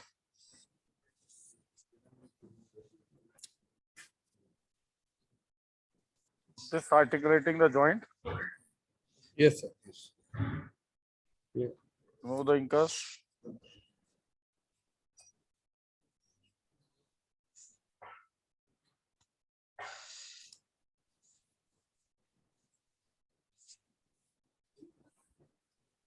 Circular. See the remaining tympanic membrane. Yeah.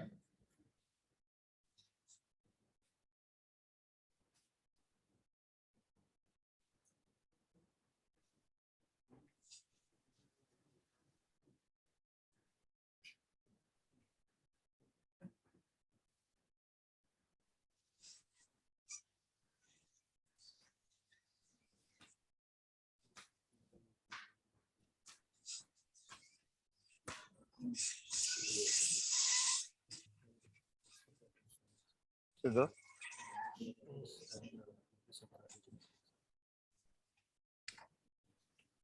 So there is a question regarding cul-de-sac closure. Yes, please. The use of cartilaginous sleeve. Yeah. Cartilaginous sleeve. No, we didn't use cartilaginous sleeve. We use the cartilage layer as a reinforcement from below. Okay. Sleeve was from the canal skin. And there's one more question, sir. The type of electrode selection in anomalous cochlea. Yeah, that depends upon the anomaly. If you have a small cochlea, you have to use a small length electrode. It depends. If you have a ossification, doing drill out, you need multiple electrode arrays, that's a different thing. So that depends. Okay. According to the situation.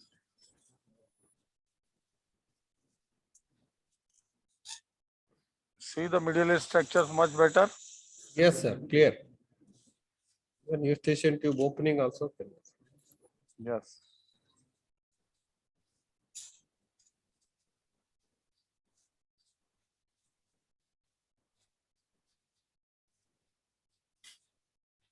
See the amount of exposure it is going to give us.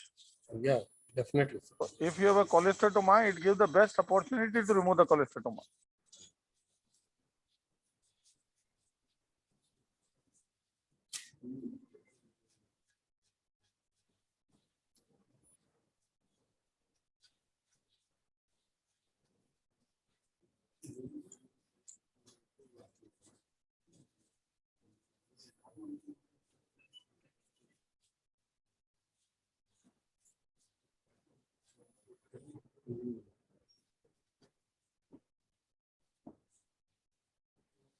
Bringing the facial ridge to the lowest, to the level of the facial now.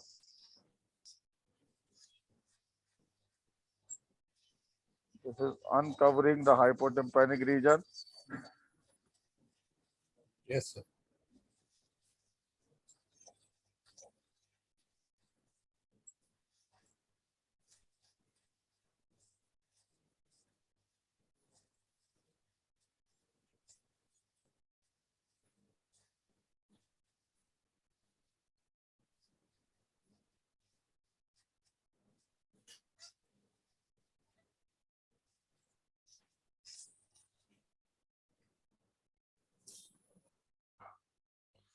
See the mesotympanum much better now. Definitely. Definitely. Lot of hypotympanic hair cells are also.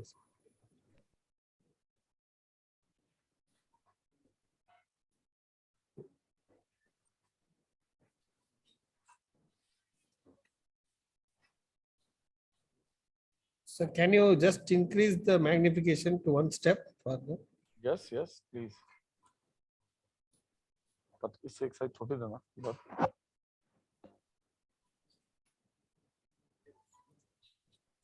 Yeah, that's better, sir.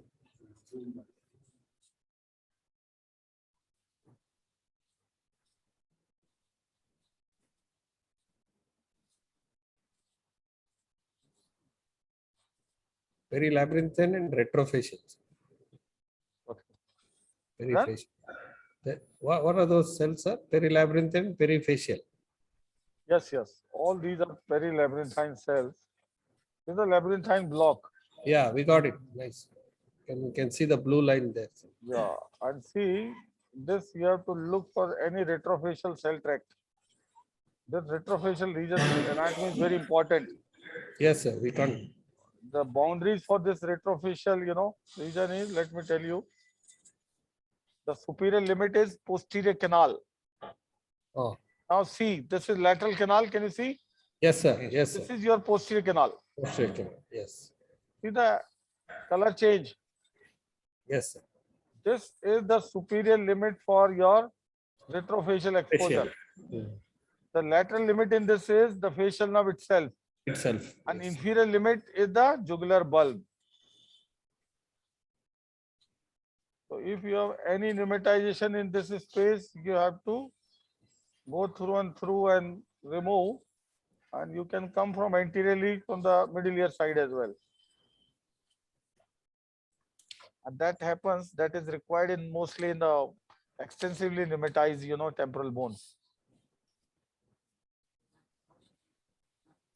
Here I am flushing everywhere. Yes, sir.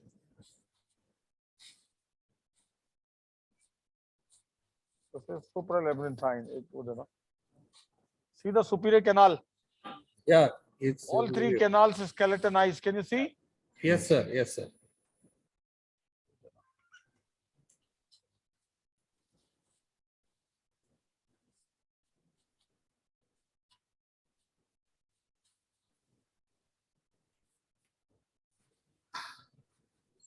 This is supralabyrinthine region. Yes, sir.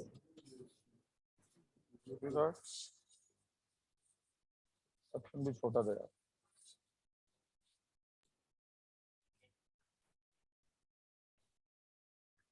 For everybody, this is posterior canal, this is lateral canal, and that is superior canal. Very nice. I hope it is very clear. Visible to everybody? Yes, sir. Yes, sir. Yes. Very clear. See what I am doing, accentrating the supralabyrinthine. Yes, sir.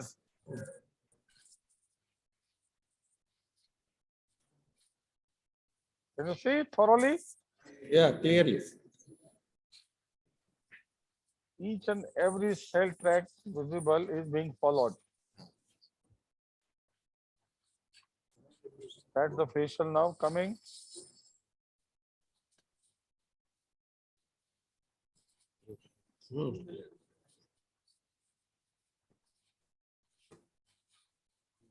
That is the anterior atic region now. Oh. Yes. So, it's body there. See my facial nerve all the way from here to here going. That's the stylomastoid foramen level. See the posterior part job almost done. Yes. Can you see clearly? Yes, sir. Yes, sir. That's the facial nerve, complete skeletonization, bony skeletonization.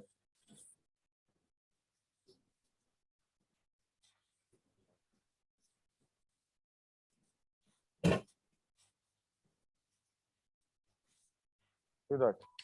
Now, coming further anteriorly, this bone anterior to the facial nerve to expose the posterior mesotympanum better.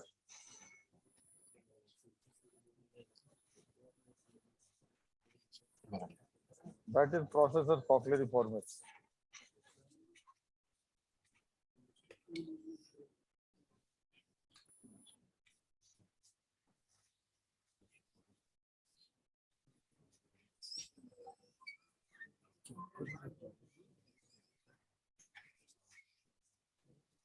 Look at the hypotympanum. Now give me bipolar.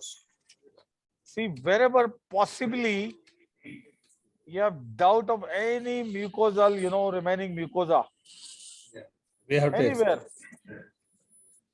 First of all, drill, excentrate, or you have slightest doubt of any kind of soft tissue, could be epithelium, could be mucosa, not sure, devitalize.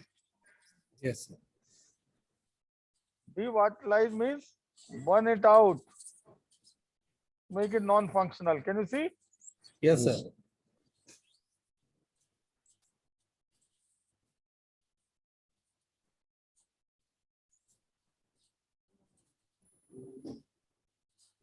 Make it non-functional.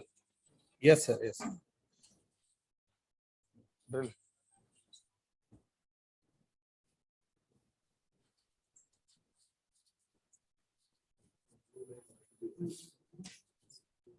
For the sake of juniors, just delineate the horizontal and vertical portion of facial, sir. Yes, it is very clear. Let me show you. With some pointer, if you can show, Yes, yes. Okay. starting from the geniculate ganglion.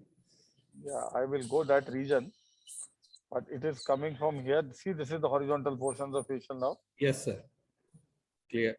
See this? Arching over the whole Second. window.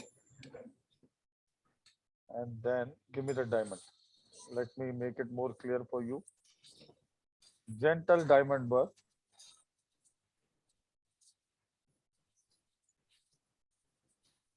Can you see the facial canal better? Yeah, definitely.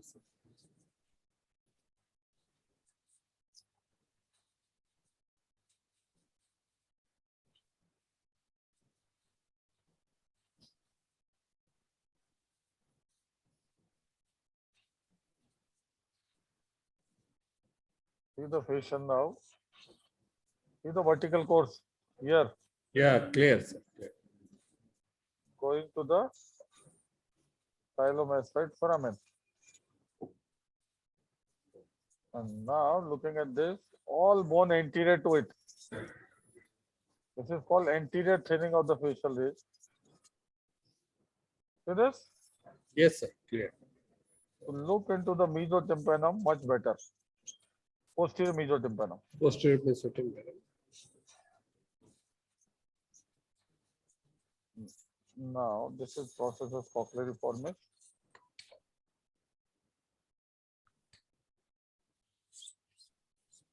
This is hypotympanic cells, you can see. Now this is my eustachian tube orifice. Yeah. See, I have to effectively block the eustachian tube. Hello? Yes, sir. You're Now let me show you. widening it. Oh, the elevator. Sota. See now, some landmark there in the eustachian tube area.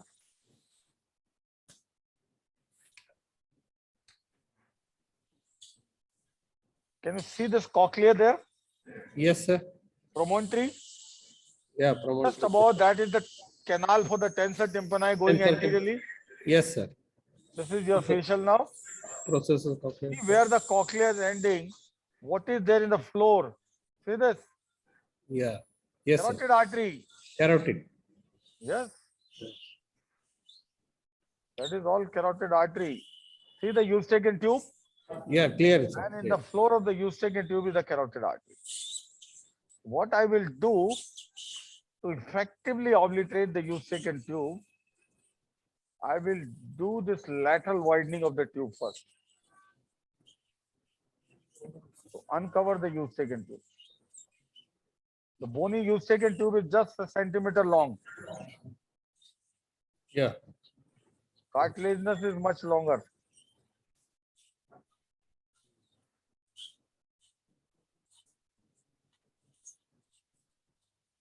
See, this is all promontory mucosa.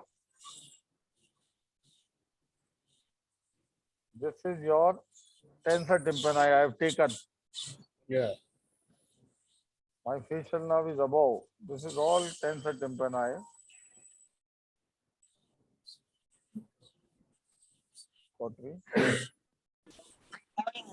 See, this is muscle. Yeah, we can see, sir. I drill because of the mucosa over it, and now it is That's it to it.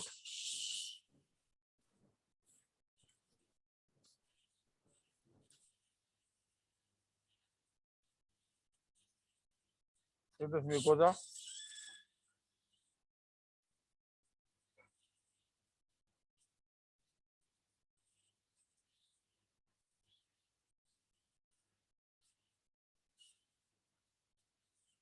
See the tensor tympani gone?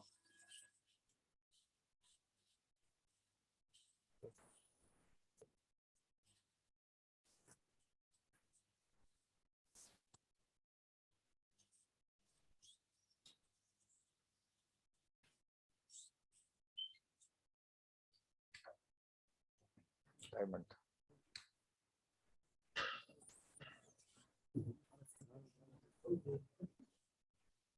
So look at the diamond bar. I'm working right over the carotid artery.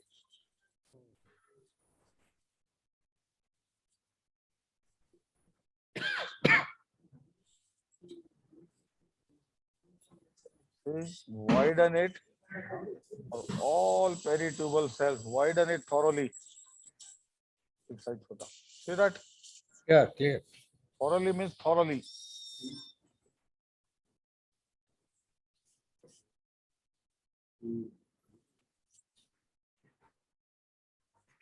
Can you see the carotid artery below? Yeah, that white partition. Bluish hue. Yeah, yeah. This one. Yes, sir. Clear. See all this mucosa around the carotid. Of This is eustachian. pericarotid cells here and there up. Yes. See how much the eustachian tube orifice has been widened.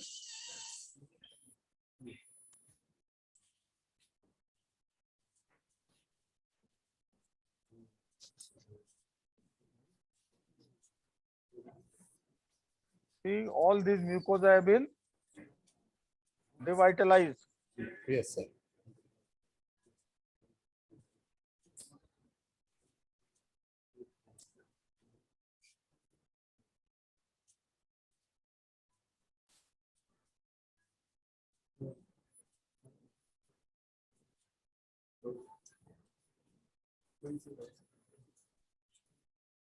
See that how big the eustachian tube orifice now is?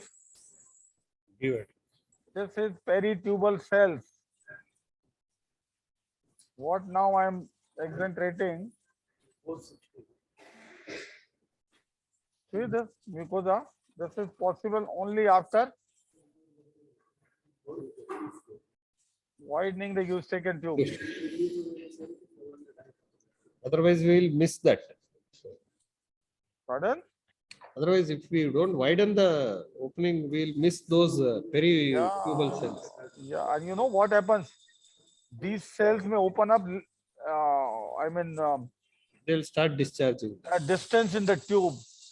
If not removed, a CSF coming to these cells can come in the eustachian tube at distant place. Oh. So peritubal place cells. See now, all Yes. pericarotid cells. Clear, clear. See, I am running over the carotid artery. See all cells? Yeah, yeah.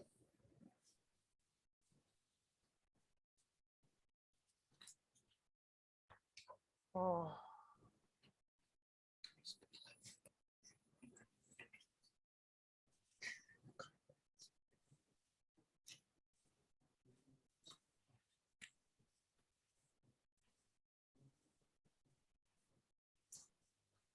Now, no question of any peritubal or pericarotid cells.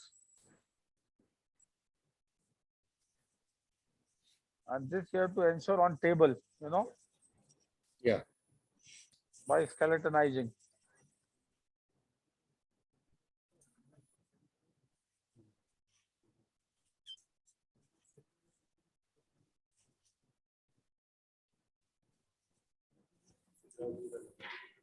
Now, having done this,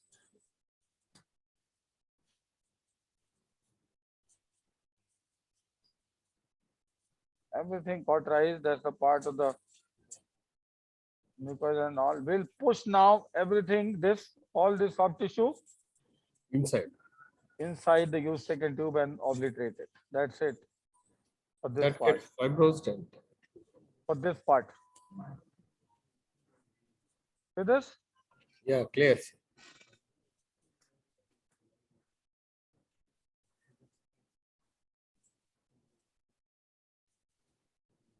So almost completely, we have a habit of drilling the bony Eustachian tube. So all these mucosa can be Okay. effectively removed, and Eustachian tube can be effectively packed then only. Yeah. Any other material like soft tissue, anything to be plugged, sir? Well, yeah, any soft tissue. Best is muscle.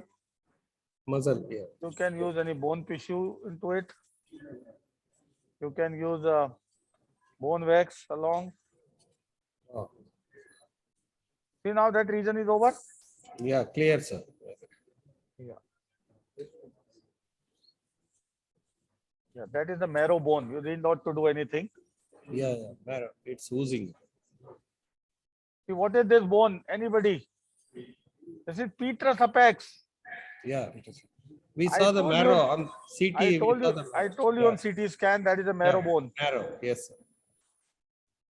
These are not No hair cells. cells as such. Not pneumatized, but Yes, you marrow. don't need to do anything. Now, coming to another region, very soon we'll be through with the petrosectomy part. And then will be implantation soon. Now the clearance of the hypo and posterior mesotympanum.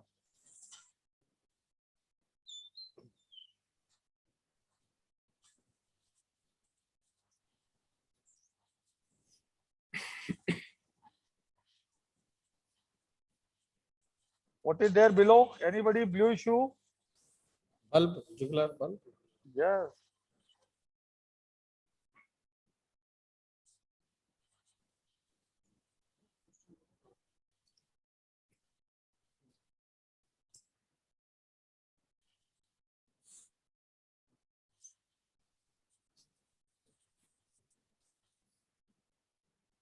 Can you see the round window region? Yes, sir. Clear. And see, these are the cells below the round window. Cochlear canaliculus.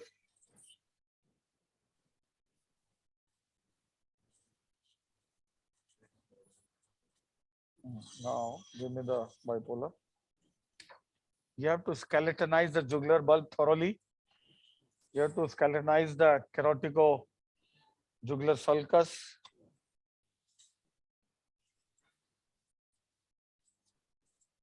Once you are doing subtotal petrosectomy, it should be a dedicated work to excentrate all these critical areas of the mucosa.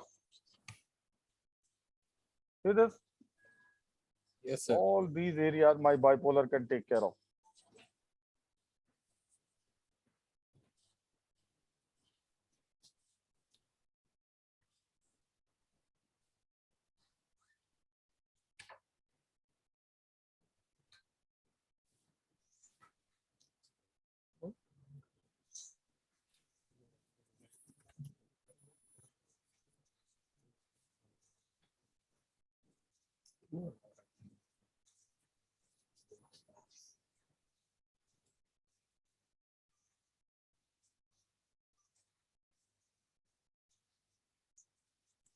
Sir, there is a question, sir. Choosing of the size of the bird tip and type of bird. Pardon? That the bird tips and type Yeah, of birds. What size you you will need use. a variety of bird tips and variety of bird lengths. I will show you at the end our toolkit. We have more than 50 birds for the cochlear. Short shaft bird tips. Yeah, all these are long tapering shaft. Tapering. Yeah, long tapering, long tapering.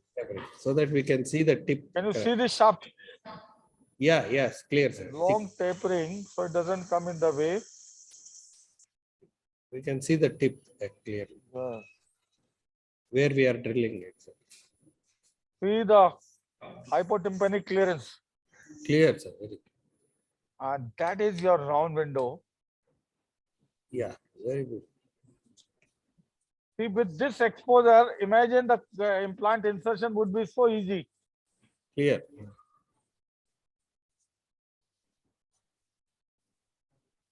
That would be no more a challenge.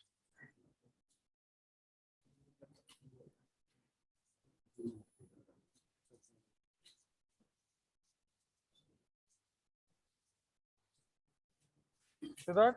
Yes. Yeah, that part is now ready for implantation.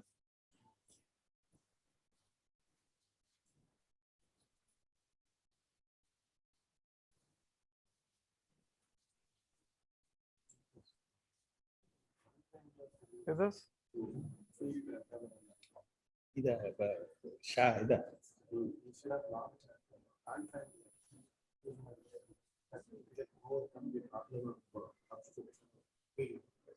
Handpiece. And now. Sir, how about using a contra-angle handpiece? Sir? Yes, at times you need. At times you need. It should be part of your armamentarium, you know. Yeah. Six-size body. See how the cochlea is skeletonized. Yeah, clear, clear. See the carotid artery skeletonized, the Eustachian tube, that's the Peters apex area, that's the cochlea, that's the jugular bulb and the hypotympanic area. Behind retrotympanum, round window. Very clear. Sir.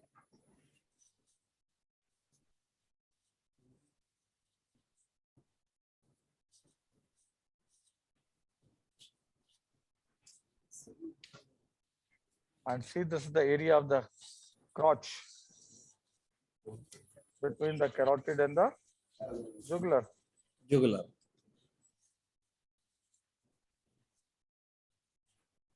See, you can see very clearly now.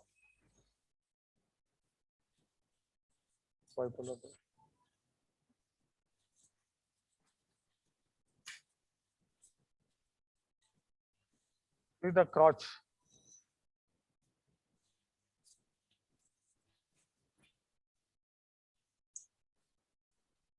Can you see very clear? Yes, sir. Clear, clear. Six-size body there. There should be no hidden area left behind. Now, if somebody asks, I've been asked earlier, while doing cholesteatoma surgery at the same stage of implantation, how will you ensure complete epithelial removal? With this kind of approach, with this kind of, exposure, how can somebody leave the epithelium behind?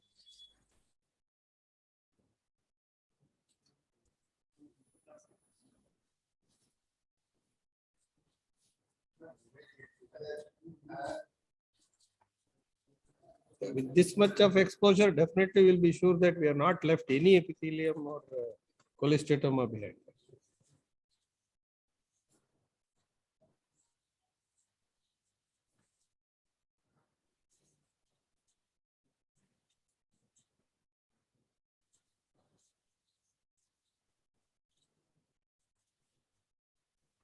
See the entire jugular bulb, carotid artery and the crotch? Yeah, yes, sir. Very nice. Any doubts? No, sir.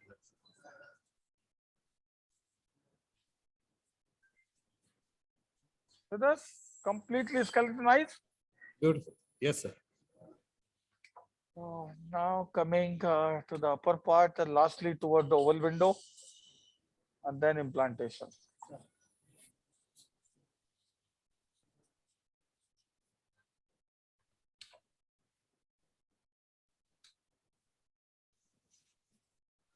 Now there is a question, sir. Which is better, cochleostomy or round window insertion? To me, this question does not exist and I don't want to fall into this controversy. Let me tell you our philosophy. I will show you how cochlea is aligned in a normal human being with the cochlear turn starting where the round window is, forming the posterior, back door into the cochlea. The Yeah. cochlea turns antero-inferiorly. Okay? Yes, sir. Clear. If your round window is favorable and facing the antero-inferiorly, you can go through the round window. If it is not, if the round window is only antero-posterior, your implant, if you try to push it, will going to go and push the modulus, hit the modulus. No. So then you have to remove the, what we do, we remove the inferior wall of the round window. That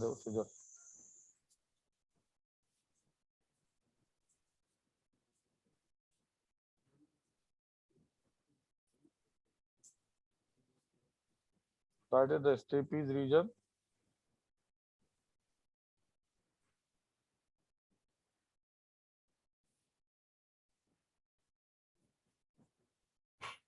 Anterior floor. Yes, scissors.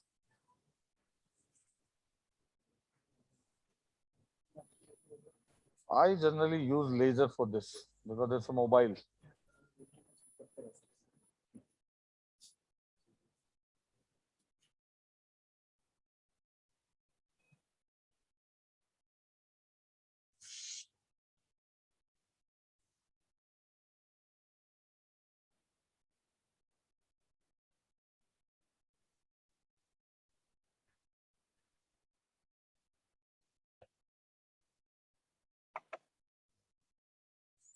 We'll cover this. Give me a soft tissue.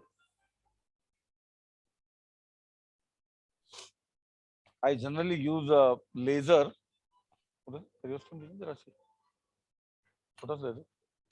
Hello? Hello? Hello? Yes, sir. Yes, sir. We are. Yeah, generally we use because we have to remove the stapes, this, Yeah. height of the stapes as we have to obliterate the cavity. So generally we use the laser Right. without mobilizing it. If laser is not available, then you have to obviously. This is use the carotid. periosteum which you harvested. Yes, a little part of it. See this? Right. Clear. Yeah, doesn't make any difference.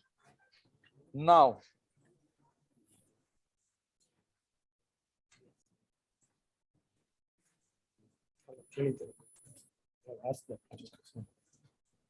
see all these mucosa around.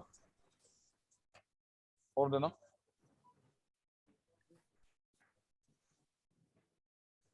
See all these mucosa around. Pyramid.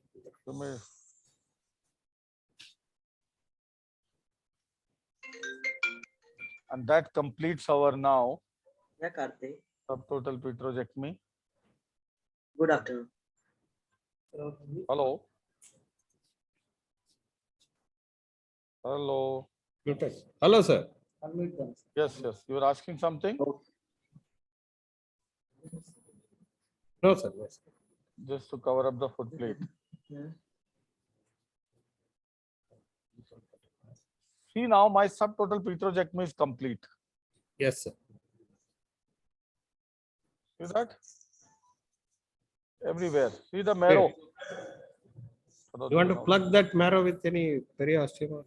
Yeah, but that will. This is the marrow bone.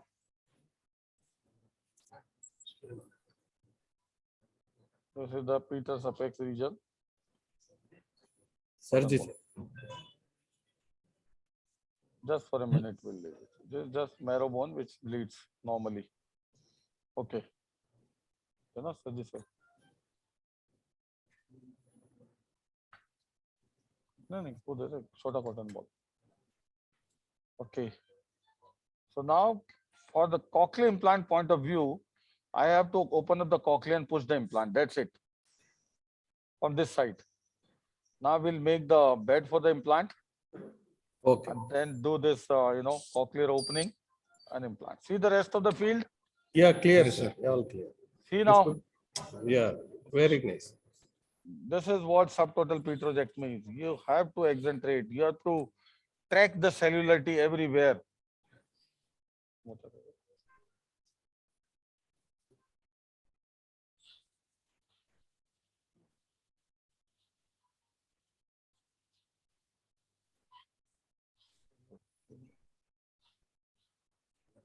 It's cotton there.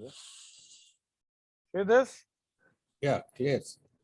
Anybody, any doubts, please come forward. See this, all area perfectly in under view.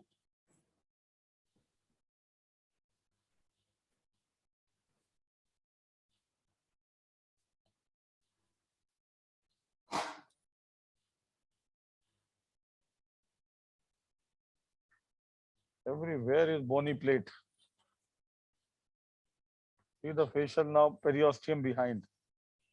This periosteal bleeding. I would never use cautery over it. Can you see? Yeah, clear. Yes, sir. Just leave it. You adrenaline ball. Just leave adrenaline ball. That's it. So now quickly I will make the. Is Ranju come? Bed for the implant. Yeah, bed for the implant.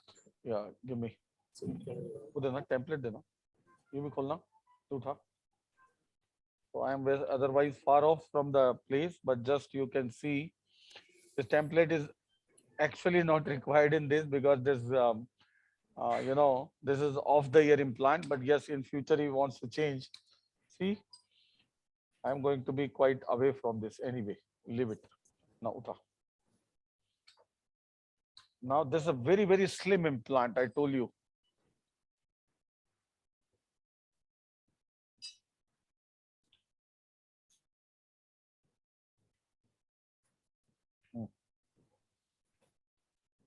This is a very slim implant.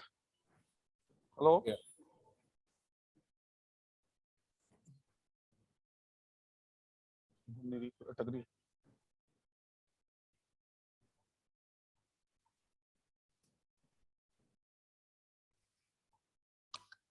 Hey.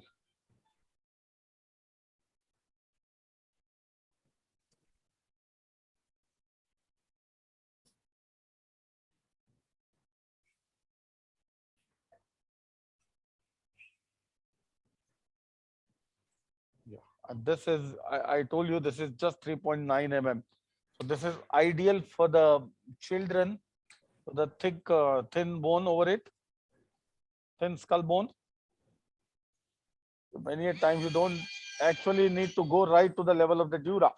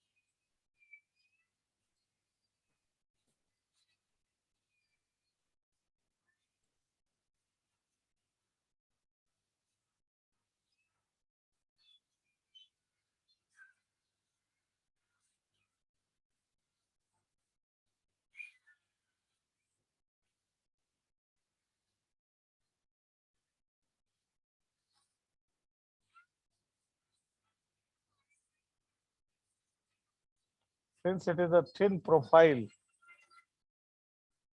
the 3.9 millimeter,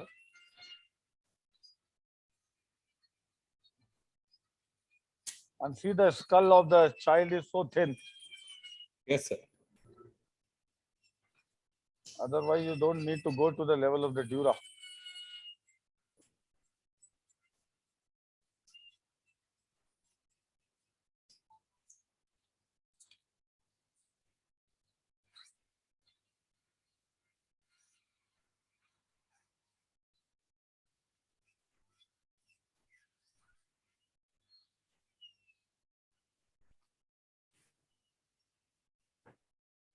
Rama. Oh.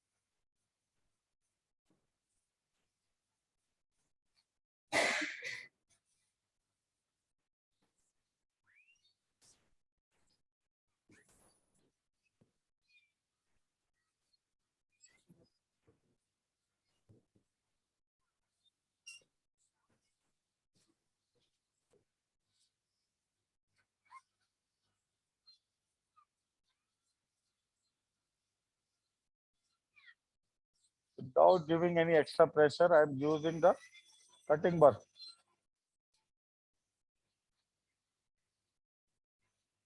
No pressure at all on the bar.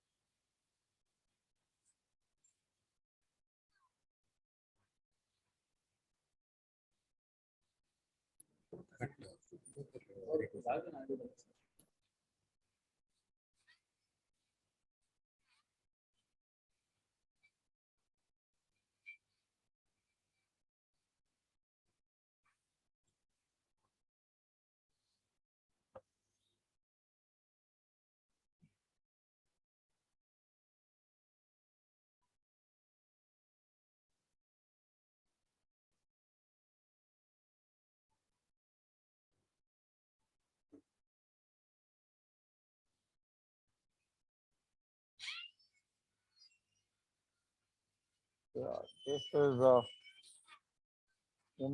important 5-minute job. This is important for the implant to secure the implant. There are many ways to secure. You can use a periosteal technique, or you can use a tie down sutures. We prefer tie down suture for a more secure, position to prevent the implant migration.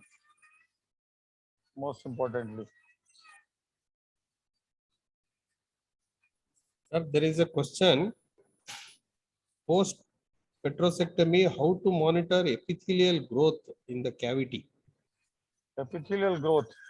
Yeah. Yes. That is important when you do any obliteration. You don't want epithelium inside.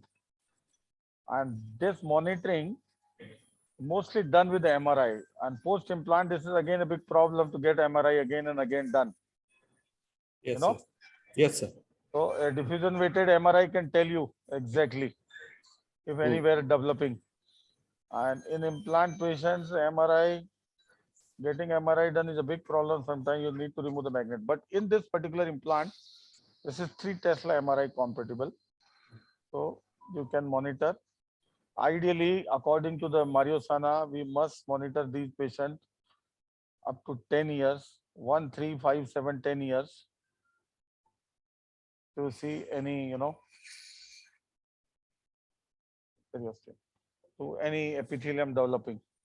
Secondly, if you don't get the MRI done, sometimes even a contrast CT scan will differentiate if any such thing is happening. And in that scenario, what you can do is, if anything is happening, you can monitor with the CT. If it is increasing in size, it could be definitely something. And then obviously re-exploration. But that can be almost certainly avoided by the good surgical technique. With this kind of exposure, imagine, can somebody leave the epithelium behind? No, sir. Clear. Who is the implant surgeon?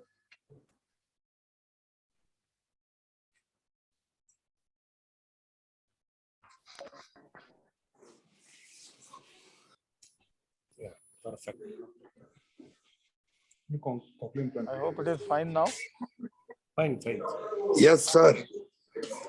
It Deepak is fine. sir. Deepak sir. Malik, that area that you taught, near the eustachian tube, we need to widen it, do bone work to remove the mucosa. Fantastic. Because generally people tend to See, eustachian tube area clearance is very, very important. Now we'll make tie down those holes. shallow and try to remove the mucosa. Yeah, important is mucosa.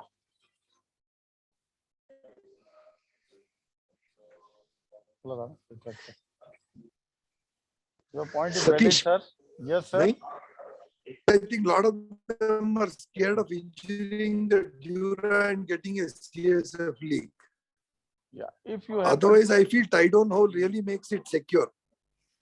First of all, the answer is, see what I'm doing. Protecting dura. Yeah. So CSF I think leak is happen. basically you If still CSF leaks, can't hear you, sir. creating a plane between the dura and the bone. Yeah, still if CSF leak or such thing happens to occur, you have to close it same time like any other CSF leak we do. Nothing special, but see this, protect your dura. That's it. No, keeping the elevator like that protects the dura. Yes. Sit down. Now we'll put our thread into it Good and step. open the implant. And now implantation, out of the entire surgery, the simplest part is, I tell you, implantation. Believe me. And that too is much easier with this Canso 2. Cancer to implant is the easiest way of implant insertion, I tell you. That too perimodular, slim modular implant. Slimmest of all, 0.35 mm is the tip and goes perimodular, unlike previous perimodular implant. Why perimodular? You want to stimulate the spiral ganglion cell population closest. As it stays around the modulus, your battery use is minimum, you can say. You know, earlier, when the blind insertion was very common, like many surgeons, just pushing the implant inside the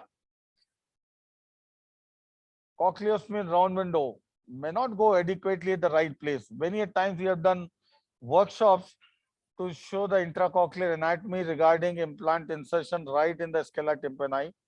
We must be well versed with the anatomy of the inner ear. We must be well versed with the anatomy of the inner ear. For implant, preferentially go in the scala tympani. If you are not aware with the anatomy and pushing the implant blindly, it may go into scala vestibuli. Earlier studies have been done for the implant lying in the scala vestibuli, and that is something produces the highest level of intracochlear trauma, because in order to implant to go into the scala vestibuli has to fracture through the osseous spiral lamella. And then it is going to produce you the highest level of intracochlear trauma. An implant lying in the scala vestibuli is farthest from the spiral ganglion population cells, and then you need more current to stimulate your neurons. The more current can cause problems also if your facial nerve, sometimes your bone is thin, that is most often in otosclerotic people. Otherwise can lead to facial stimulation if the nerve is in vicinity. Exposed to so many problems. Best is to ensure your implant going in the scala tympani. That's it. But your extended round window approach ensures that, no? Pardon? You have taught us that only. Your extended round window approach, Yeah. which So you what have we'll taught do, us, we ensures will that make only. the we will make the straight tunnel into the basal turn.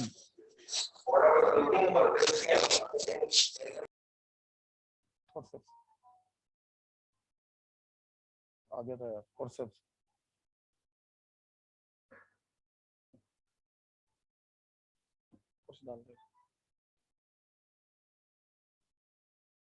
So the insertion should be in a scala tympani, and that's the simplest way. I will show you.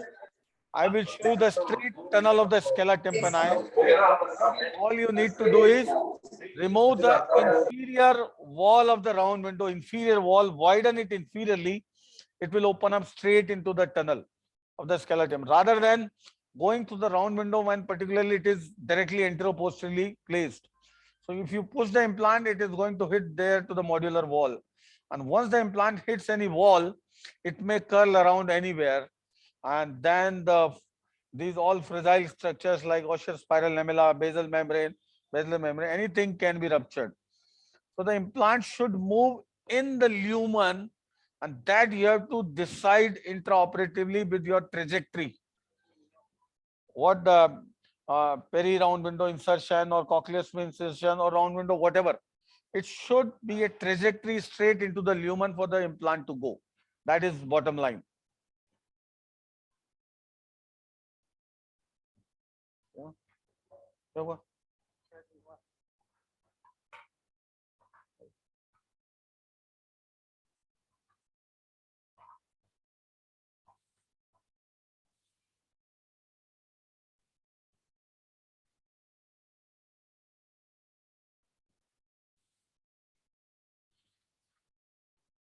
Now this,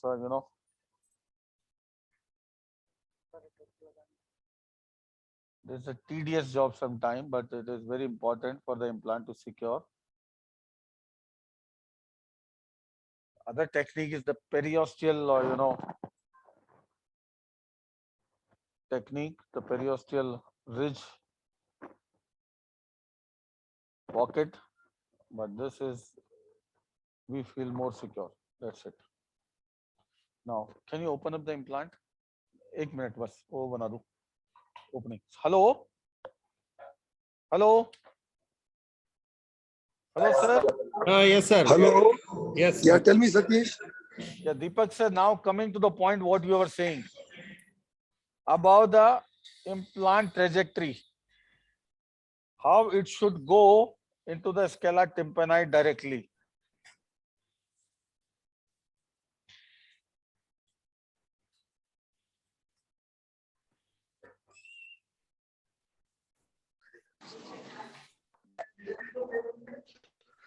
Yeah, this is very important. I think in the first stage, some of the implants were going into the scala vestibuli before we learned this extended round window approach. Isn't it? That's why Yes, your yes. trajectory, you should be able to see your, the lumen of the cochlea.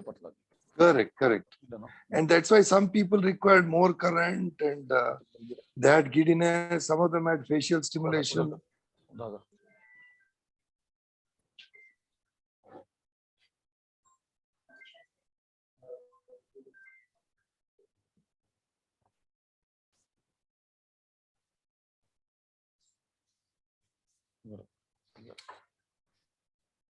Now, can you see my round window area? Yes, sir. Yeah, yeah. See what I am doing.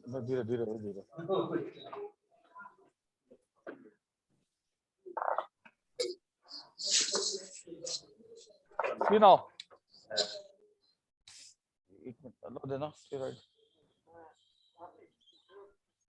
See my trajectory now. See round window, the part of the round window is above. Yeah. And see the implant trajectory now.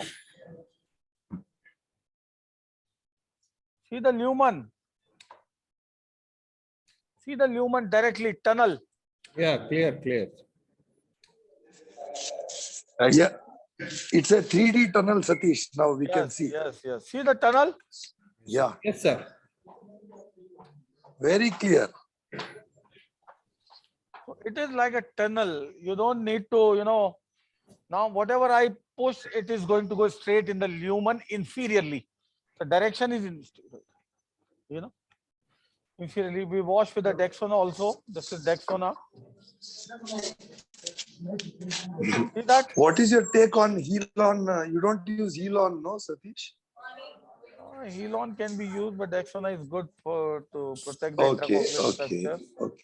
I think now everybody believes in the Dexona pool, isn't it? Yes, the implant. Yeah. Now this is Kanso. It is an implant inserter. It is a tool to insert the implant.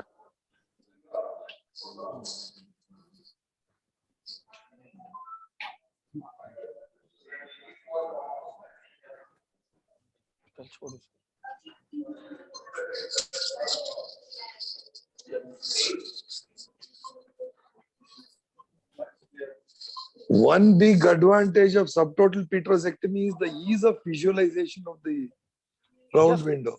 Yes, yes. Now I told you the implant insertion is a child's play now. Yeah. See now everything is Unlike a in front of you. posterior tympanotomy. See, this Yeah. technique gives you the best opportunity to identify the structures in difficult anatomical situation. If you have a difficult anatomy, do subtotal petrosectomy because it gives the best opportunity to identify structure. Yes. See now, no bleeding anywhere. Yes. Yeah, give me a little bit. So before opening the implant, what I'm doing, Cauterizing all the bleeders. in case required, anywhere, ensure Yeah. now, other than, because it is not advocated by the companies to use the diathermy after that. The bipolar is safe. Even studies have proven that even the unipolar is safe most of the time. But why to violate? Yeah, yeah, yeah. The stakes are very high.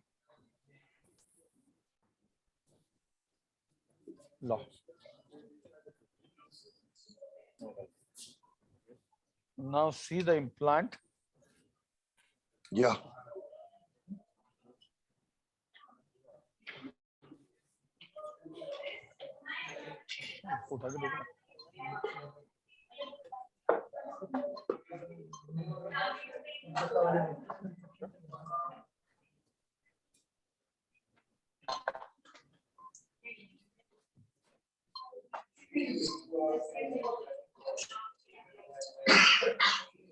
So you can imagine how slim the implant is.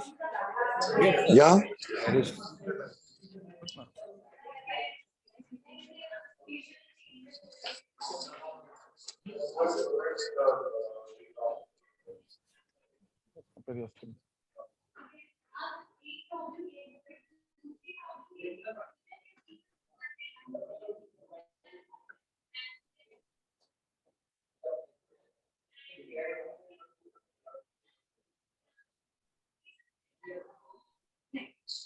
Yes, fix.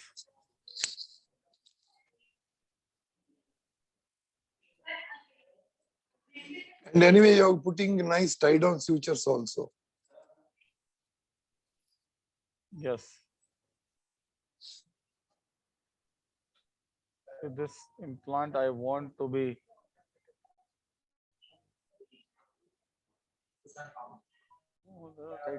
tight.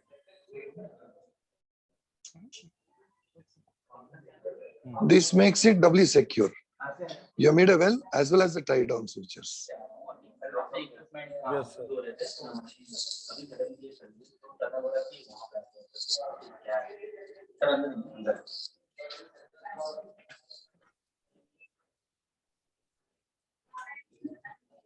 Satish. See, implant migration is a disaster. So we have to work on it well. Yes, sir. You were saying something? You must be one of the surgeons who do two rare things. One is subtotal petrosectomy for implantation.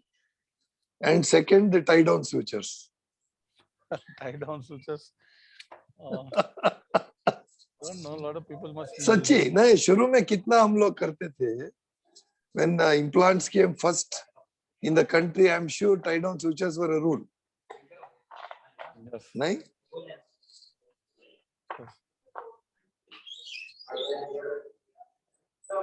This is an important step.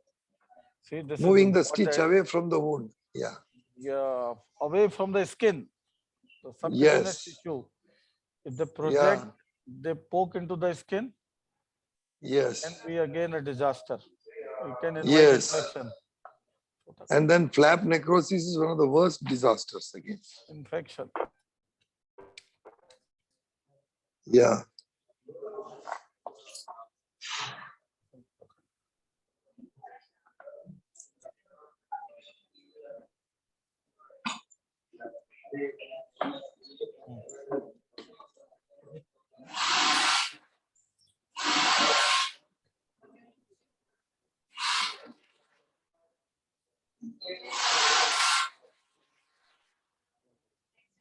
Yes.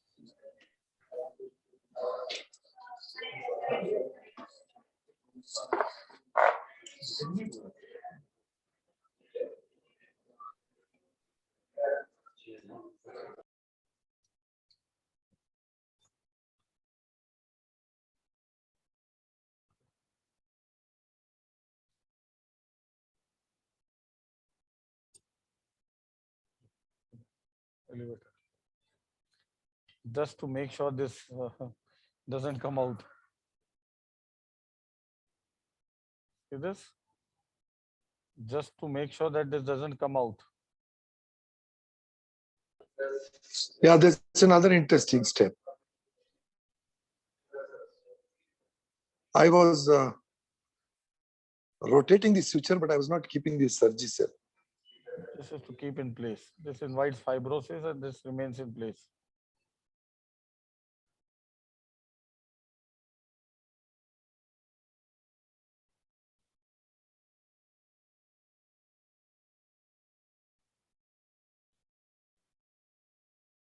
Now it is submerged.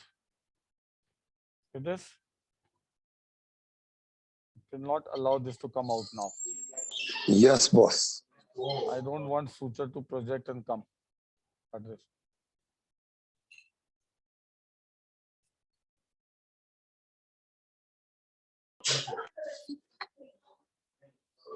जैसा तू हमेशा बोलता है ना, एकदम तगड़ा. Sir. Now, this is implant.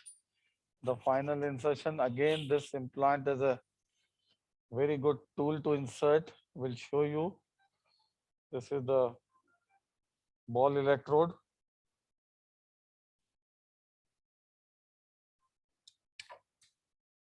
This is ball electrode to go underneath the muscle.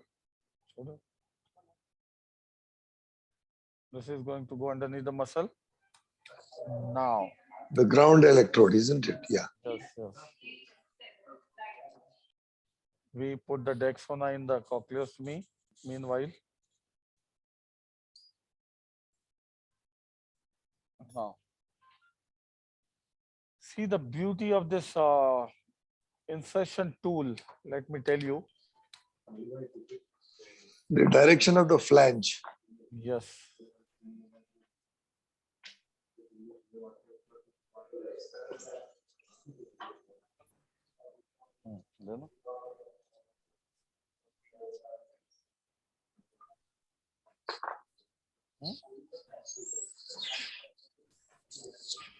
That is fine. वो दे दूसरी फोल्ड करने को force.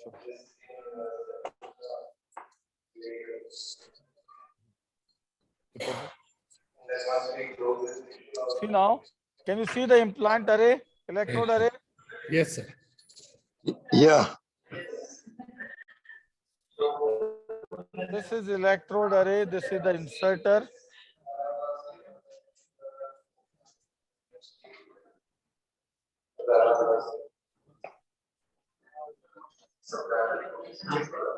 See, I am loading the implant inside. Can you see? Can you see I am loading the implant inside? Yeah. Again, Yes, sir. Look at the curvature of the implant towards the modulus. We have to keep it towards the modulus. We have to keep it towards the modulus. Yes, sir. Okay. Okay? On the right side, I would keep it opposite. Okay? Fine. I hope it is clear. Clear, clear. Yeah. Now see.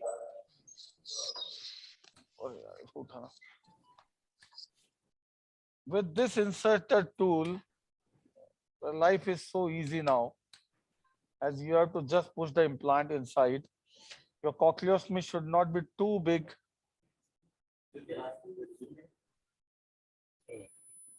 Sir, can you a little bit zoom in, sir, so that we can see? See, you have to keep it there. See this guard. See, there is a guard over it. Yeah, got it. Can you Can see you here? zoom it, sir? Can you zoom it little bit? Let me. Come. Yes. Can you see the Yeah. guard over it? Yes, sir. Yes, sir. Clear. This is Clear. to protect that this should not go too in. This. And to ensure that your cochleostomy should not be bigger than this to push this guard inside. Okay? Yes, sir. Now put the guard and slowly push your implant in. Can you see? Yeah, clear. Yeah, that's the lock. See the both white marks together? Yeah, clear. Could you see clearly? Clear, sir. Clear. First I fix my right hand, now I'm fixing my left hand. And bringing the sheath out. Can you see? Yeah. Very clear. And see the white mark at the cochleostomy.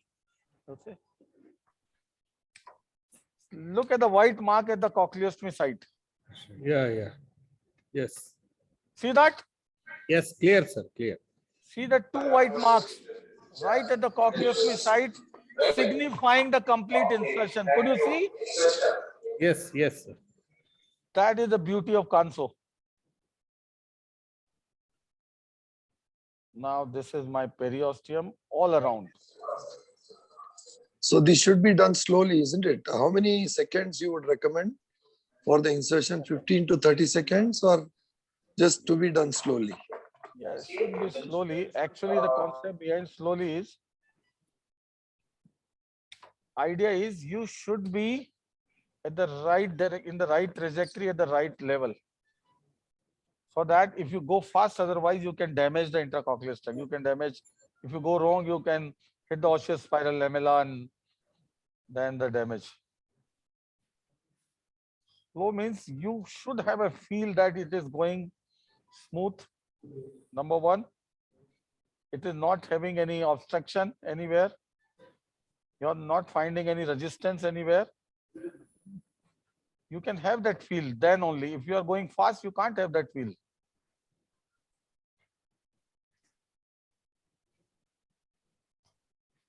See now? Yes, sir. Clear.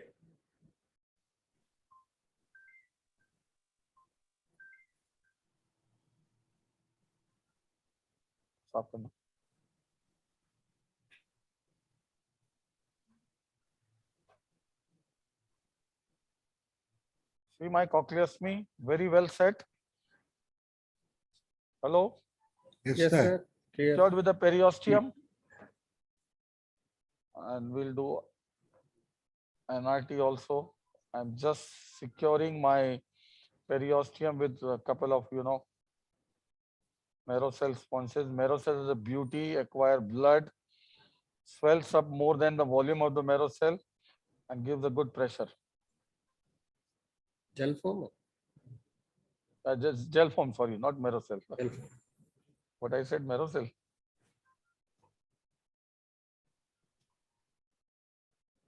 No, you said gel foam only. Yeah, gel form, sorry. I spoke marrow.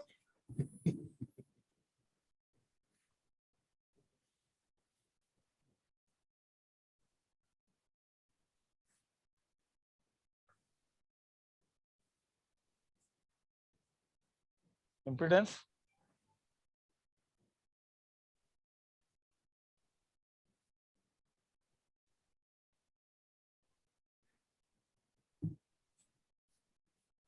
Now see, had there been a situation of a CSF leak, suppose you are doing a malformation or anything, what else then would be a better situation than this to handle the CSF leak?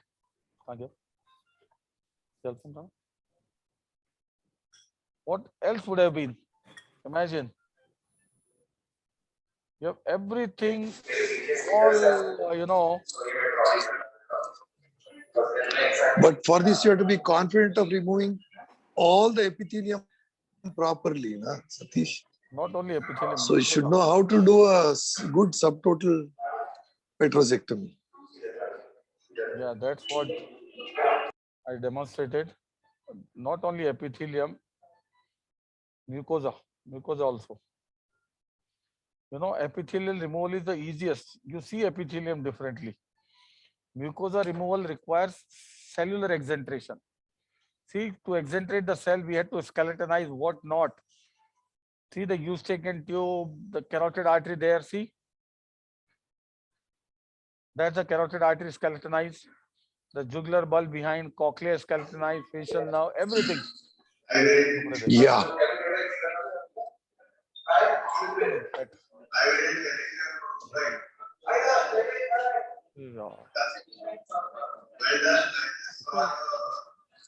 So now we'll take NRT. In the meantime, after that we'll obliterate with the fat. I'll show you how the fat pieces can be placed to prevent dislodgement of the implant. So that will be additional, a boom to prevent implant migration.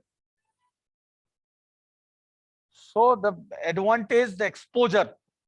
Number 2, in situation of CSF leak, you can control by the best way.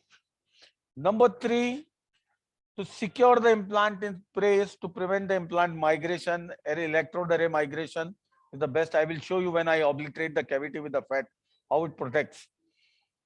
So that is the advantage. Now we have blocked the Eustachian tube completely. We have closed the external canal from outside, and we are obliterating the entire array, covering the entire array with the fat and obliterating the cavity with the fat. Now, where can the infection come from?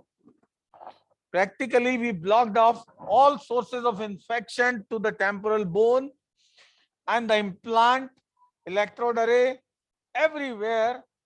And see what we sacrifice the external and middle layer, how the external and middle layer are useful when you are using implant. They are of no use as far as the hearing is concerned. But this gives almost certainty of preventing future infection. There is no other way. Imagine the situation if the child, anybody operated and developed CSOM later on with the implant in place, and how to face that challenge. Antibiotics generally do not work in such situation with the infection there in the vicinity of a foreign body. It acquires biofilms. No antibiotic works. You can try removal of the biofilm. It can work sometime with, vascularized flap. We have done a number of times and we have been able to save some implant, but it can come back. So this is the final answer to prevent infection. An implanted child doesn't need external middle ear. His hearing is electrical now. And if we do this procedure, you can almost certainly block off all sources of infection. This is evidence-based, proven. Mario Sana is probably the highest series in the world doing subtotal petrosectomy implantation. And the goal is, the stakes are high, as Deepak sir said, in such a child. Because once an infection occurs, it is really dreadful. Ultimately, and you'll have to biofilm explant. formation is also dreadful. Ultimately, you'll have to explant. The mental and financial trauma to the patient, it is bothersome to surgeon as well. In spite of having done good job, the unavoidable complication is set in, and this is something not desirable by anybody. So as to prevent infection for short in future to some area, what we have created is a sterile zone.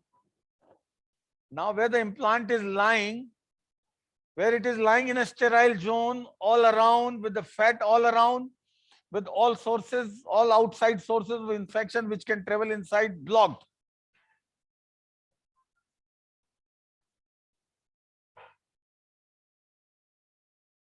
Yes, of course, it is a bigger procedure than a regular implant. It calls for a good subtotal petrosectomy, a good surgical technique, but that is all expected from a surgeon to do.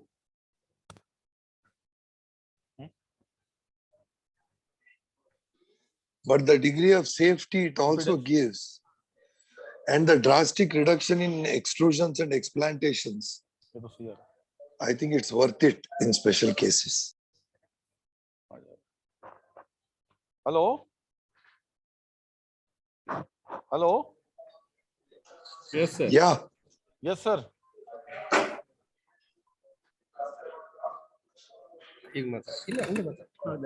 Hi, Satish. Yes, Hello. madam. Hello? Hi, Satish. Hello, madam. Actually, they had asked, the host has asked to rank your surgery. I think it is A plus to the infinity. Fantastic surgery, Satish. Enjoy. The online as well as the offline is full. Okay, I understand. We can, my job is done and we can disconnect the transmission now.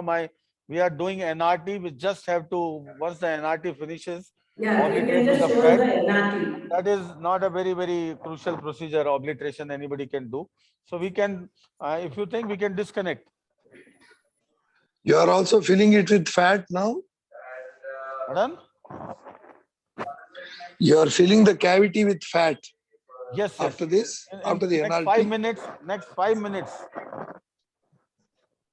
I can see Hetal on screen. Hi, Hetal. Hello. Hetal. Hello, sir. Hello, sir. Satish, sir. Thank Yes, you very sir. much for a wonderful demonstration, sir. Thank you. Thank you all for giving this Auditorium, opportunity. nobody moved out of the auditorium, even for the lunch. Yes, Oh sir. my God, I spoiled Marvelous lunch. surgery. And they're all giving you a standing ovation. Ovation Sir. to you, sir. Thank you, Satish. Thank you very much, sir. On record, you have been my cochlear implant mentor. Sir, you are mentor to many, sir. That is now. But you have been my mentor for the first 5 cases. How can I forget that? Hello, Hetal. I can see Hetal on screen. Can you hear me, Hetal? Yeah, she is there for the oration. Hello. We'll shift to the oration, sir. Okay, okay, sir. Thank you very much once again. Please carry on. Thank you.